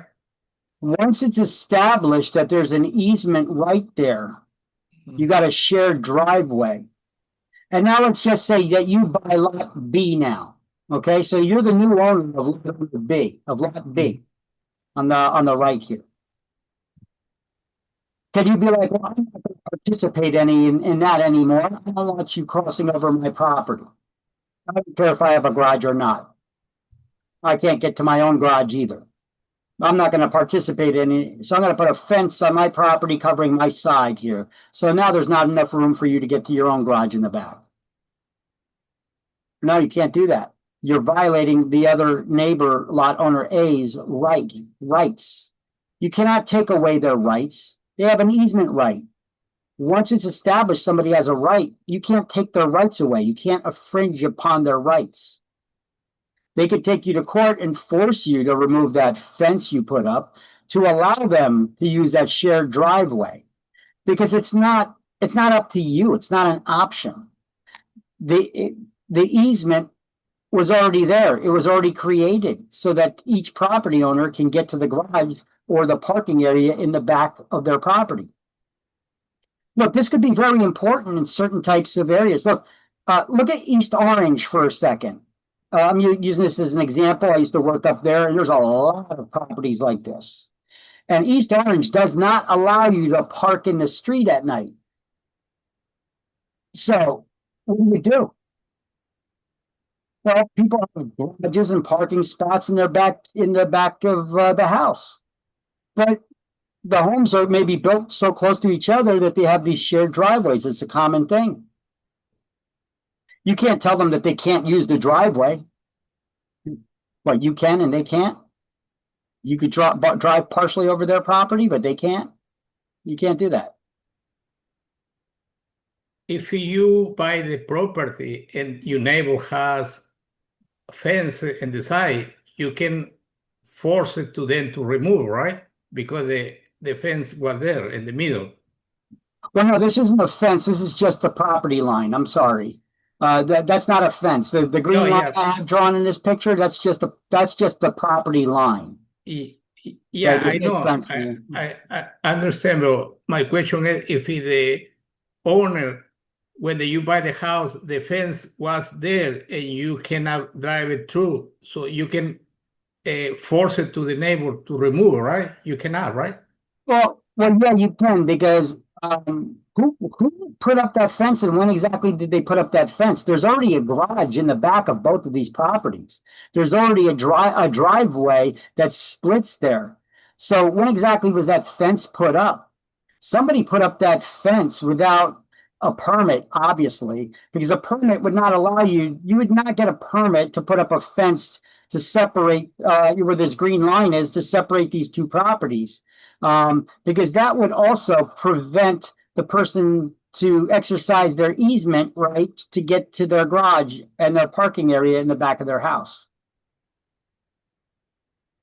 So that fence was, if that's a fence, that fence was put up there illegally.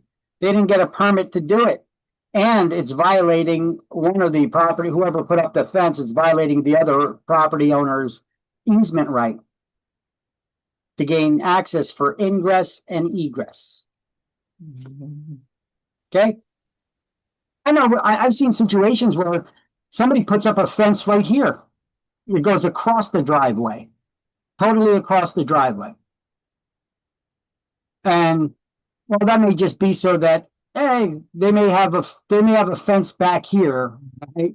And then it's split a fence from this point, but it's not totally separating both properties. Maybe they got a dog, and that dog can just walk back between both properties there because there's no fence to separate them both because there's a driveway there.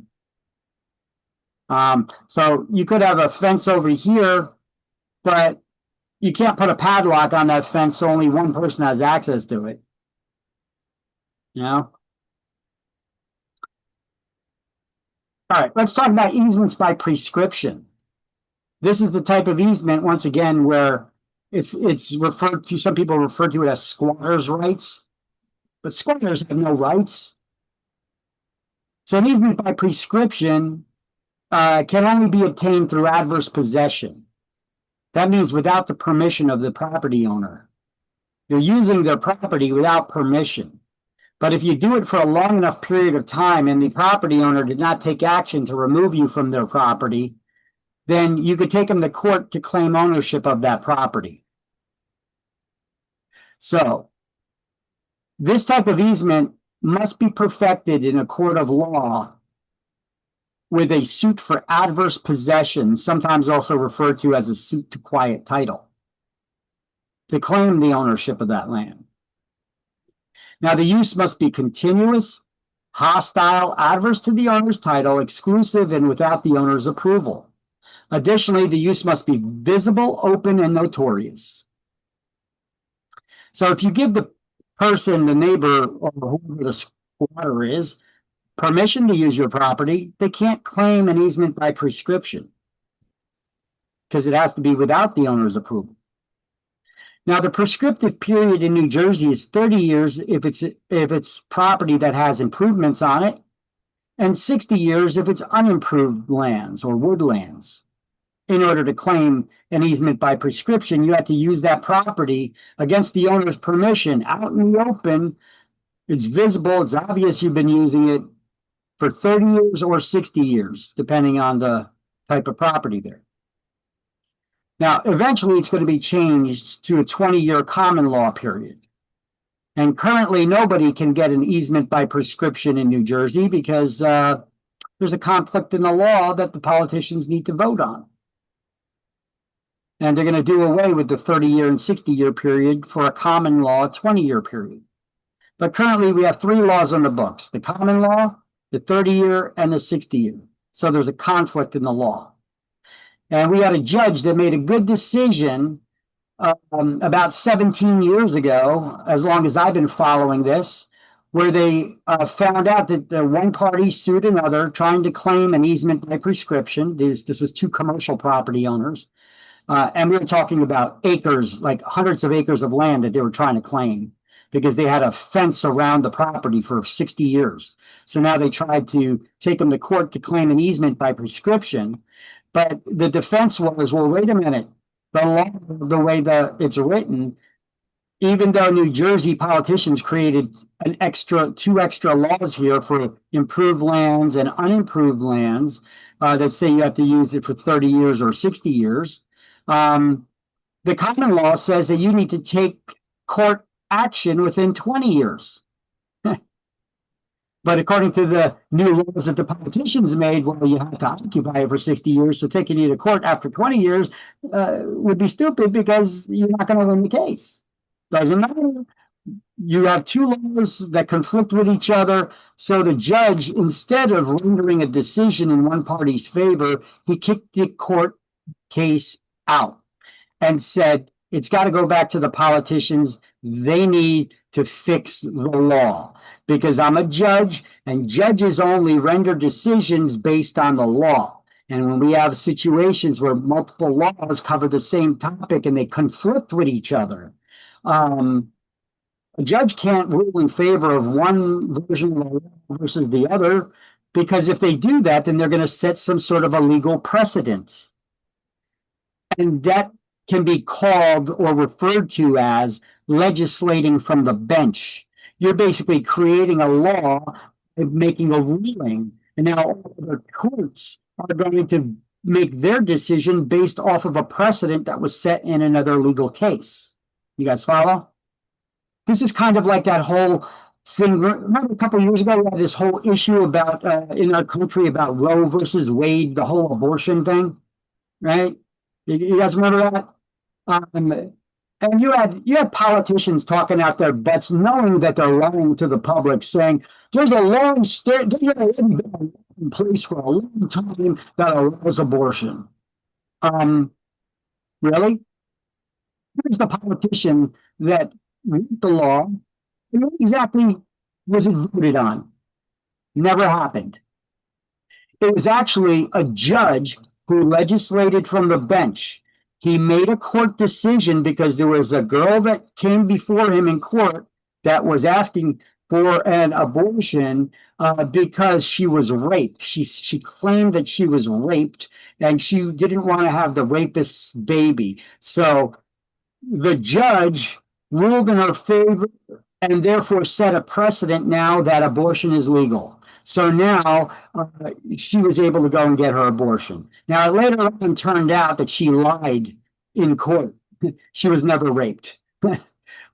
She just wanted to get that was just her case that she put forward. So for 50 years, we had a precedent that all courts were following in all states throughout the entire country that abortion's allowed because one judge rendered a decision, and it was based on a lie anyway. So a lawsuit came about for 50 years. This is what just happened just a couple of years ago, where the argument was there was never a law created in the first place. This was legislation from the bench. You're not allowed to, judges are not allowed to make laws.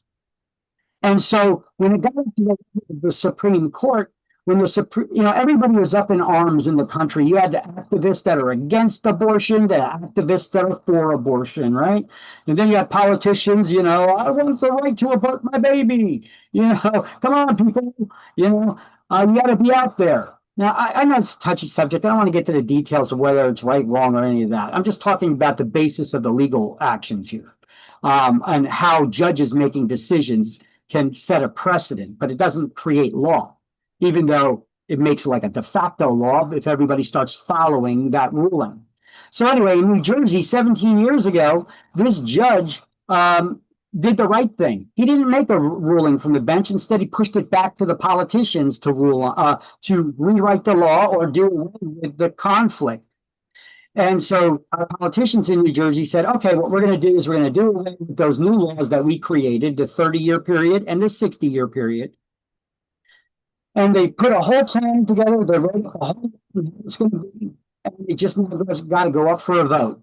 And it's been sitting there waiting to be voted on for the last 17 years. They could create a gas tax in 30 days, but trying to cure one of the problems that they created by making too many laws covering the same topic and creating conflicts, 17 years and counting. So when it comes to the writing in this book and how it's written in this book, the books even seem confused. Most of these books do, because for the last 17 years, there's been no clear thing on it.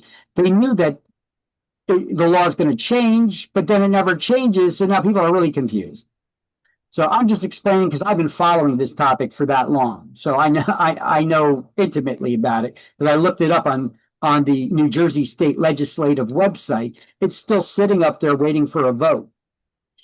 So through the process of tacking, okay, so the law is eventually going to be changed to 20 years, and they're going to get rid of the 30-year and 60-year period. But until they do, forget everything I said.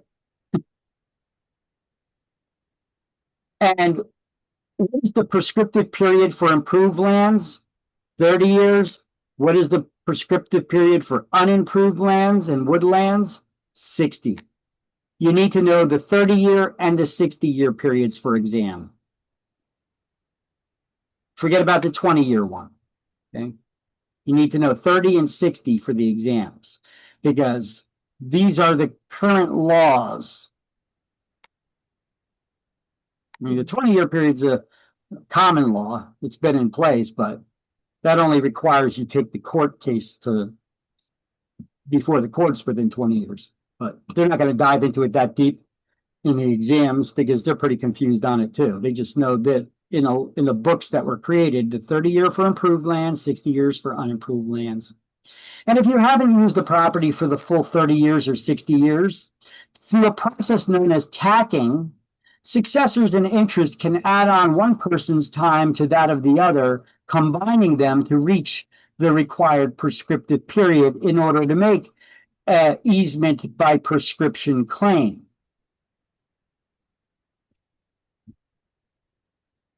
But those successors in interest, they have to be a landlord and a tenant, an ancestor and an heir, or a seller and a buyer. That's what a successor in interest is, as an example. Now, you could prevent an easement by prescription from being created by taking legal action against any adverse possessor that may be trespassing on your property, getting them removed, cutting off their access. This stops the clock. It resets the time clock for the prescriptive period and then gives you a lot more time to remove them. Or it gives them, or you could give them permission to be on the property till the end of the week or the end of the month, and then you got to go. But by giving them that permission for that short period of time, you can't claim an easement by prescription against somebody who gave you permission. So it resets the time clock.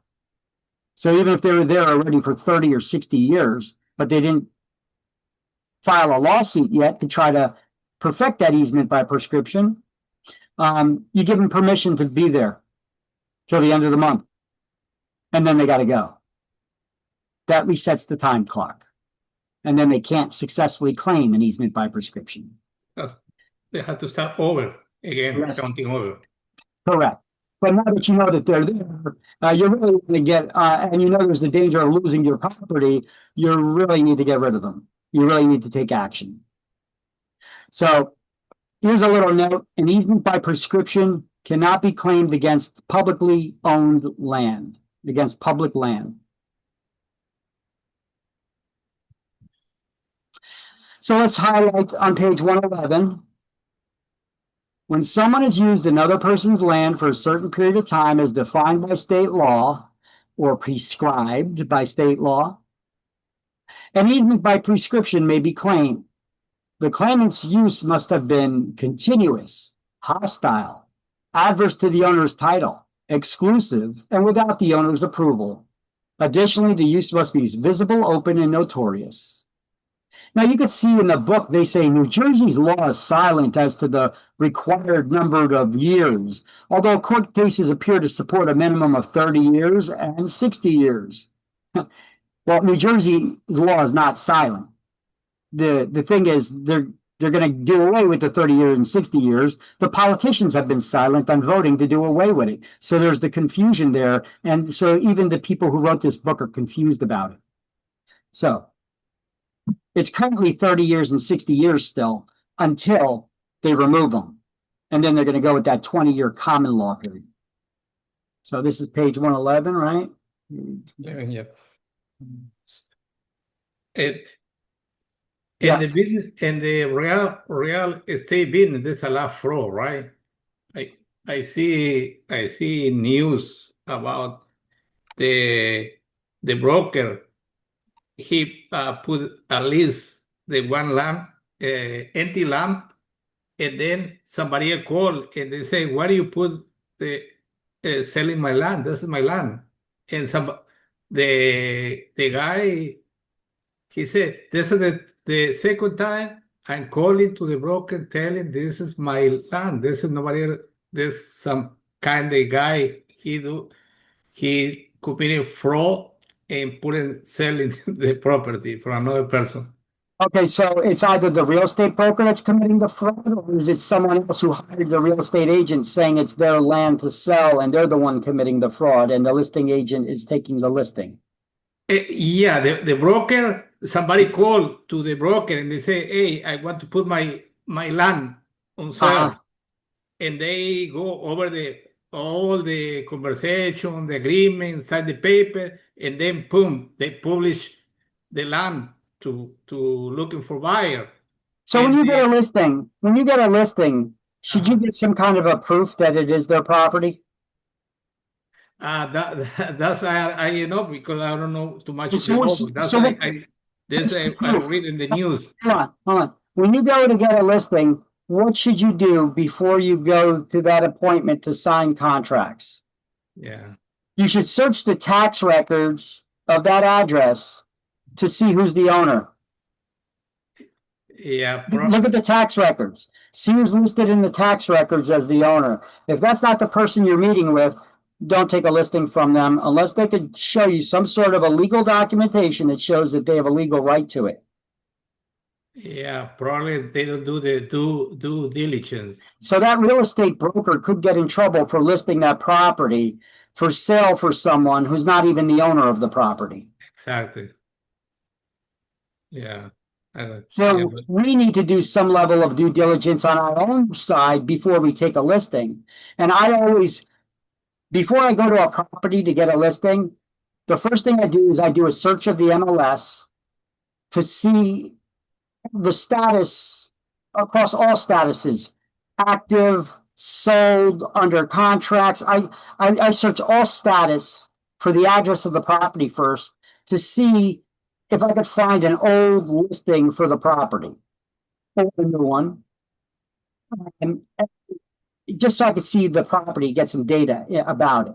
And if I see an old listing, I'm going to see, well, who was it sold to? Right? Yeah. And I look up in the tax records to confirm that that's the current person listed as the owner of the property. So when I talk to the property owner on the phone and we're setting up this appointment for me to go in, you're not listed as the owner of the property. Why are you trying to sell it? Yeah. Yeah, probably that's what you say. The guy he didn't do due diligence, or the guy he tried to commit the fraud. Yeah, he has fake document. Either or both. He has fake document probably. Yeah. Yeah. So I can show you a couple more examples in the news. New Jersey, but nonetheless they're good examples. I'm going to show you. So an owner can halt the process by specifically granting permission for the use or by cutting off the continuous use. I want you to also write this, or they could take legal action. There's a third option there that they don't have in here. You take legal action to get that person removed from your property. Call the cops, get them removed. They're squatters on my property. Can you remove them? All right.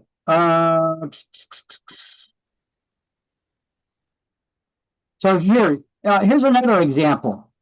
The owner of a shopping mall or plaza often closes off an area one night of the year to avoid any claim that the public has gained an easement. Since the property cannot be accessed, it stops the continuous use of the property, even for only one day. It resets the time clock. And here's what tacking is. And legal action must be taken to perfect this easement. It's called a suit for adverse possession or suit to quiet title. Great title.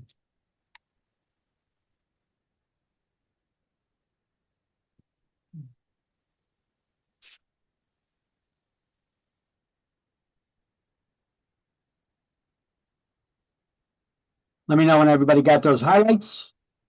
Yeah, I got it. Okay.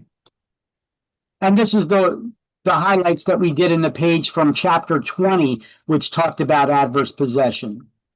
They talked about it there a little bit more straightforward. Adverse possession is another means of involuntary transfer, where an owner can lose title to another person who has some claim to the land. They take possession, and most important, they use the land. So what kind of easement can somebody take ownership of a property simply by using it? Easement by prescription or adverse possession, right? So in New Jersey, a person may acquire title by adverse possession through the continuous, open, notorious, hostile, and exclusive occupation of another person's property for 30 years.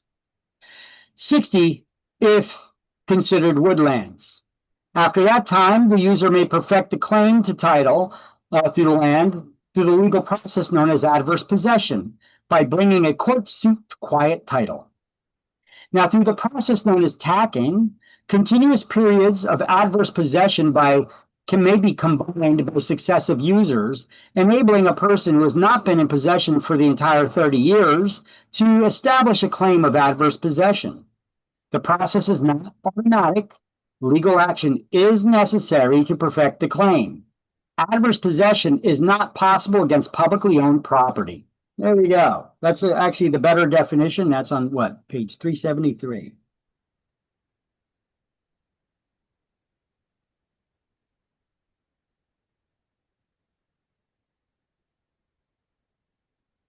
375.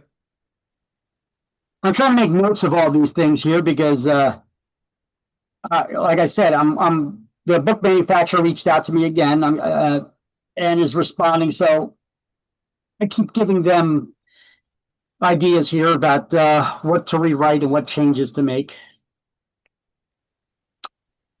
Now, once an adverse user's established title, the former owner has no recourse. So to prevent such loss of title, every person having a right to title to real estate must inspect the property at least once within a 30-year period and take legal action against any adverse claim. And then here's that little blog about that little blurb about inverse condemnation I told you about.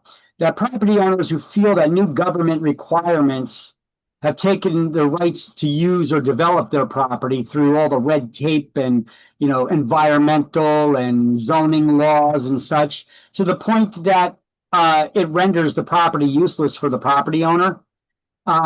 They may seek damages under the concept of inverse condemnation, that the municipality is condemning their property through a crafty way here by all their over-regulation and rules, making it so burdensome that they can't actually use their property anymore. Now, it's up to the property owner to prove that, but if they can, the municipality has to pay them, or whatever government entity has been rendered their property so useless through their legislation there.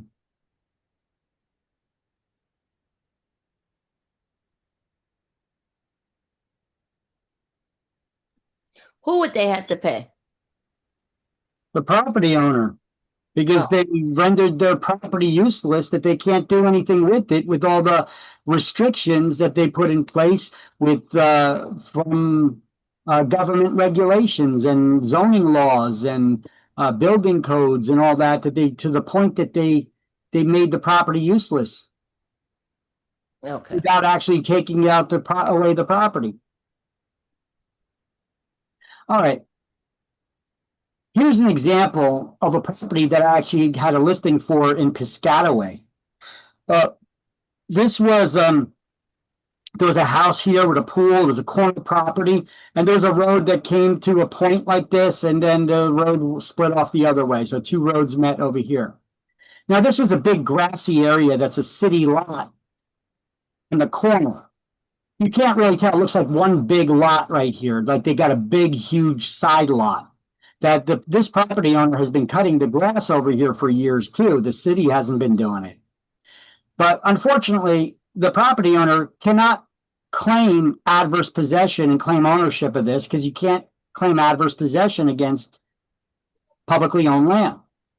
But I advised them, I said, you could go down to the city, explain to them that you've been cutting this grass for years and they have this city lot on the corner and they've been ignoring it. They've not been doing nothing. You've been maintaining it, and that you're not going to maintain it anymore if they don't, yeah, you're not going to maintain it anymore. However, you to take ownership of it if they'll grant you the ownership, and you'll cut the grass and continue cutting the grass, and you'll pay additional taxes because now you have a bigger property.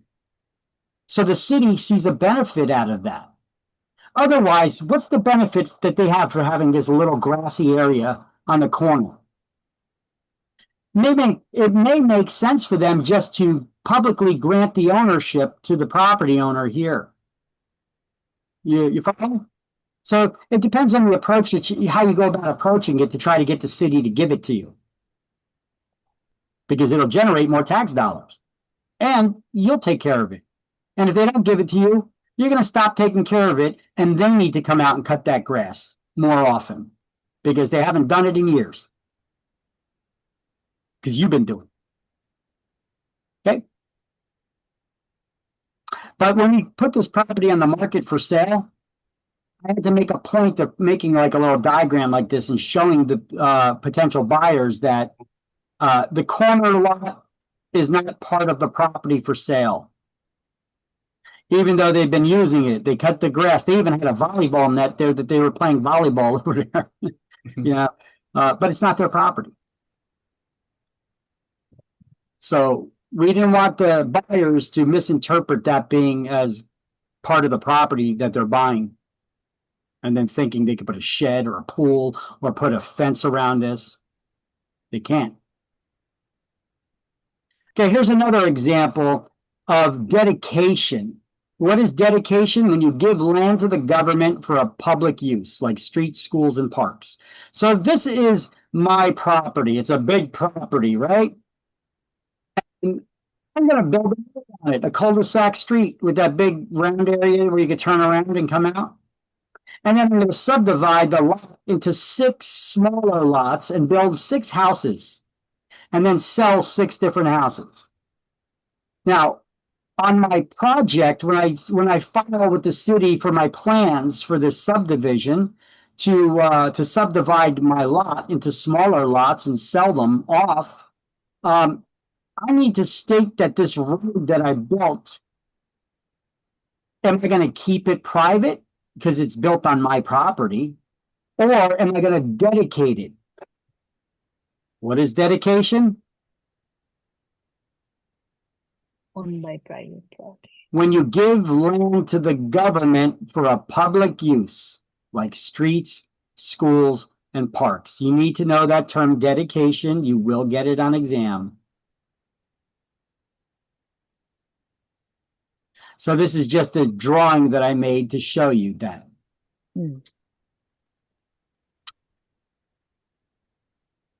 All right, so let's get a little break here. Let's have a little game show going on here. You guys ever hear of the game show called Cash Cab? It was on TV for the longest time, and now you can see reruns of this show on the game show networks. It was an excellent game show. I loved it. You know, it was basically a comedian who was also a real life taxi cab driver. So he used to drive a taxi for a living, and then he'd go to his comic club gigs in between and do a comedy show, right? Well, he came up with the idea of, why don't I create a game show in my taxi cab where people get in and then you start asking them random questions, trivia questions, and if they get them right, they continue earning money. If they get 3 strikes and they're out, I pull over wherever and kick them out of my cab. This is actually this game show. It's actually a pretty funny game show. And it became very popular. The guy ran it out of New York City. You guys never heard of this before? Cash Cab? You can find it on the Game Show Network. It still airs. but they're all repeats. Okay, it was on the TV for years. Oh, okay. I found 2 trivia questions here that he had on this show, which I recorded, which was about real estate stuff. So I'm cranking up the volume here a little bit. Let me put the sharing of the sound. Okay, you guys already have that. And so let's see if you guys can figure out the answer to this. Right? What term for a dead-end street? Can you hear that, by the way? Can you guys hear that fine, the volume? Where he said, what term for a dead-end street? What term for a dead-end street? Yeah. You can hear it fine? Okay, because I'm trying to funnel through the volume from the computer directly to you and not through my speakers. So hopefully you guys could hear the volume fine. I know it's a little quiet, but here, let me raise the volume on my computer just a little bit more if that plays a role. And let me rewind it again. And let's see if you guys can get this trivia question, okay? Listen up. What term for a dead-end street means bottom of a bag in French? Did you hear it? Yeah. What term for a dead-end street means bottom of a bag in French? Dead street. What term for a dead-end street means bottom of the bag in French?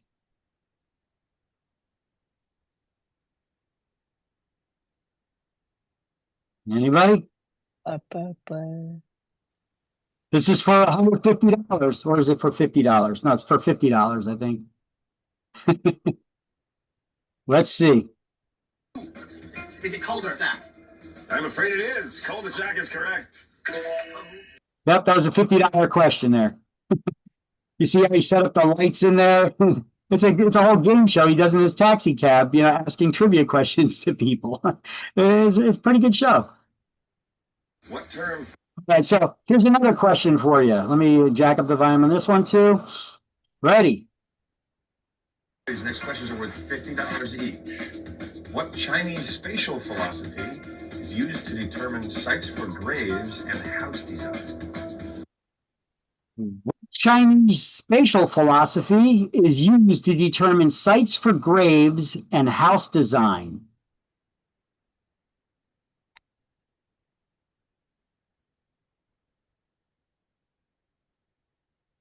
There is a time limit before the buzzer goes off, and then you get it wrong. These next questions are worth $50 each. What Chinese spatial philosophy is used to determine sites for graves and house design? Feng Shui. That is correct.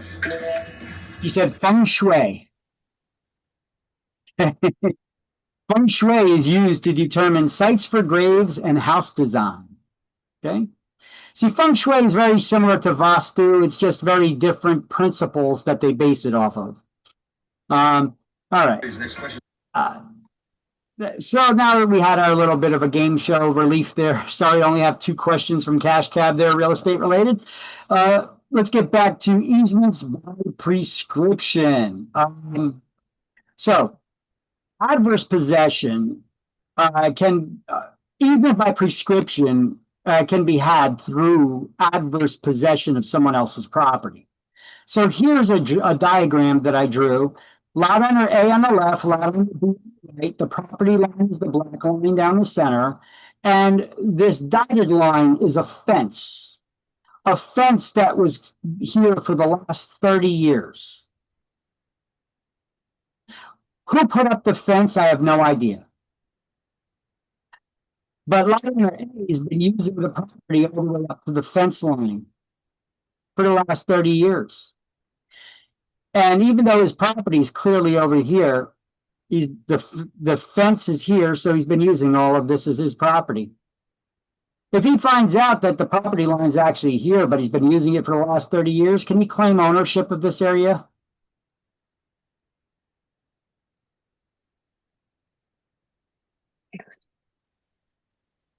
Can you repeat one more time?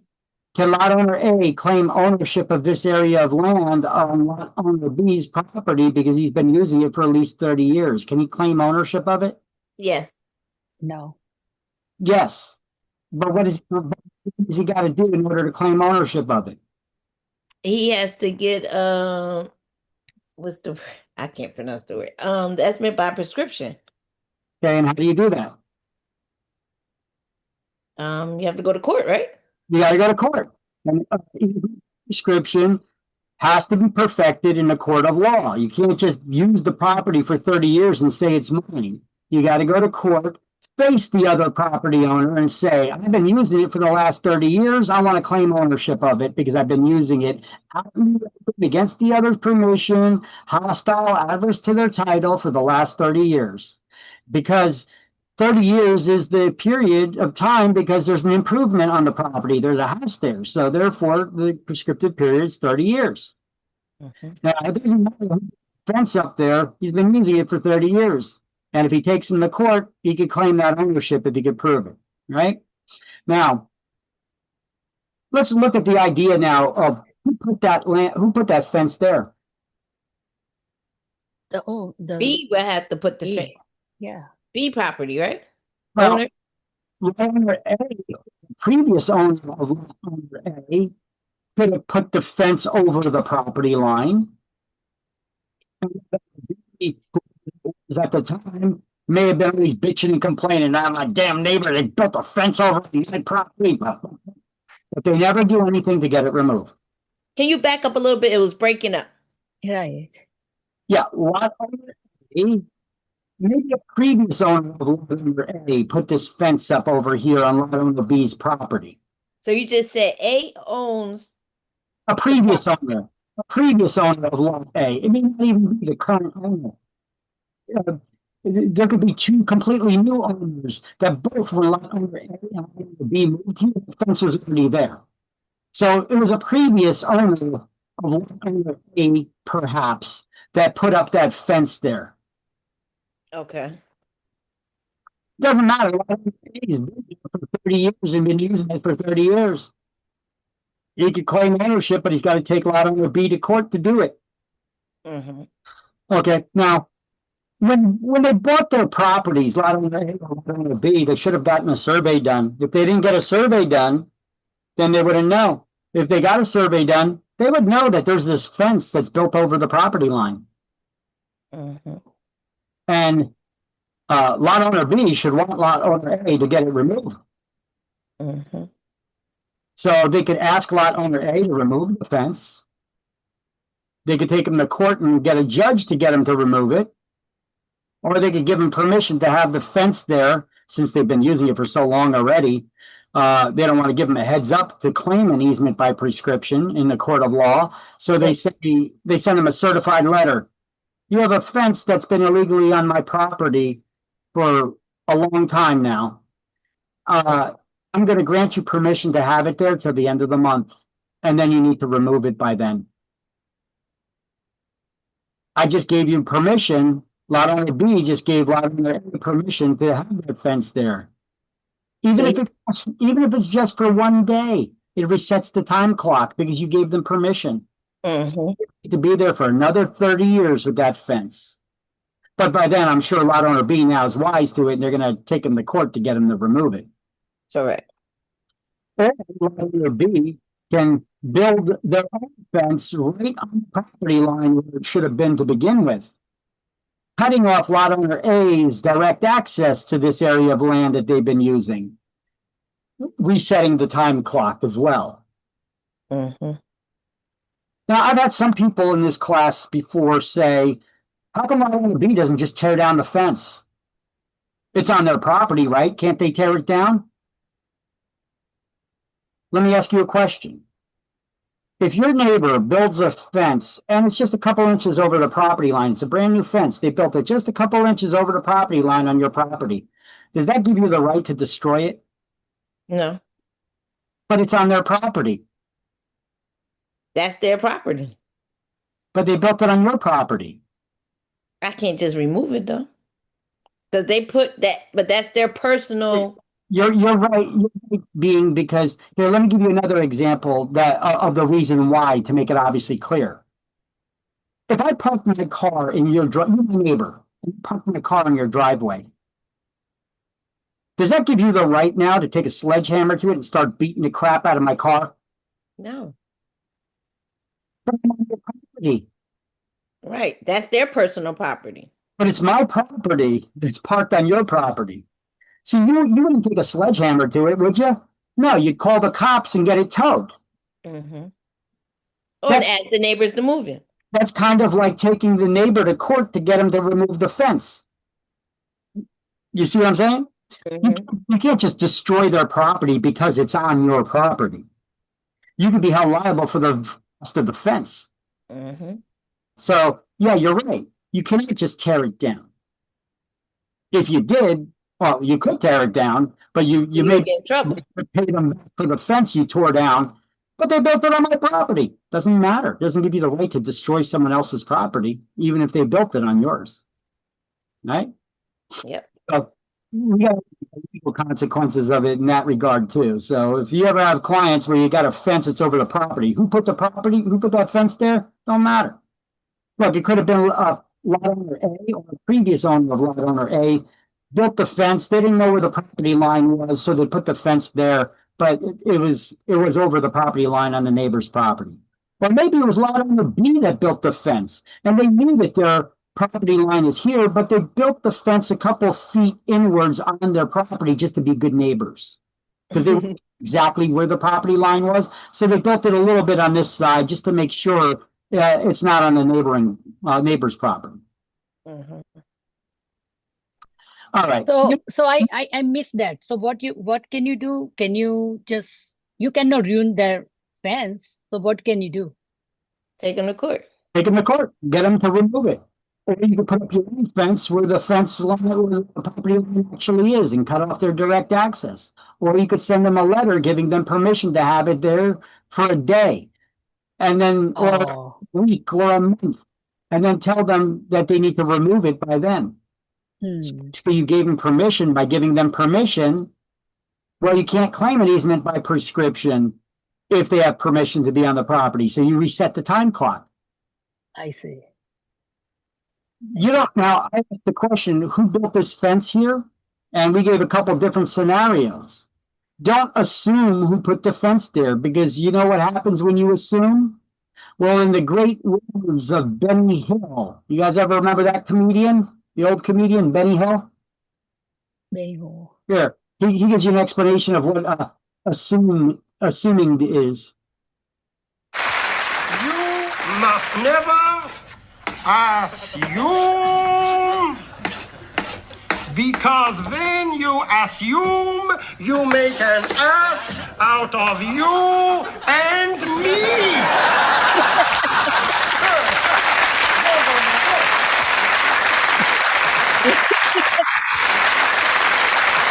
That was great. If you guys never seen Benny Hill, Benny Hill is a He is funny. I forgot all about him. Remember the guy who used to pat on the head and kick in the... Yeah. That was his father in real life. No, I didn't know that. That was his father. Oh, wow. And kick him in the...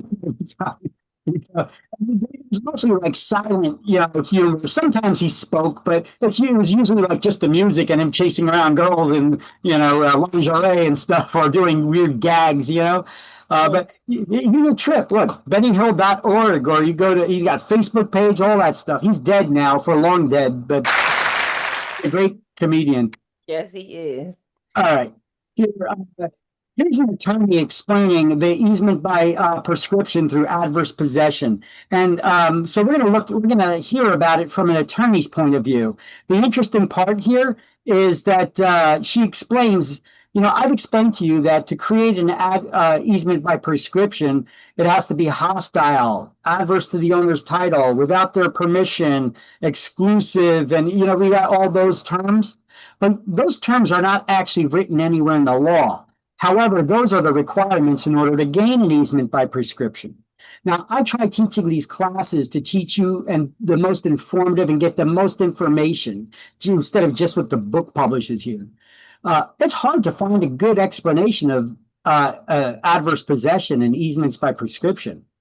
So even in the legal field, it's hard. So it's a very specialized area in the legal field for work in property for claiming adverse possession. So she's going to explain to you since she's a specialist in it somewhere in some other state somewhere, she's going to explain how it actually works and how attorneys perfect these claims. For an attorney or for just a property owner, I think a lot of times people don't even realize that this body of law exists. Maybe when you own your first home or you get your first survey, you start to realize how important boundaries can be. My name is Jessica Shrestha. I'm an attorney at Wheeler, Van Sickle, and Anderson. That's here in Madison, Wisconsin. The concept of adverse possession is that, well, first you start, everyone has a deed to their property. There's a legal description, there's a boundary, whether it's a lot or something else, specific distances, and that's your boundary. But as everyone knows, it's hard to figure out where those are, and a lot of times actual occupation on the ground doesn't necessarily match the real boundary lines. Sometimes it's a matter of a few inches, but sometimes it gets to be, we're talking feet, acres, a whole 40-acre parcel sometimes. And it turns out that if you occupy and use an area of property for long enough and treat it as your own property, the doctrine of adverse possession makes that your property by law. It's more complicated exactly how that applies, but that's the basic concept. Over time, property can become yours even if you don't have a deed that describes it. Adverse possession comes up most often for a typical property owner with a fence. That's really the classic example, and that has been for as long as we've had real property and the law of adverse possession. Someone will construct a fence, and even if they get a survey to tell them exactly where the property line is, they might construct their fence a foot inside their property. They want to make sure they can stay on the other side, for example, or a foot on the other side. Sometimes it's a greater distance.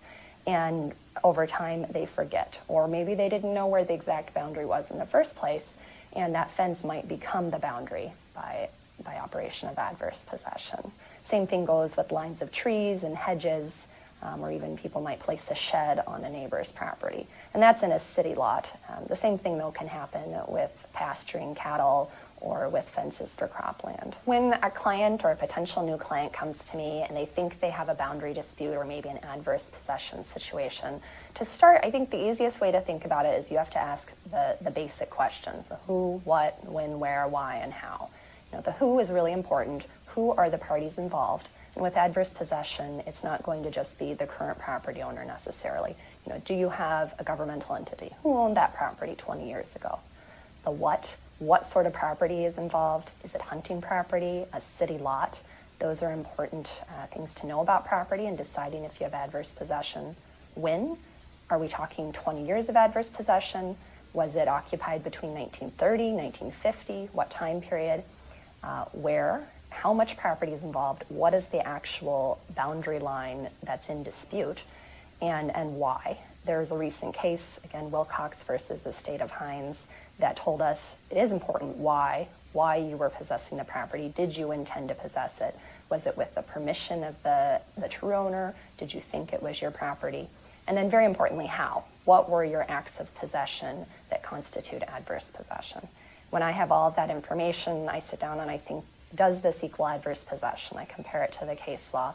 And then I start to think about possible defenses and different related doctrines maybe that could come into play, such as the doctrine of acquiescence or easements. Attorneys should know that the statute isn't going to answer their question in most cases. You need to look at the entire body of law that has developed over time. The adverse possession statutes actually codify the common law, and so there are different elements even in the cases than ours are listed even in the statute. So the elements of adverse possession are continuous, exclusive, open and notorious, and hostile possession, whereas there is no reference of most of those terms in the statutes themselves. Attorneys also need to know that you shouldn't just look at either the first case or even the last case. It's been a long and complex doctrine that has evolved over time, and a good place to start is probably the latest case, but there are plenty of cases from over 100 years ago that I still reference and that are still relevant good law that you will need to be aware of. Part of why I wrote my article is sometimes it's really hard to find a good summary of adverse possession law. A lot of the treatises will have it, but that's on a nationwide basis. And our state, along with a lot of other states, have has developed the law in its own way. So I think the best way to sort of follow along and know what you should be looking at is to just go through the cases. You're going to have to do your case law research. Hopefully my article will give you a good starting point, but from there you just have to get into the topic. So that was a perspective from an attorney who specializes in this stuff. Apparently she wrote some sort of article for attorneys that got pretty popular.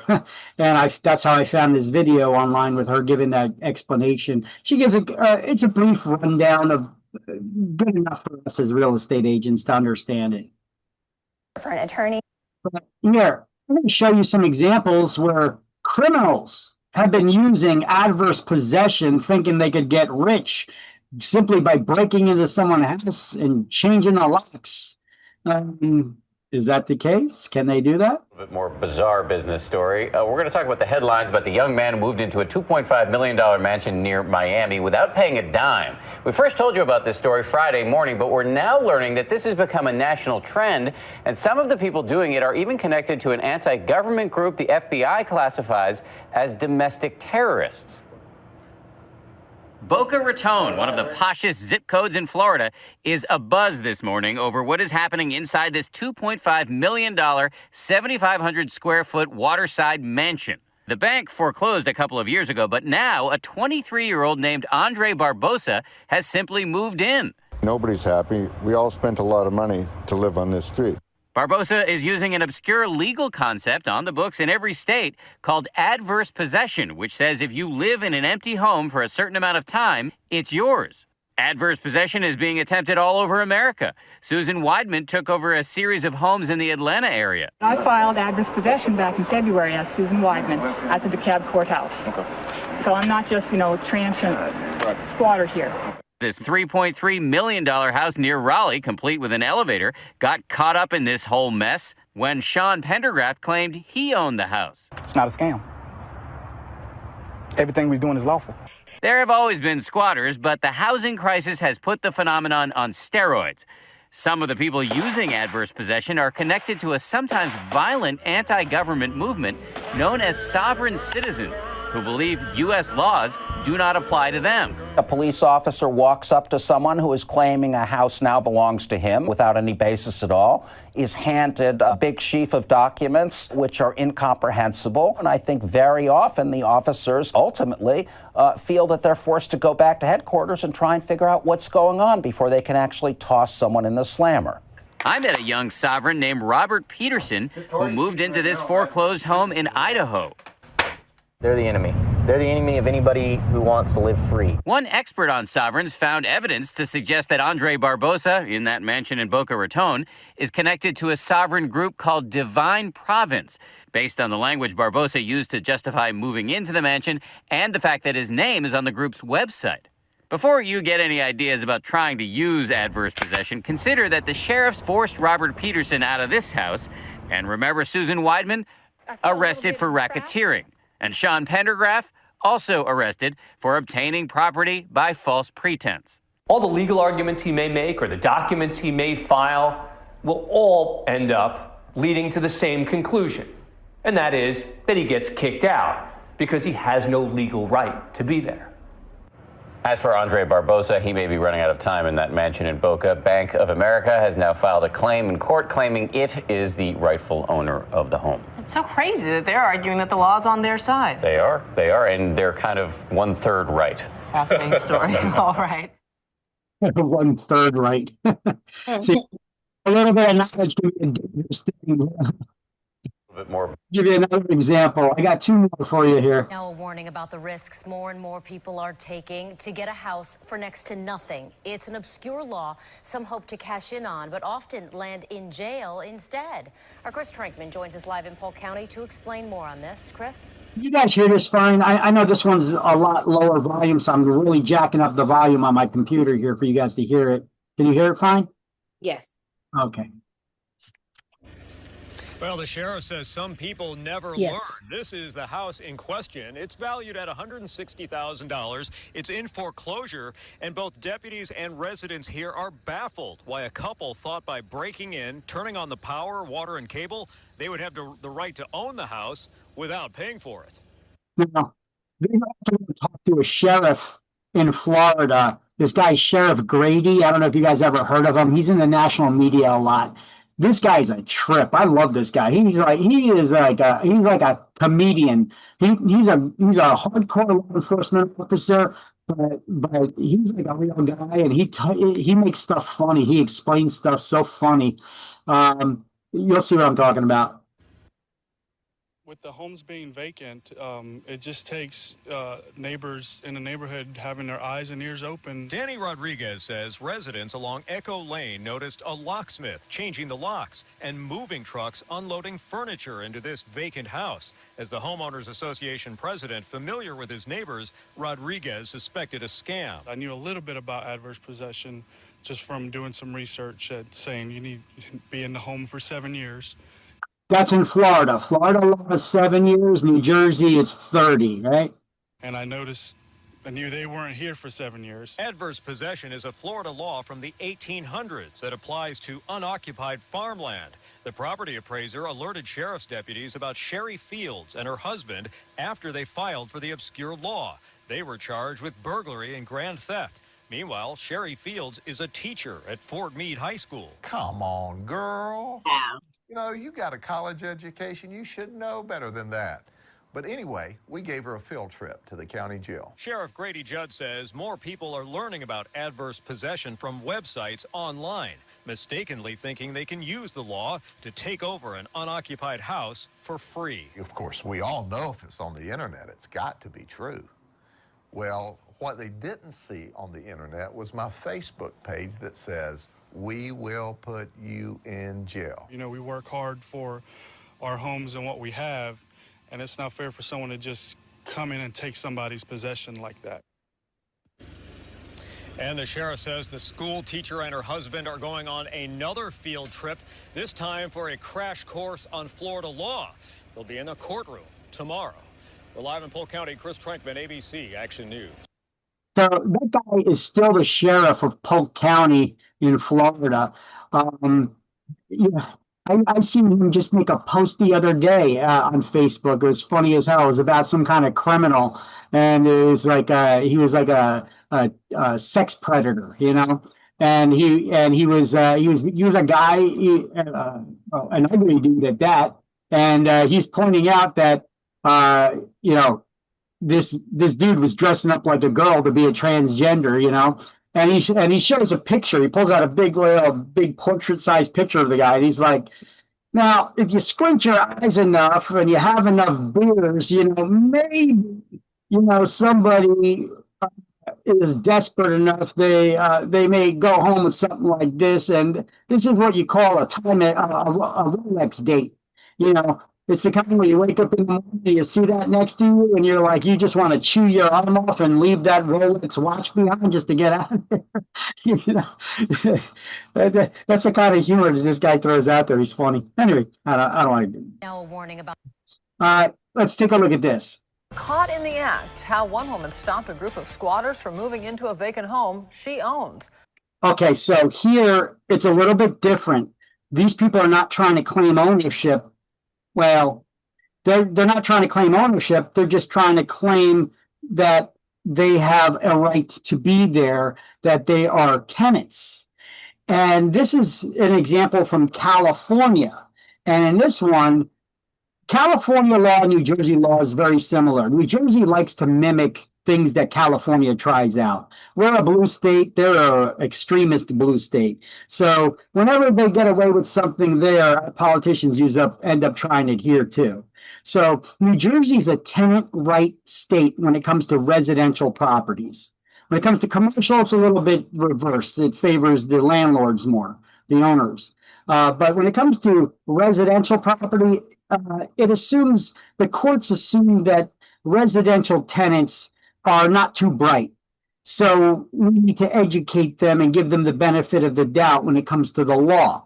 Whereas the property owner, they're business people, they know better. So they tend to side a little bit more with the tenants. So the law is pretty much the same in New Jersey on this topic. So you could see this stuff happen right here in New Jersey as well. Good evening. I'm Jackie Parks. And I'm Todd Carley. 23 ABC's Mark Christian is live tonight from a home in Oildale where those squatters were trying to take up residence. Mark? Well, guys, if you think if someone is living in a home illegally, it'd be a simple case to get them out. Well, squatters move under the radar to try to move in very fast, and in some cases even changing the lock so they can move in before the owner finds out. I saw like about 20 people at my property trying to move in as fast as they could. After her previous tenant moved out, the home had only been vacant for 10 days. Unfortunately, some of these squatters have gotten pretty sophisticated. Rena Chanty was getting her home ready to put it up for rent when a neighbor called to tell her someone was trying to move in. The squatters were moving in a refrigerator, a washer and dryer. Basically everything a house needs. They were even putting up their decoration pieces, and they had changed the locks. When deputies arrived, the squatters were still in the process of moving in. Though not commenting on this specific case, Ray Pruitt with the Sheriff Department says squatters can take refuge under the California tenant law and have even been known to falsify rental agreements. Once they're in that property, in some cases it's very hard to get them out of that property without legally evicting them. In cases like this, law enforcement's hands are tied because if the squatter presents what appears to be a legal agreement, it comes down to he said, she said. Sometimes we can't determine if the squatter's in the home legally or not. They know the system and they know how to play the system. Fortunately for Chandy, the squatters did not get that far and could not provide any documents to law enforcement. At that moment, the cops told me it was my word against their word, and I had to prove that I owned the property, which I had the paperwork on me. So right now, Chandy is checking her house daily until she can officially get it rented. In the meantime, she's asking her neighbors to keep a watchful eye until that place gets rented. Back to you, Jackie. Wow. Caught in Here's another.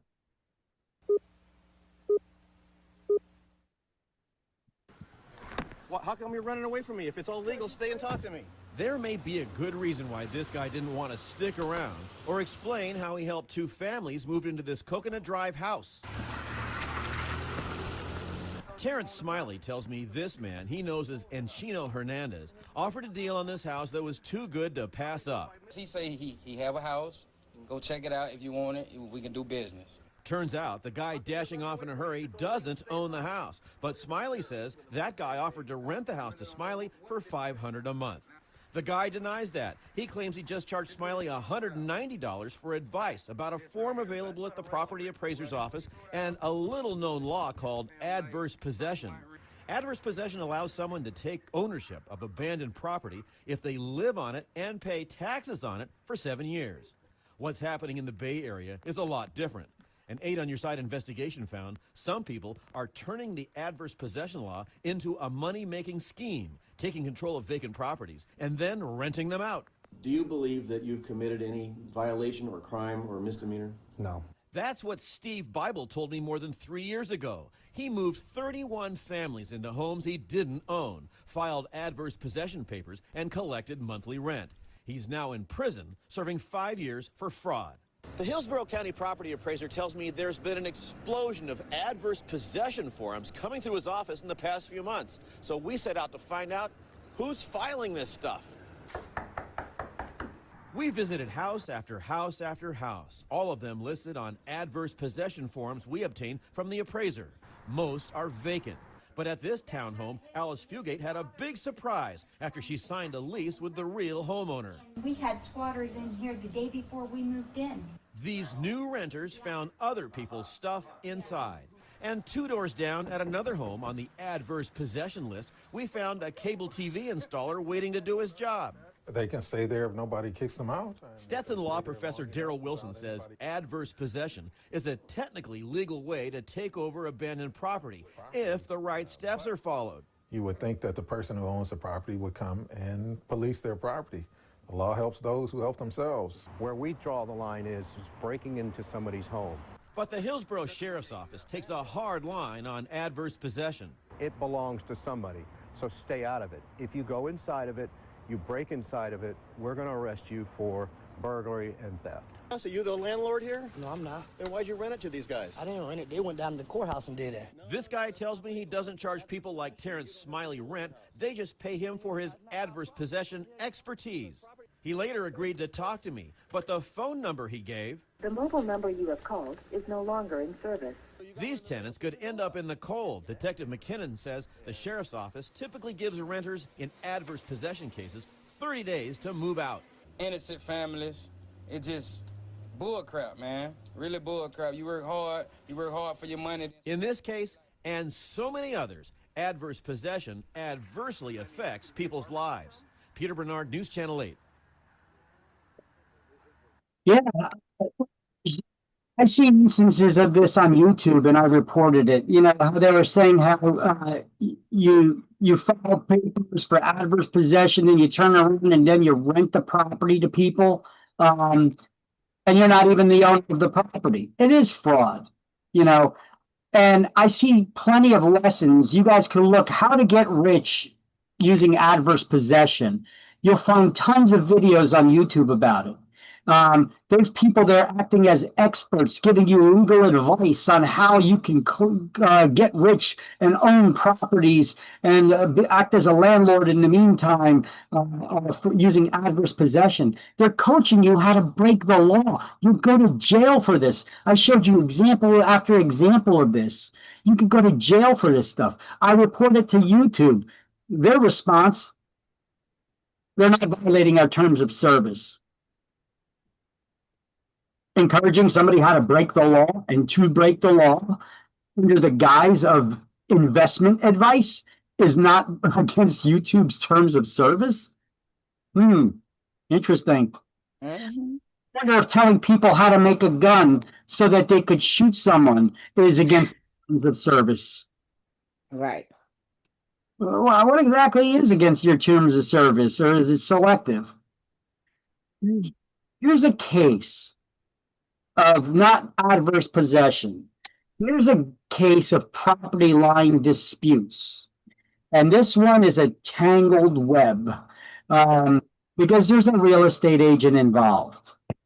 And she lives in the neighborhood across the street. Let me see if you could guess which one is the real estate agent here.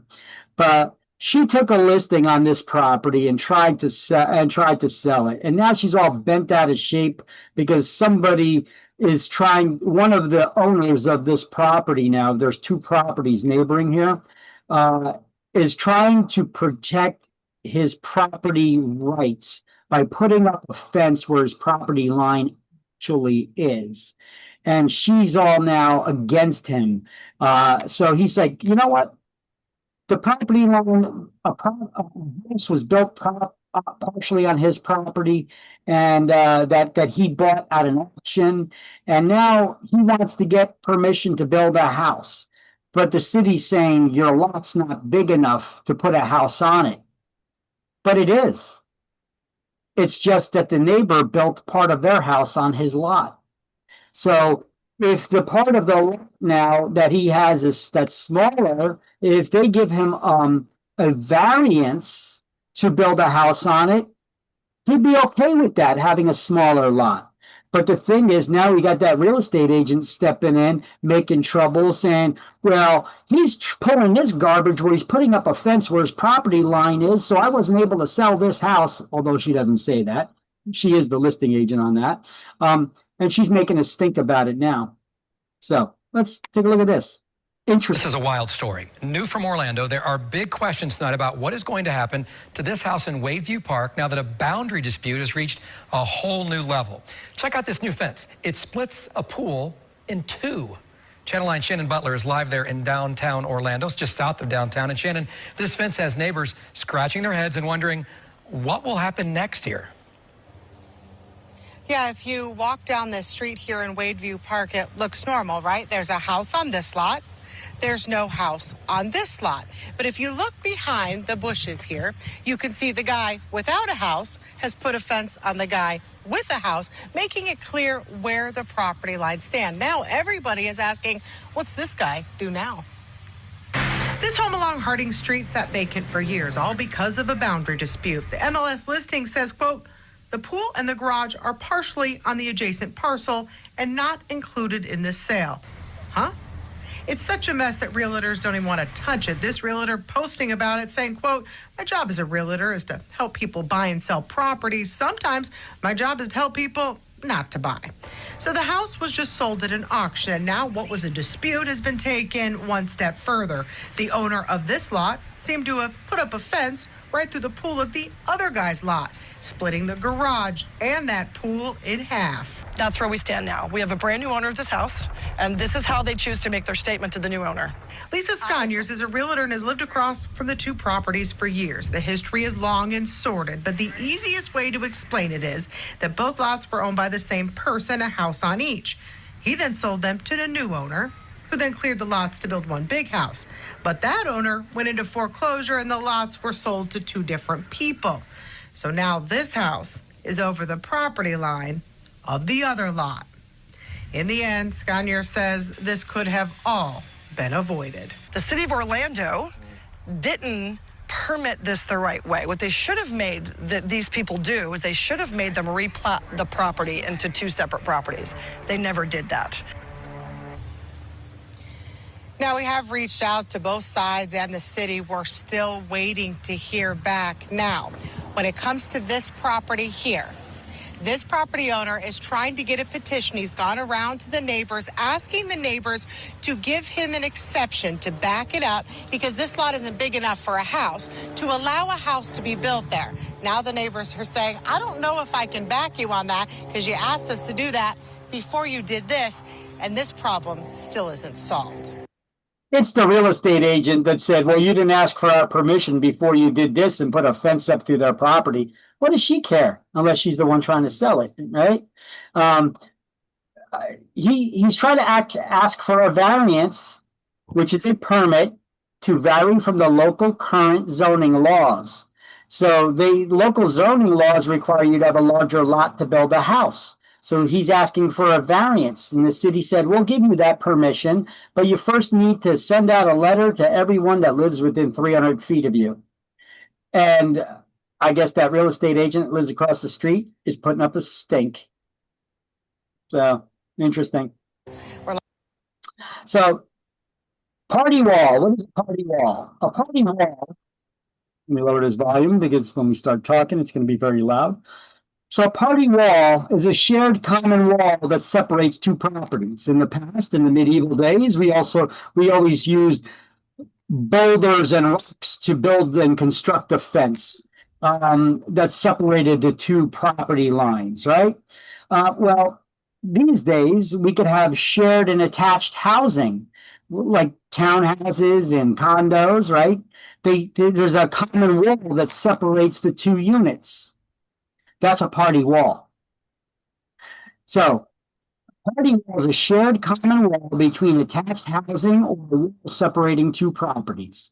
There's usually a party wall agreement that states each party has a right to the other side of the wall, and each is responsible for maintaining their side. Otherwise, the wall comes crumbling down. Make sense?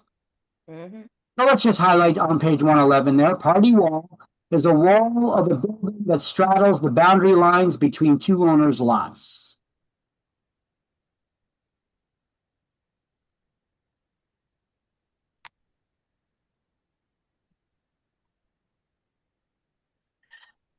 All right, we already got this down here about the license. Yes. Okay, so party wall is a shared common wall. Why do I got the license here? Why is that out of place? The license should be on an after slide. Easements. We went through a lot. No, because that's how it is in the book. It's party wall, then licenses, then encroachments. Yeah, so they got party walls, but then they got creating an easement, terminating an easement, and then licenses. So let me just make sure I got that. We got party walls, Easement creation, easement termination. Okay, and then we should have that license.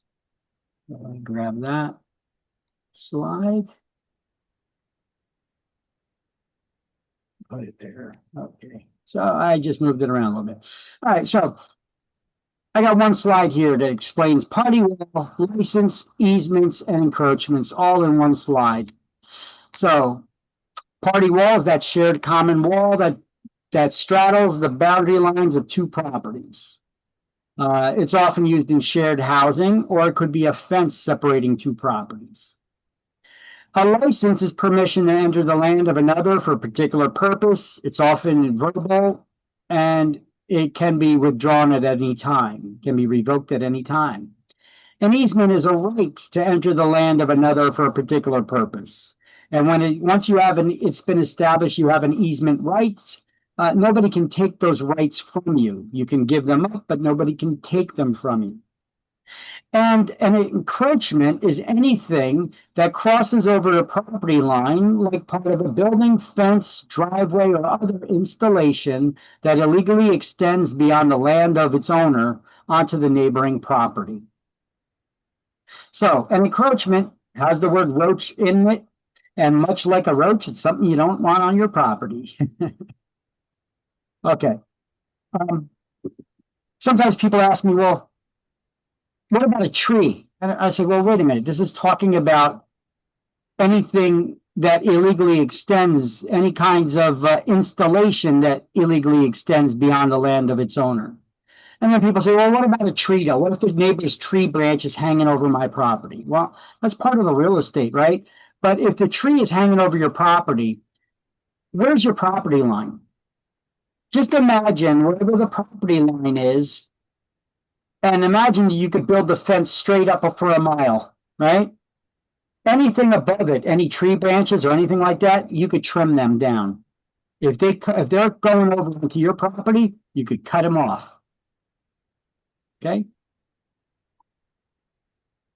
Manip, let me ask you. My tree, I have pear tree, big tree, and its few branches is falling down to other property, the neighborhood. Is that okay? They are okay with it. With your branches falling off? No, it's just hanging over there in that area. Just hanging over onto their property. If they're fine with it, then they're fine with it. But if you ever have a neighbor that decides to say that they're not fine with it, well, do you have to cut it, those branches? Yes. No, it's on their property. They could cut it. Oh, I see. Right? You got a problem with it, you cut the branch. Okay. But the tree, it's your tree. Well, I'm fine with it the way it hangs. If you don't like it hanging over to your property, then you trim it. Okay. Trim is hanging over onto your property. You can't cut my tree down now, but you could cut the branches that are hanging over your side of the property. Right. See, I currently have that problem. Except in my area, we have oak trees, and these trees, some of these trees, they're 100 feet high. Yeah. I can't get to those branches, but every time the wind blows, those branches are breaking off and falling into my yard. I would get a bucket truck to reach up that high to cut them off. You know, I don't have access to that. Same thing with the side property on my side lot. And that guy's got all kinds of vines and stuff that start growing, and then they try to grab onto the roof, and then they'll rip apart shingles. I needed to get ladders before. I climbed up on a ladder with a pole saw trying to trim it down, you know, and that gets kind of dangerous, you know. But that's what I got to deal with. All right. How do we create an easement? Well, by express grant of permission to the property owner. They allow you to create an easement over their property. By a deed conveying and creating an easement over the sold land. Granting a new owner an easement over the grantor's remaining land. Maybe they subdivided the property and sold off one of the lots. A long-time usage. Wait, what's the only kind of easement you create by long-time usage? By using somebody's property? Come on, we talked about this half the day. An easement by prescription, right? Through Yes, adverse we did.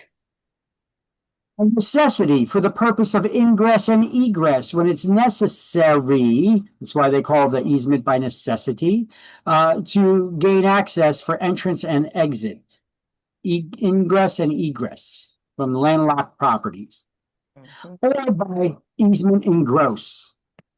If a public utility or municipal easement, do you know that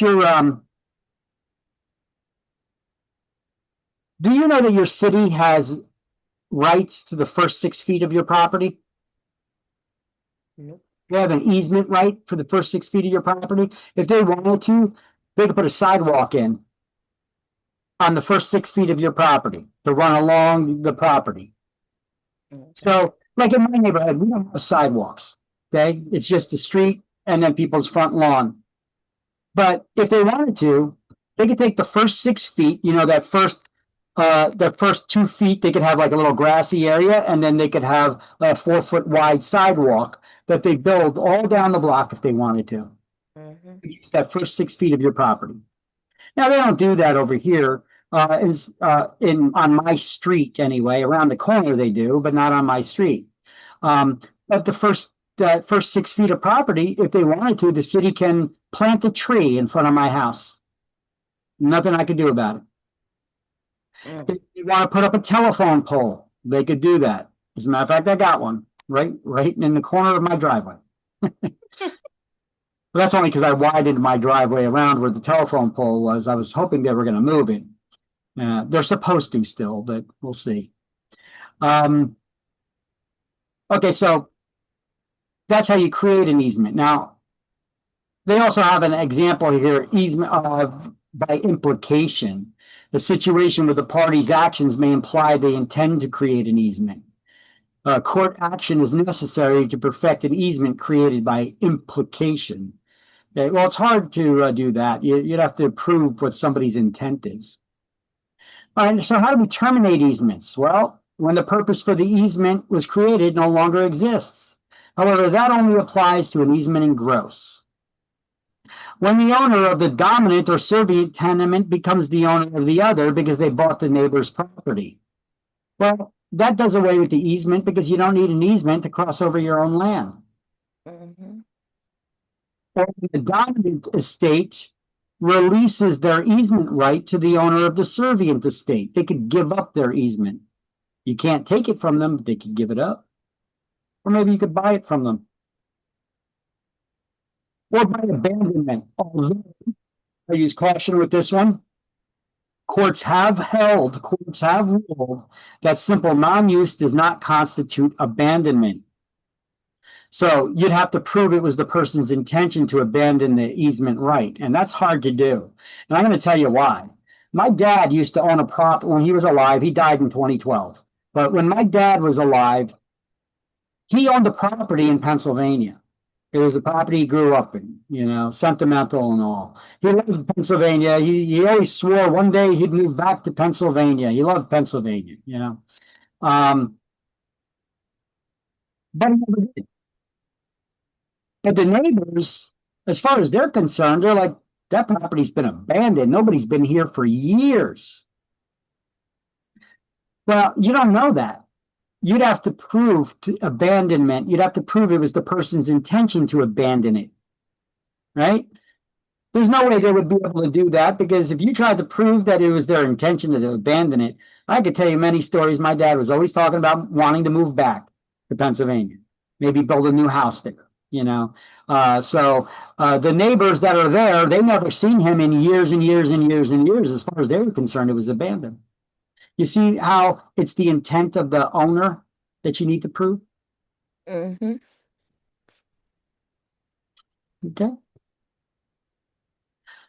So here we go. Here's that slide with licenses. Now we're at licenses on page 112. You guys already have it highlighted. Licenses can be revoked. You just write that after the word license. Licenses can be revoked. It's permission to enter the land of another for a specific purpose. Hey, neighbor, feel free to come on my property and use my pool at any time you like. I just gave you a license to enter my land for a specific purpose, to use the pool. Now we get into an argument for some reason. I don't want you on my damn land anymore. Guess what? I just revoke your license. It's as simple as that.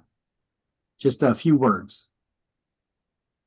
And once again, the encroachment, if you didn't highlight it yet, get it highlighted here on page 112.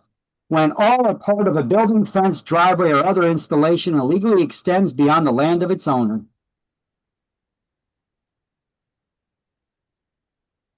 Yes, 1 second. So surveys usually reveal these things when you get a survey. So let's see, if a building encroaches on a neighbor's land, the neighbor may be able to recover damages or secure removal of the portion of the building that encroaches on their property. Encroachments of long standing for 30 years or more may give rise to easements by prescription though. The neighbor built their garage over the property line and you know it and you complain about it, but you do nothing to get them to remove it. It's there for 30 years. They can take you to court and claim ownership of that piece of land that it's sitting on.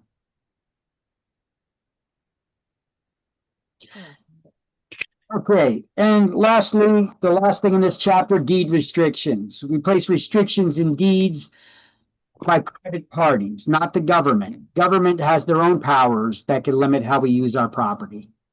So, next to on page 112, it's restrictions, right? Restrictive covenants. Highlight deed restrictions are restrictive clauses added to a deed when a property is conveyed that are established by the seller to restrict future owners' use of a property. And what kinds of estates and land are based on restrictions? Fee determinable, also known as defeasible fee or conditional fee estate. And we went over that on page 104.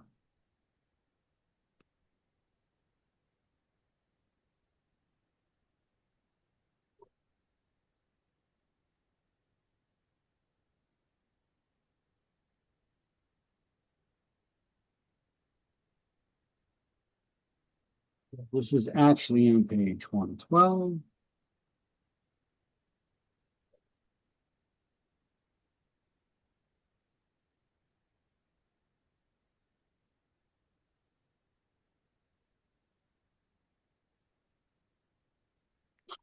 All right. 1 second. Sure.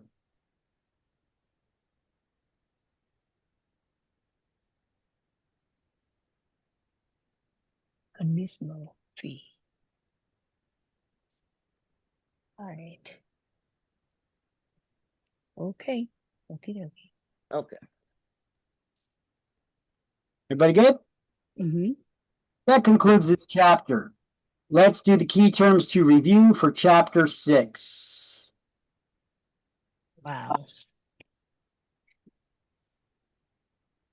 A lot of stuff in there, huh? There's 2 key terms to review there. Before we get started, we're going to make some modifications to these key terms to review. Let's start with key terms 1.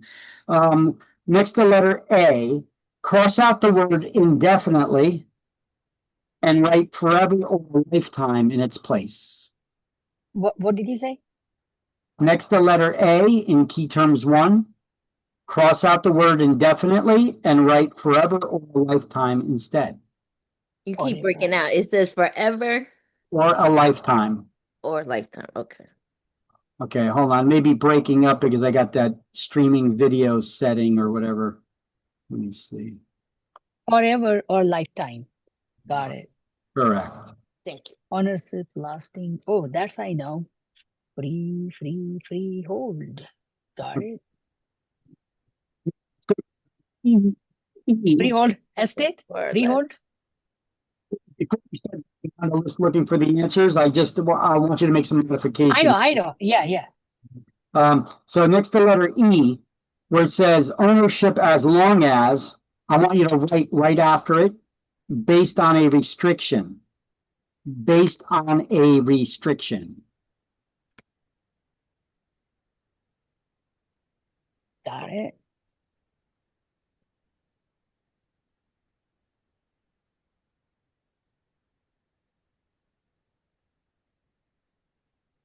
Okay. Then next to letter F, I want you to cross out. Wait, hold on, see what to cross out. Ownership. Cross out the word ownership and write kind of interest in real property. Kind of interest? Yeah, so this way it reads amount of kind of interest. Oh, it says amount of ownership. Yeah, so write cross out of ownership and interest. Okay. Kind of interest, and then Interest in real property. You're can't breaking hear up you. still. Breaking up. I don't know why it's breaking up. I'm not streaming anything anymore. Or kind of interest in real property. In real property. Interest in real property.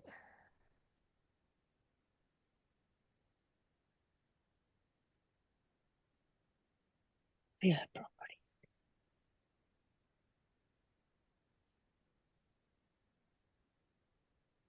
Right? So amount of kind of interest, like that. It should read amount or kind of interest in real property.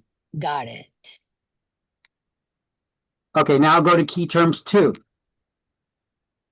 Next to letter D, as in David. Cross out the word lien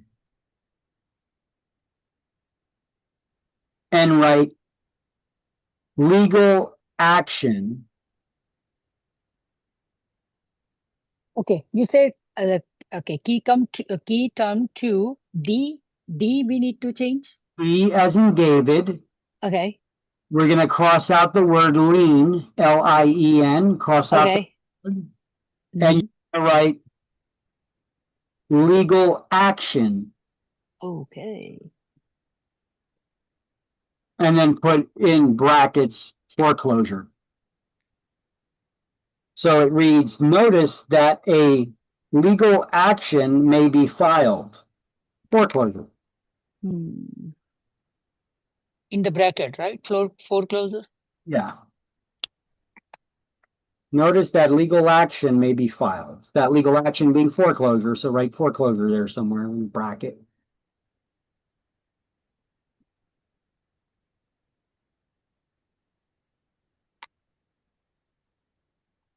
Then go down to letter J.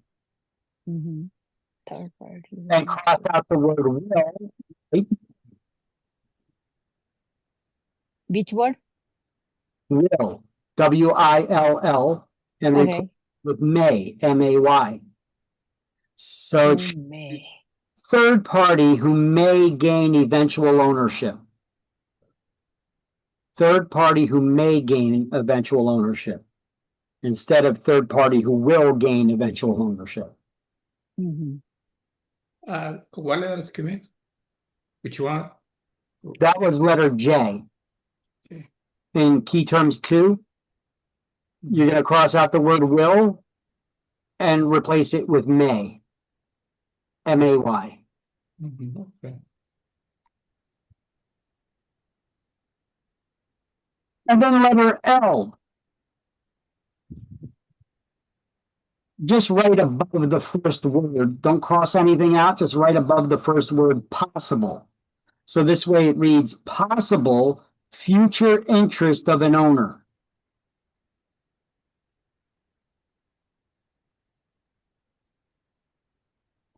Possible future interest of an owner. Okay. All right. So now that you guys got all that. Oof. Ownership lasting forever or lifetime. What do we call ownership forever or lifetime? Freehold estate or fee simple? It's a freehold estate. Yeah. Fee simple is forever. Forever, right? Yeah. Forever or a lifetime describes a freehold estate. Freehold estate is the category of ownership which can be forever or it can be for a lifetime with a life estate. So 16 is A. To use another's land. What do we Right to use right? Oh, is meant. Is Another's land. It's an easement, correct. 6 is B. husband's right in wife's property. Oh yes, I know this one. Husband's right in the wife's property. Dover, husband's right. No, courtesy. Because men should be courteous to women, right? So 3 is C. Simple right to use part of an adjacent parcel. Simple right. Yeah, what do we call a right to use an adjacent parcel of land? Is that in land? No. 7. Number 7. Yes, an easement appurtenant. 7. Yeah. D. Ownership as long as based on a restriction. Ownership lasting as long as, so an ownership that's based on a restriction. Oh, restriction is a fee determinable. Yes, 14 is E, fee determinable. Yes. So known as a defeasible fee or conditional fee estate. Conditional fee, right. 14 is E, as in Edward. Amount. Amount is a kind of interest in real property.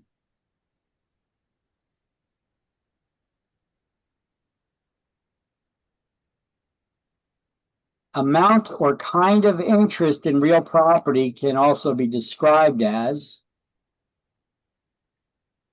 State land. an estate in land. Correct. 13 is F. A right used for utility lines on another's land.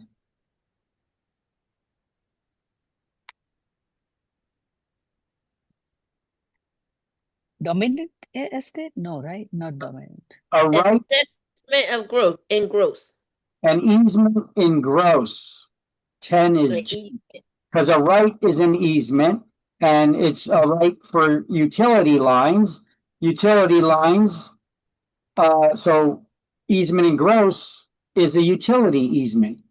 So there you go. 10 is G, as in George or Gary. Yeah. A right of access to a landlocked parcel. Landlocked parcel. Landlocked. Right to access a landlocked parcel. Construction. Easement by necessity. 8 is H, an easement by necessity. When it's Easement. Why do you say adjustment? yeah, Easement. it's necessary to cross over your neighbor's property in order to get to yours. So 8 is H, correct.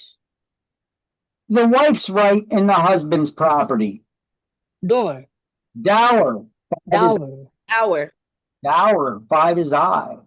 A right sometimes acquired through usage. Right, sometimes acquired through usage. You get assessment by prescription. An easement by prescription. 9 is J. Correct. 9 is J. So transfer by sale or gift. Fee simple. What do we call it when you transfer a property? No. That is a Transfer or sale. To convey. Yes, convey. Yeah, transfer, convey. Transfer, convey. Yes. Property that benefits from an easement. Okay, property that benefits. Okay, that's a dominant. The dominant estate. 4 is L. L. Most complete ownership of land possible. Most complete ownership of land possible. Ownership forever without restrictions. The most complete form of ownership of land possible. P.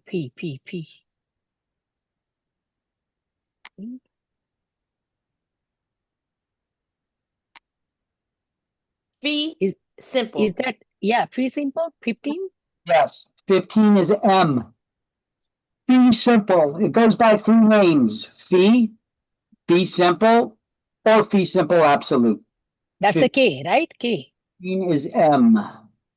No, K. No, M. Oh. 15 is M. Oh, yeah, M. Yeah. 2 was K. Yeah. Any easement, encroachment, etc.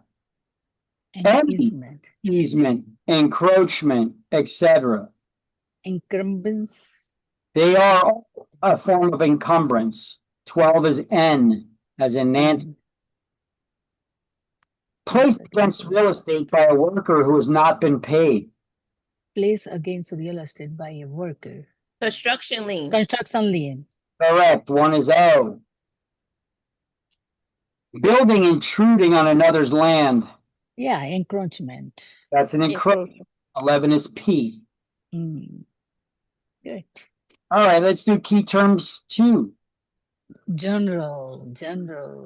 Structure owned by 2 adjoining landowners. Oh, 2. Owned by 2 adjoining landowners.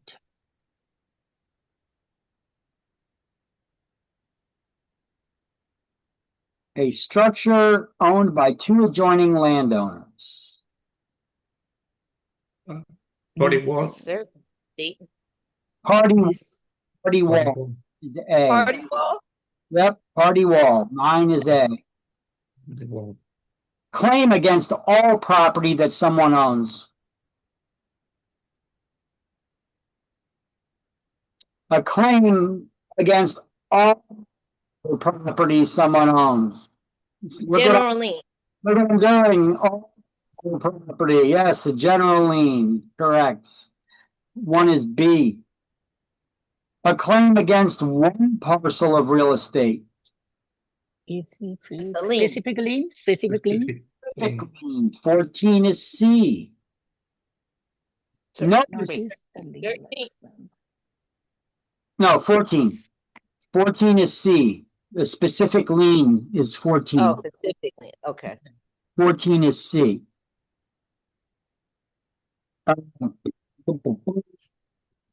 Notice that legal action may be filed. 8, mortgage lien. No. What do we call a notice? A notice that legal action may be filed. That legal action being foreclosure. Lis pendens. A lis pendens. 7 is D.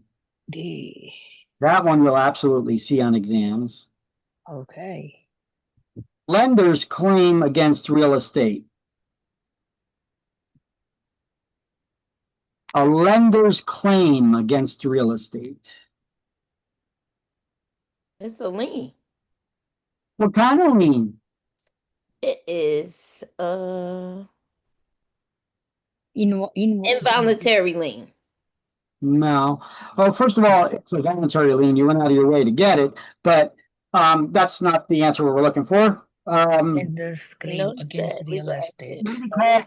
Lender's claim against volunteer lien. A mortgage lien. Yeah, mortgage. Lender's claim against the. Oh yeah. Mortgage. I didn't even see that there. 8 is E.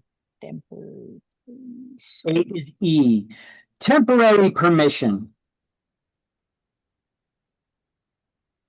Temporary. Just did that. Yeah. What do you call temporary permission to enter my property and use my pool? What did I just give you? License. I gave you a license. License. Yep. So 4 is F. A right to use and possess for a limited time.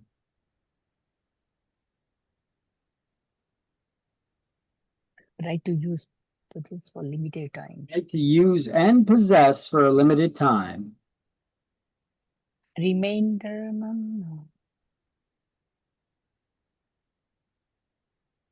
Right to use and possess for a limited. That's life estate. Nope. Property. No, it's a right to use and possess for a limited time. Servient estate. Property. Leasehold estate. A leasehold estate. 1 minute. Leases property. They have a right to hold and use their property for a limited. Leasehold. Leasehold. Okay. Yeah. It's a lease, right? Yeah. 3 G. G is lease. 3 is G, correct. Property taxes are 1. Property taxes are 1. Life estate. Priority. Involuntary lien. Volunteer lien. Is H, an involuntary lien. 2 is H. You don't want to pay them, they're imposed on you. You didn't go out of your way to create those. 16 is H, right? 2 is H. Oh, involuntary, sorry. Oh, why I'm saying voluntary? Taxes.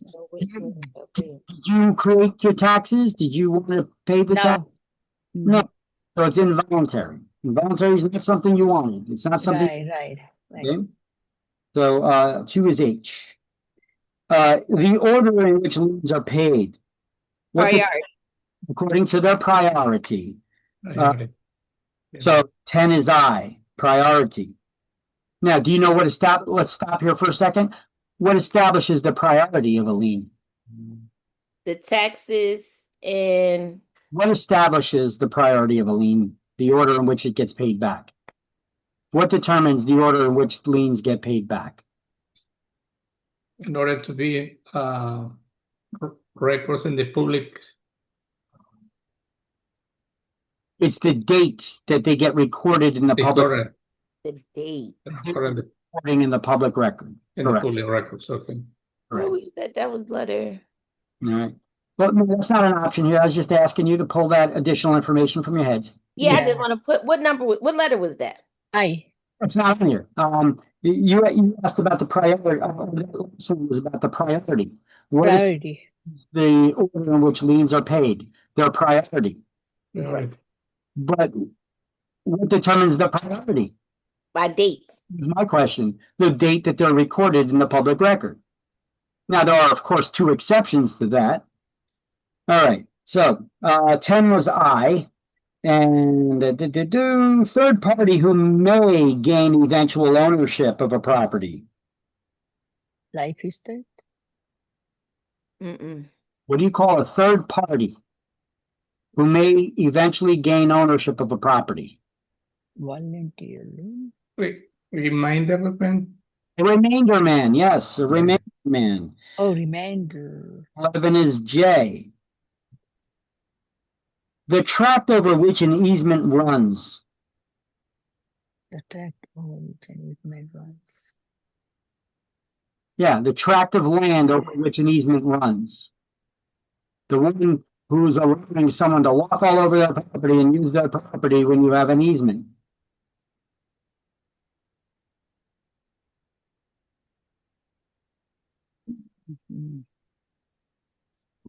Think for a second. Don't even look at the answer options. Try to think of the answer in your head. What do we call the tract over which an easement runs? The person whose property is being walked over to be used. Servant estate. The servient. They're the servant, right? The servient. Yeah. So that's the servient estate. 13 is K. Possible future interest of an owner. Possible future interest of an owner. The lien. Possible future interest of an owner. Taking. They like the state. No. Just reversal interest. Reversionary interest. There's always the possibility that if you have an estate that's based on a restriction, if you violate that restriction, there's a possible future interest of an owner to get that property back. So reversionary interest, 12 is L. Adding success, excuse me. God bless you. Adding successive periods of usage. Life estate. Adding successive periods of usage. You don't worry, eventually you get life estate. Hacking? You tack one person's time to that of another. Correct. So 15 is M. Complete ownership until someone's death. That's life estate. 6 is N, life estate. Financial claim against real estate. Lien. A lien. 5 is O. And mortgage or equity loan, for example. Voluntary. Voluntary lien. 16 is P, voluntary lien. Mm-hmm. So that concludes chapter 6.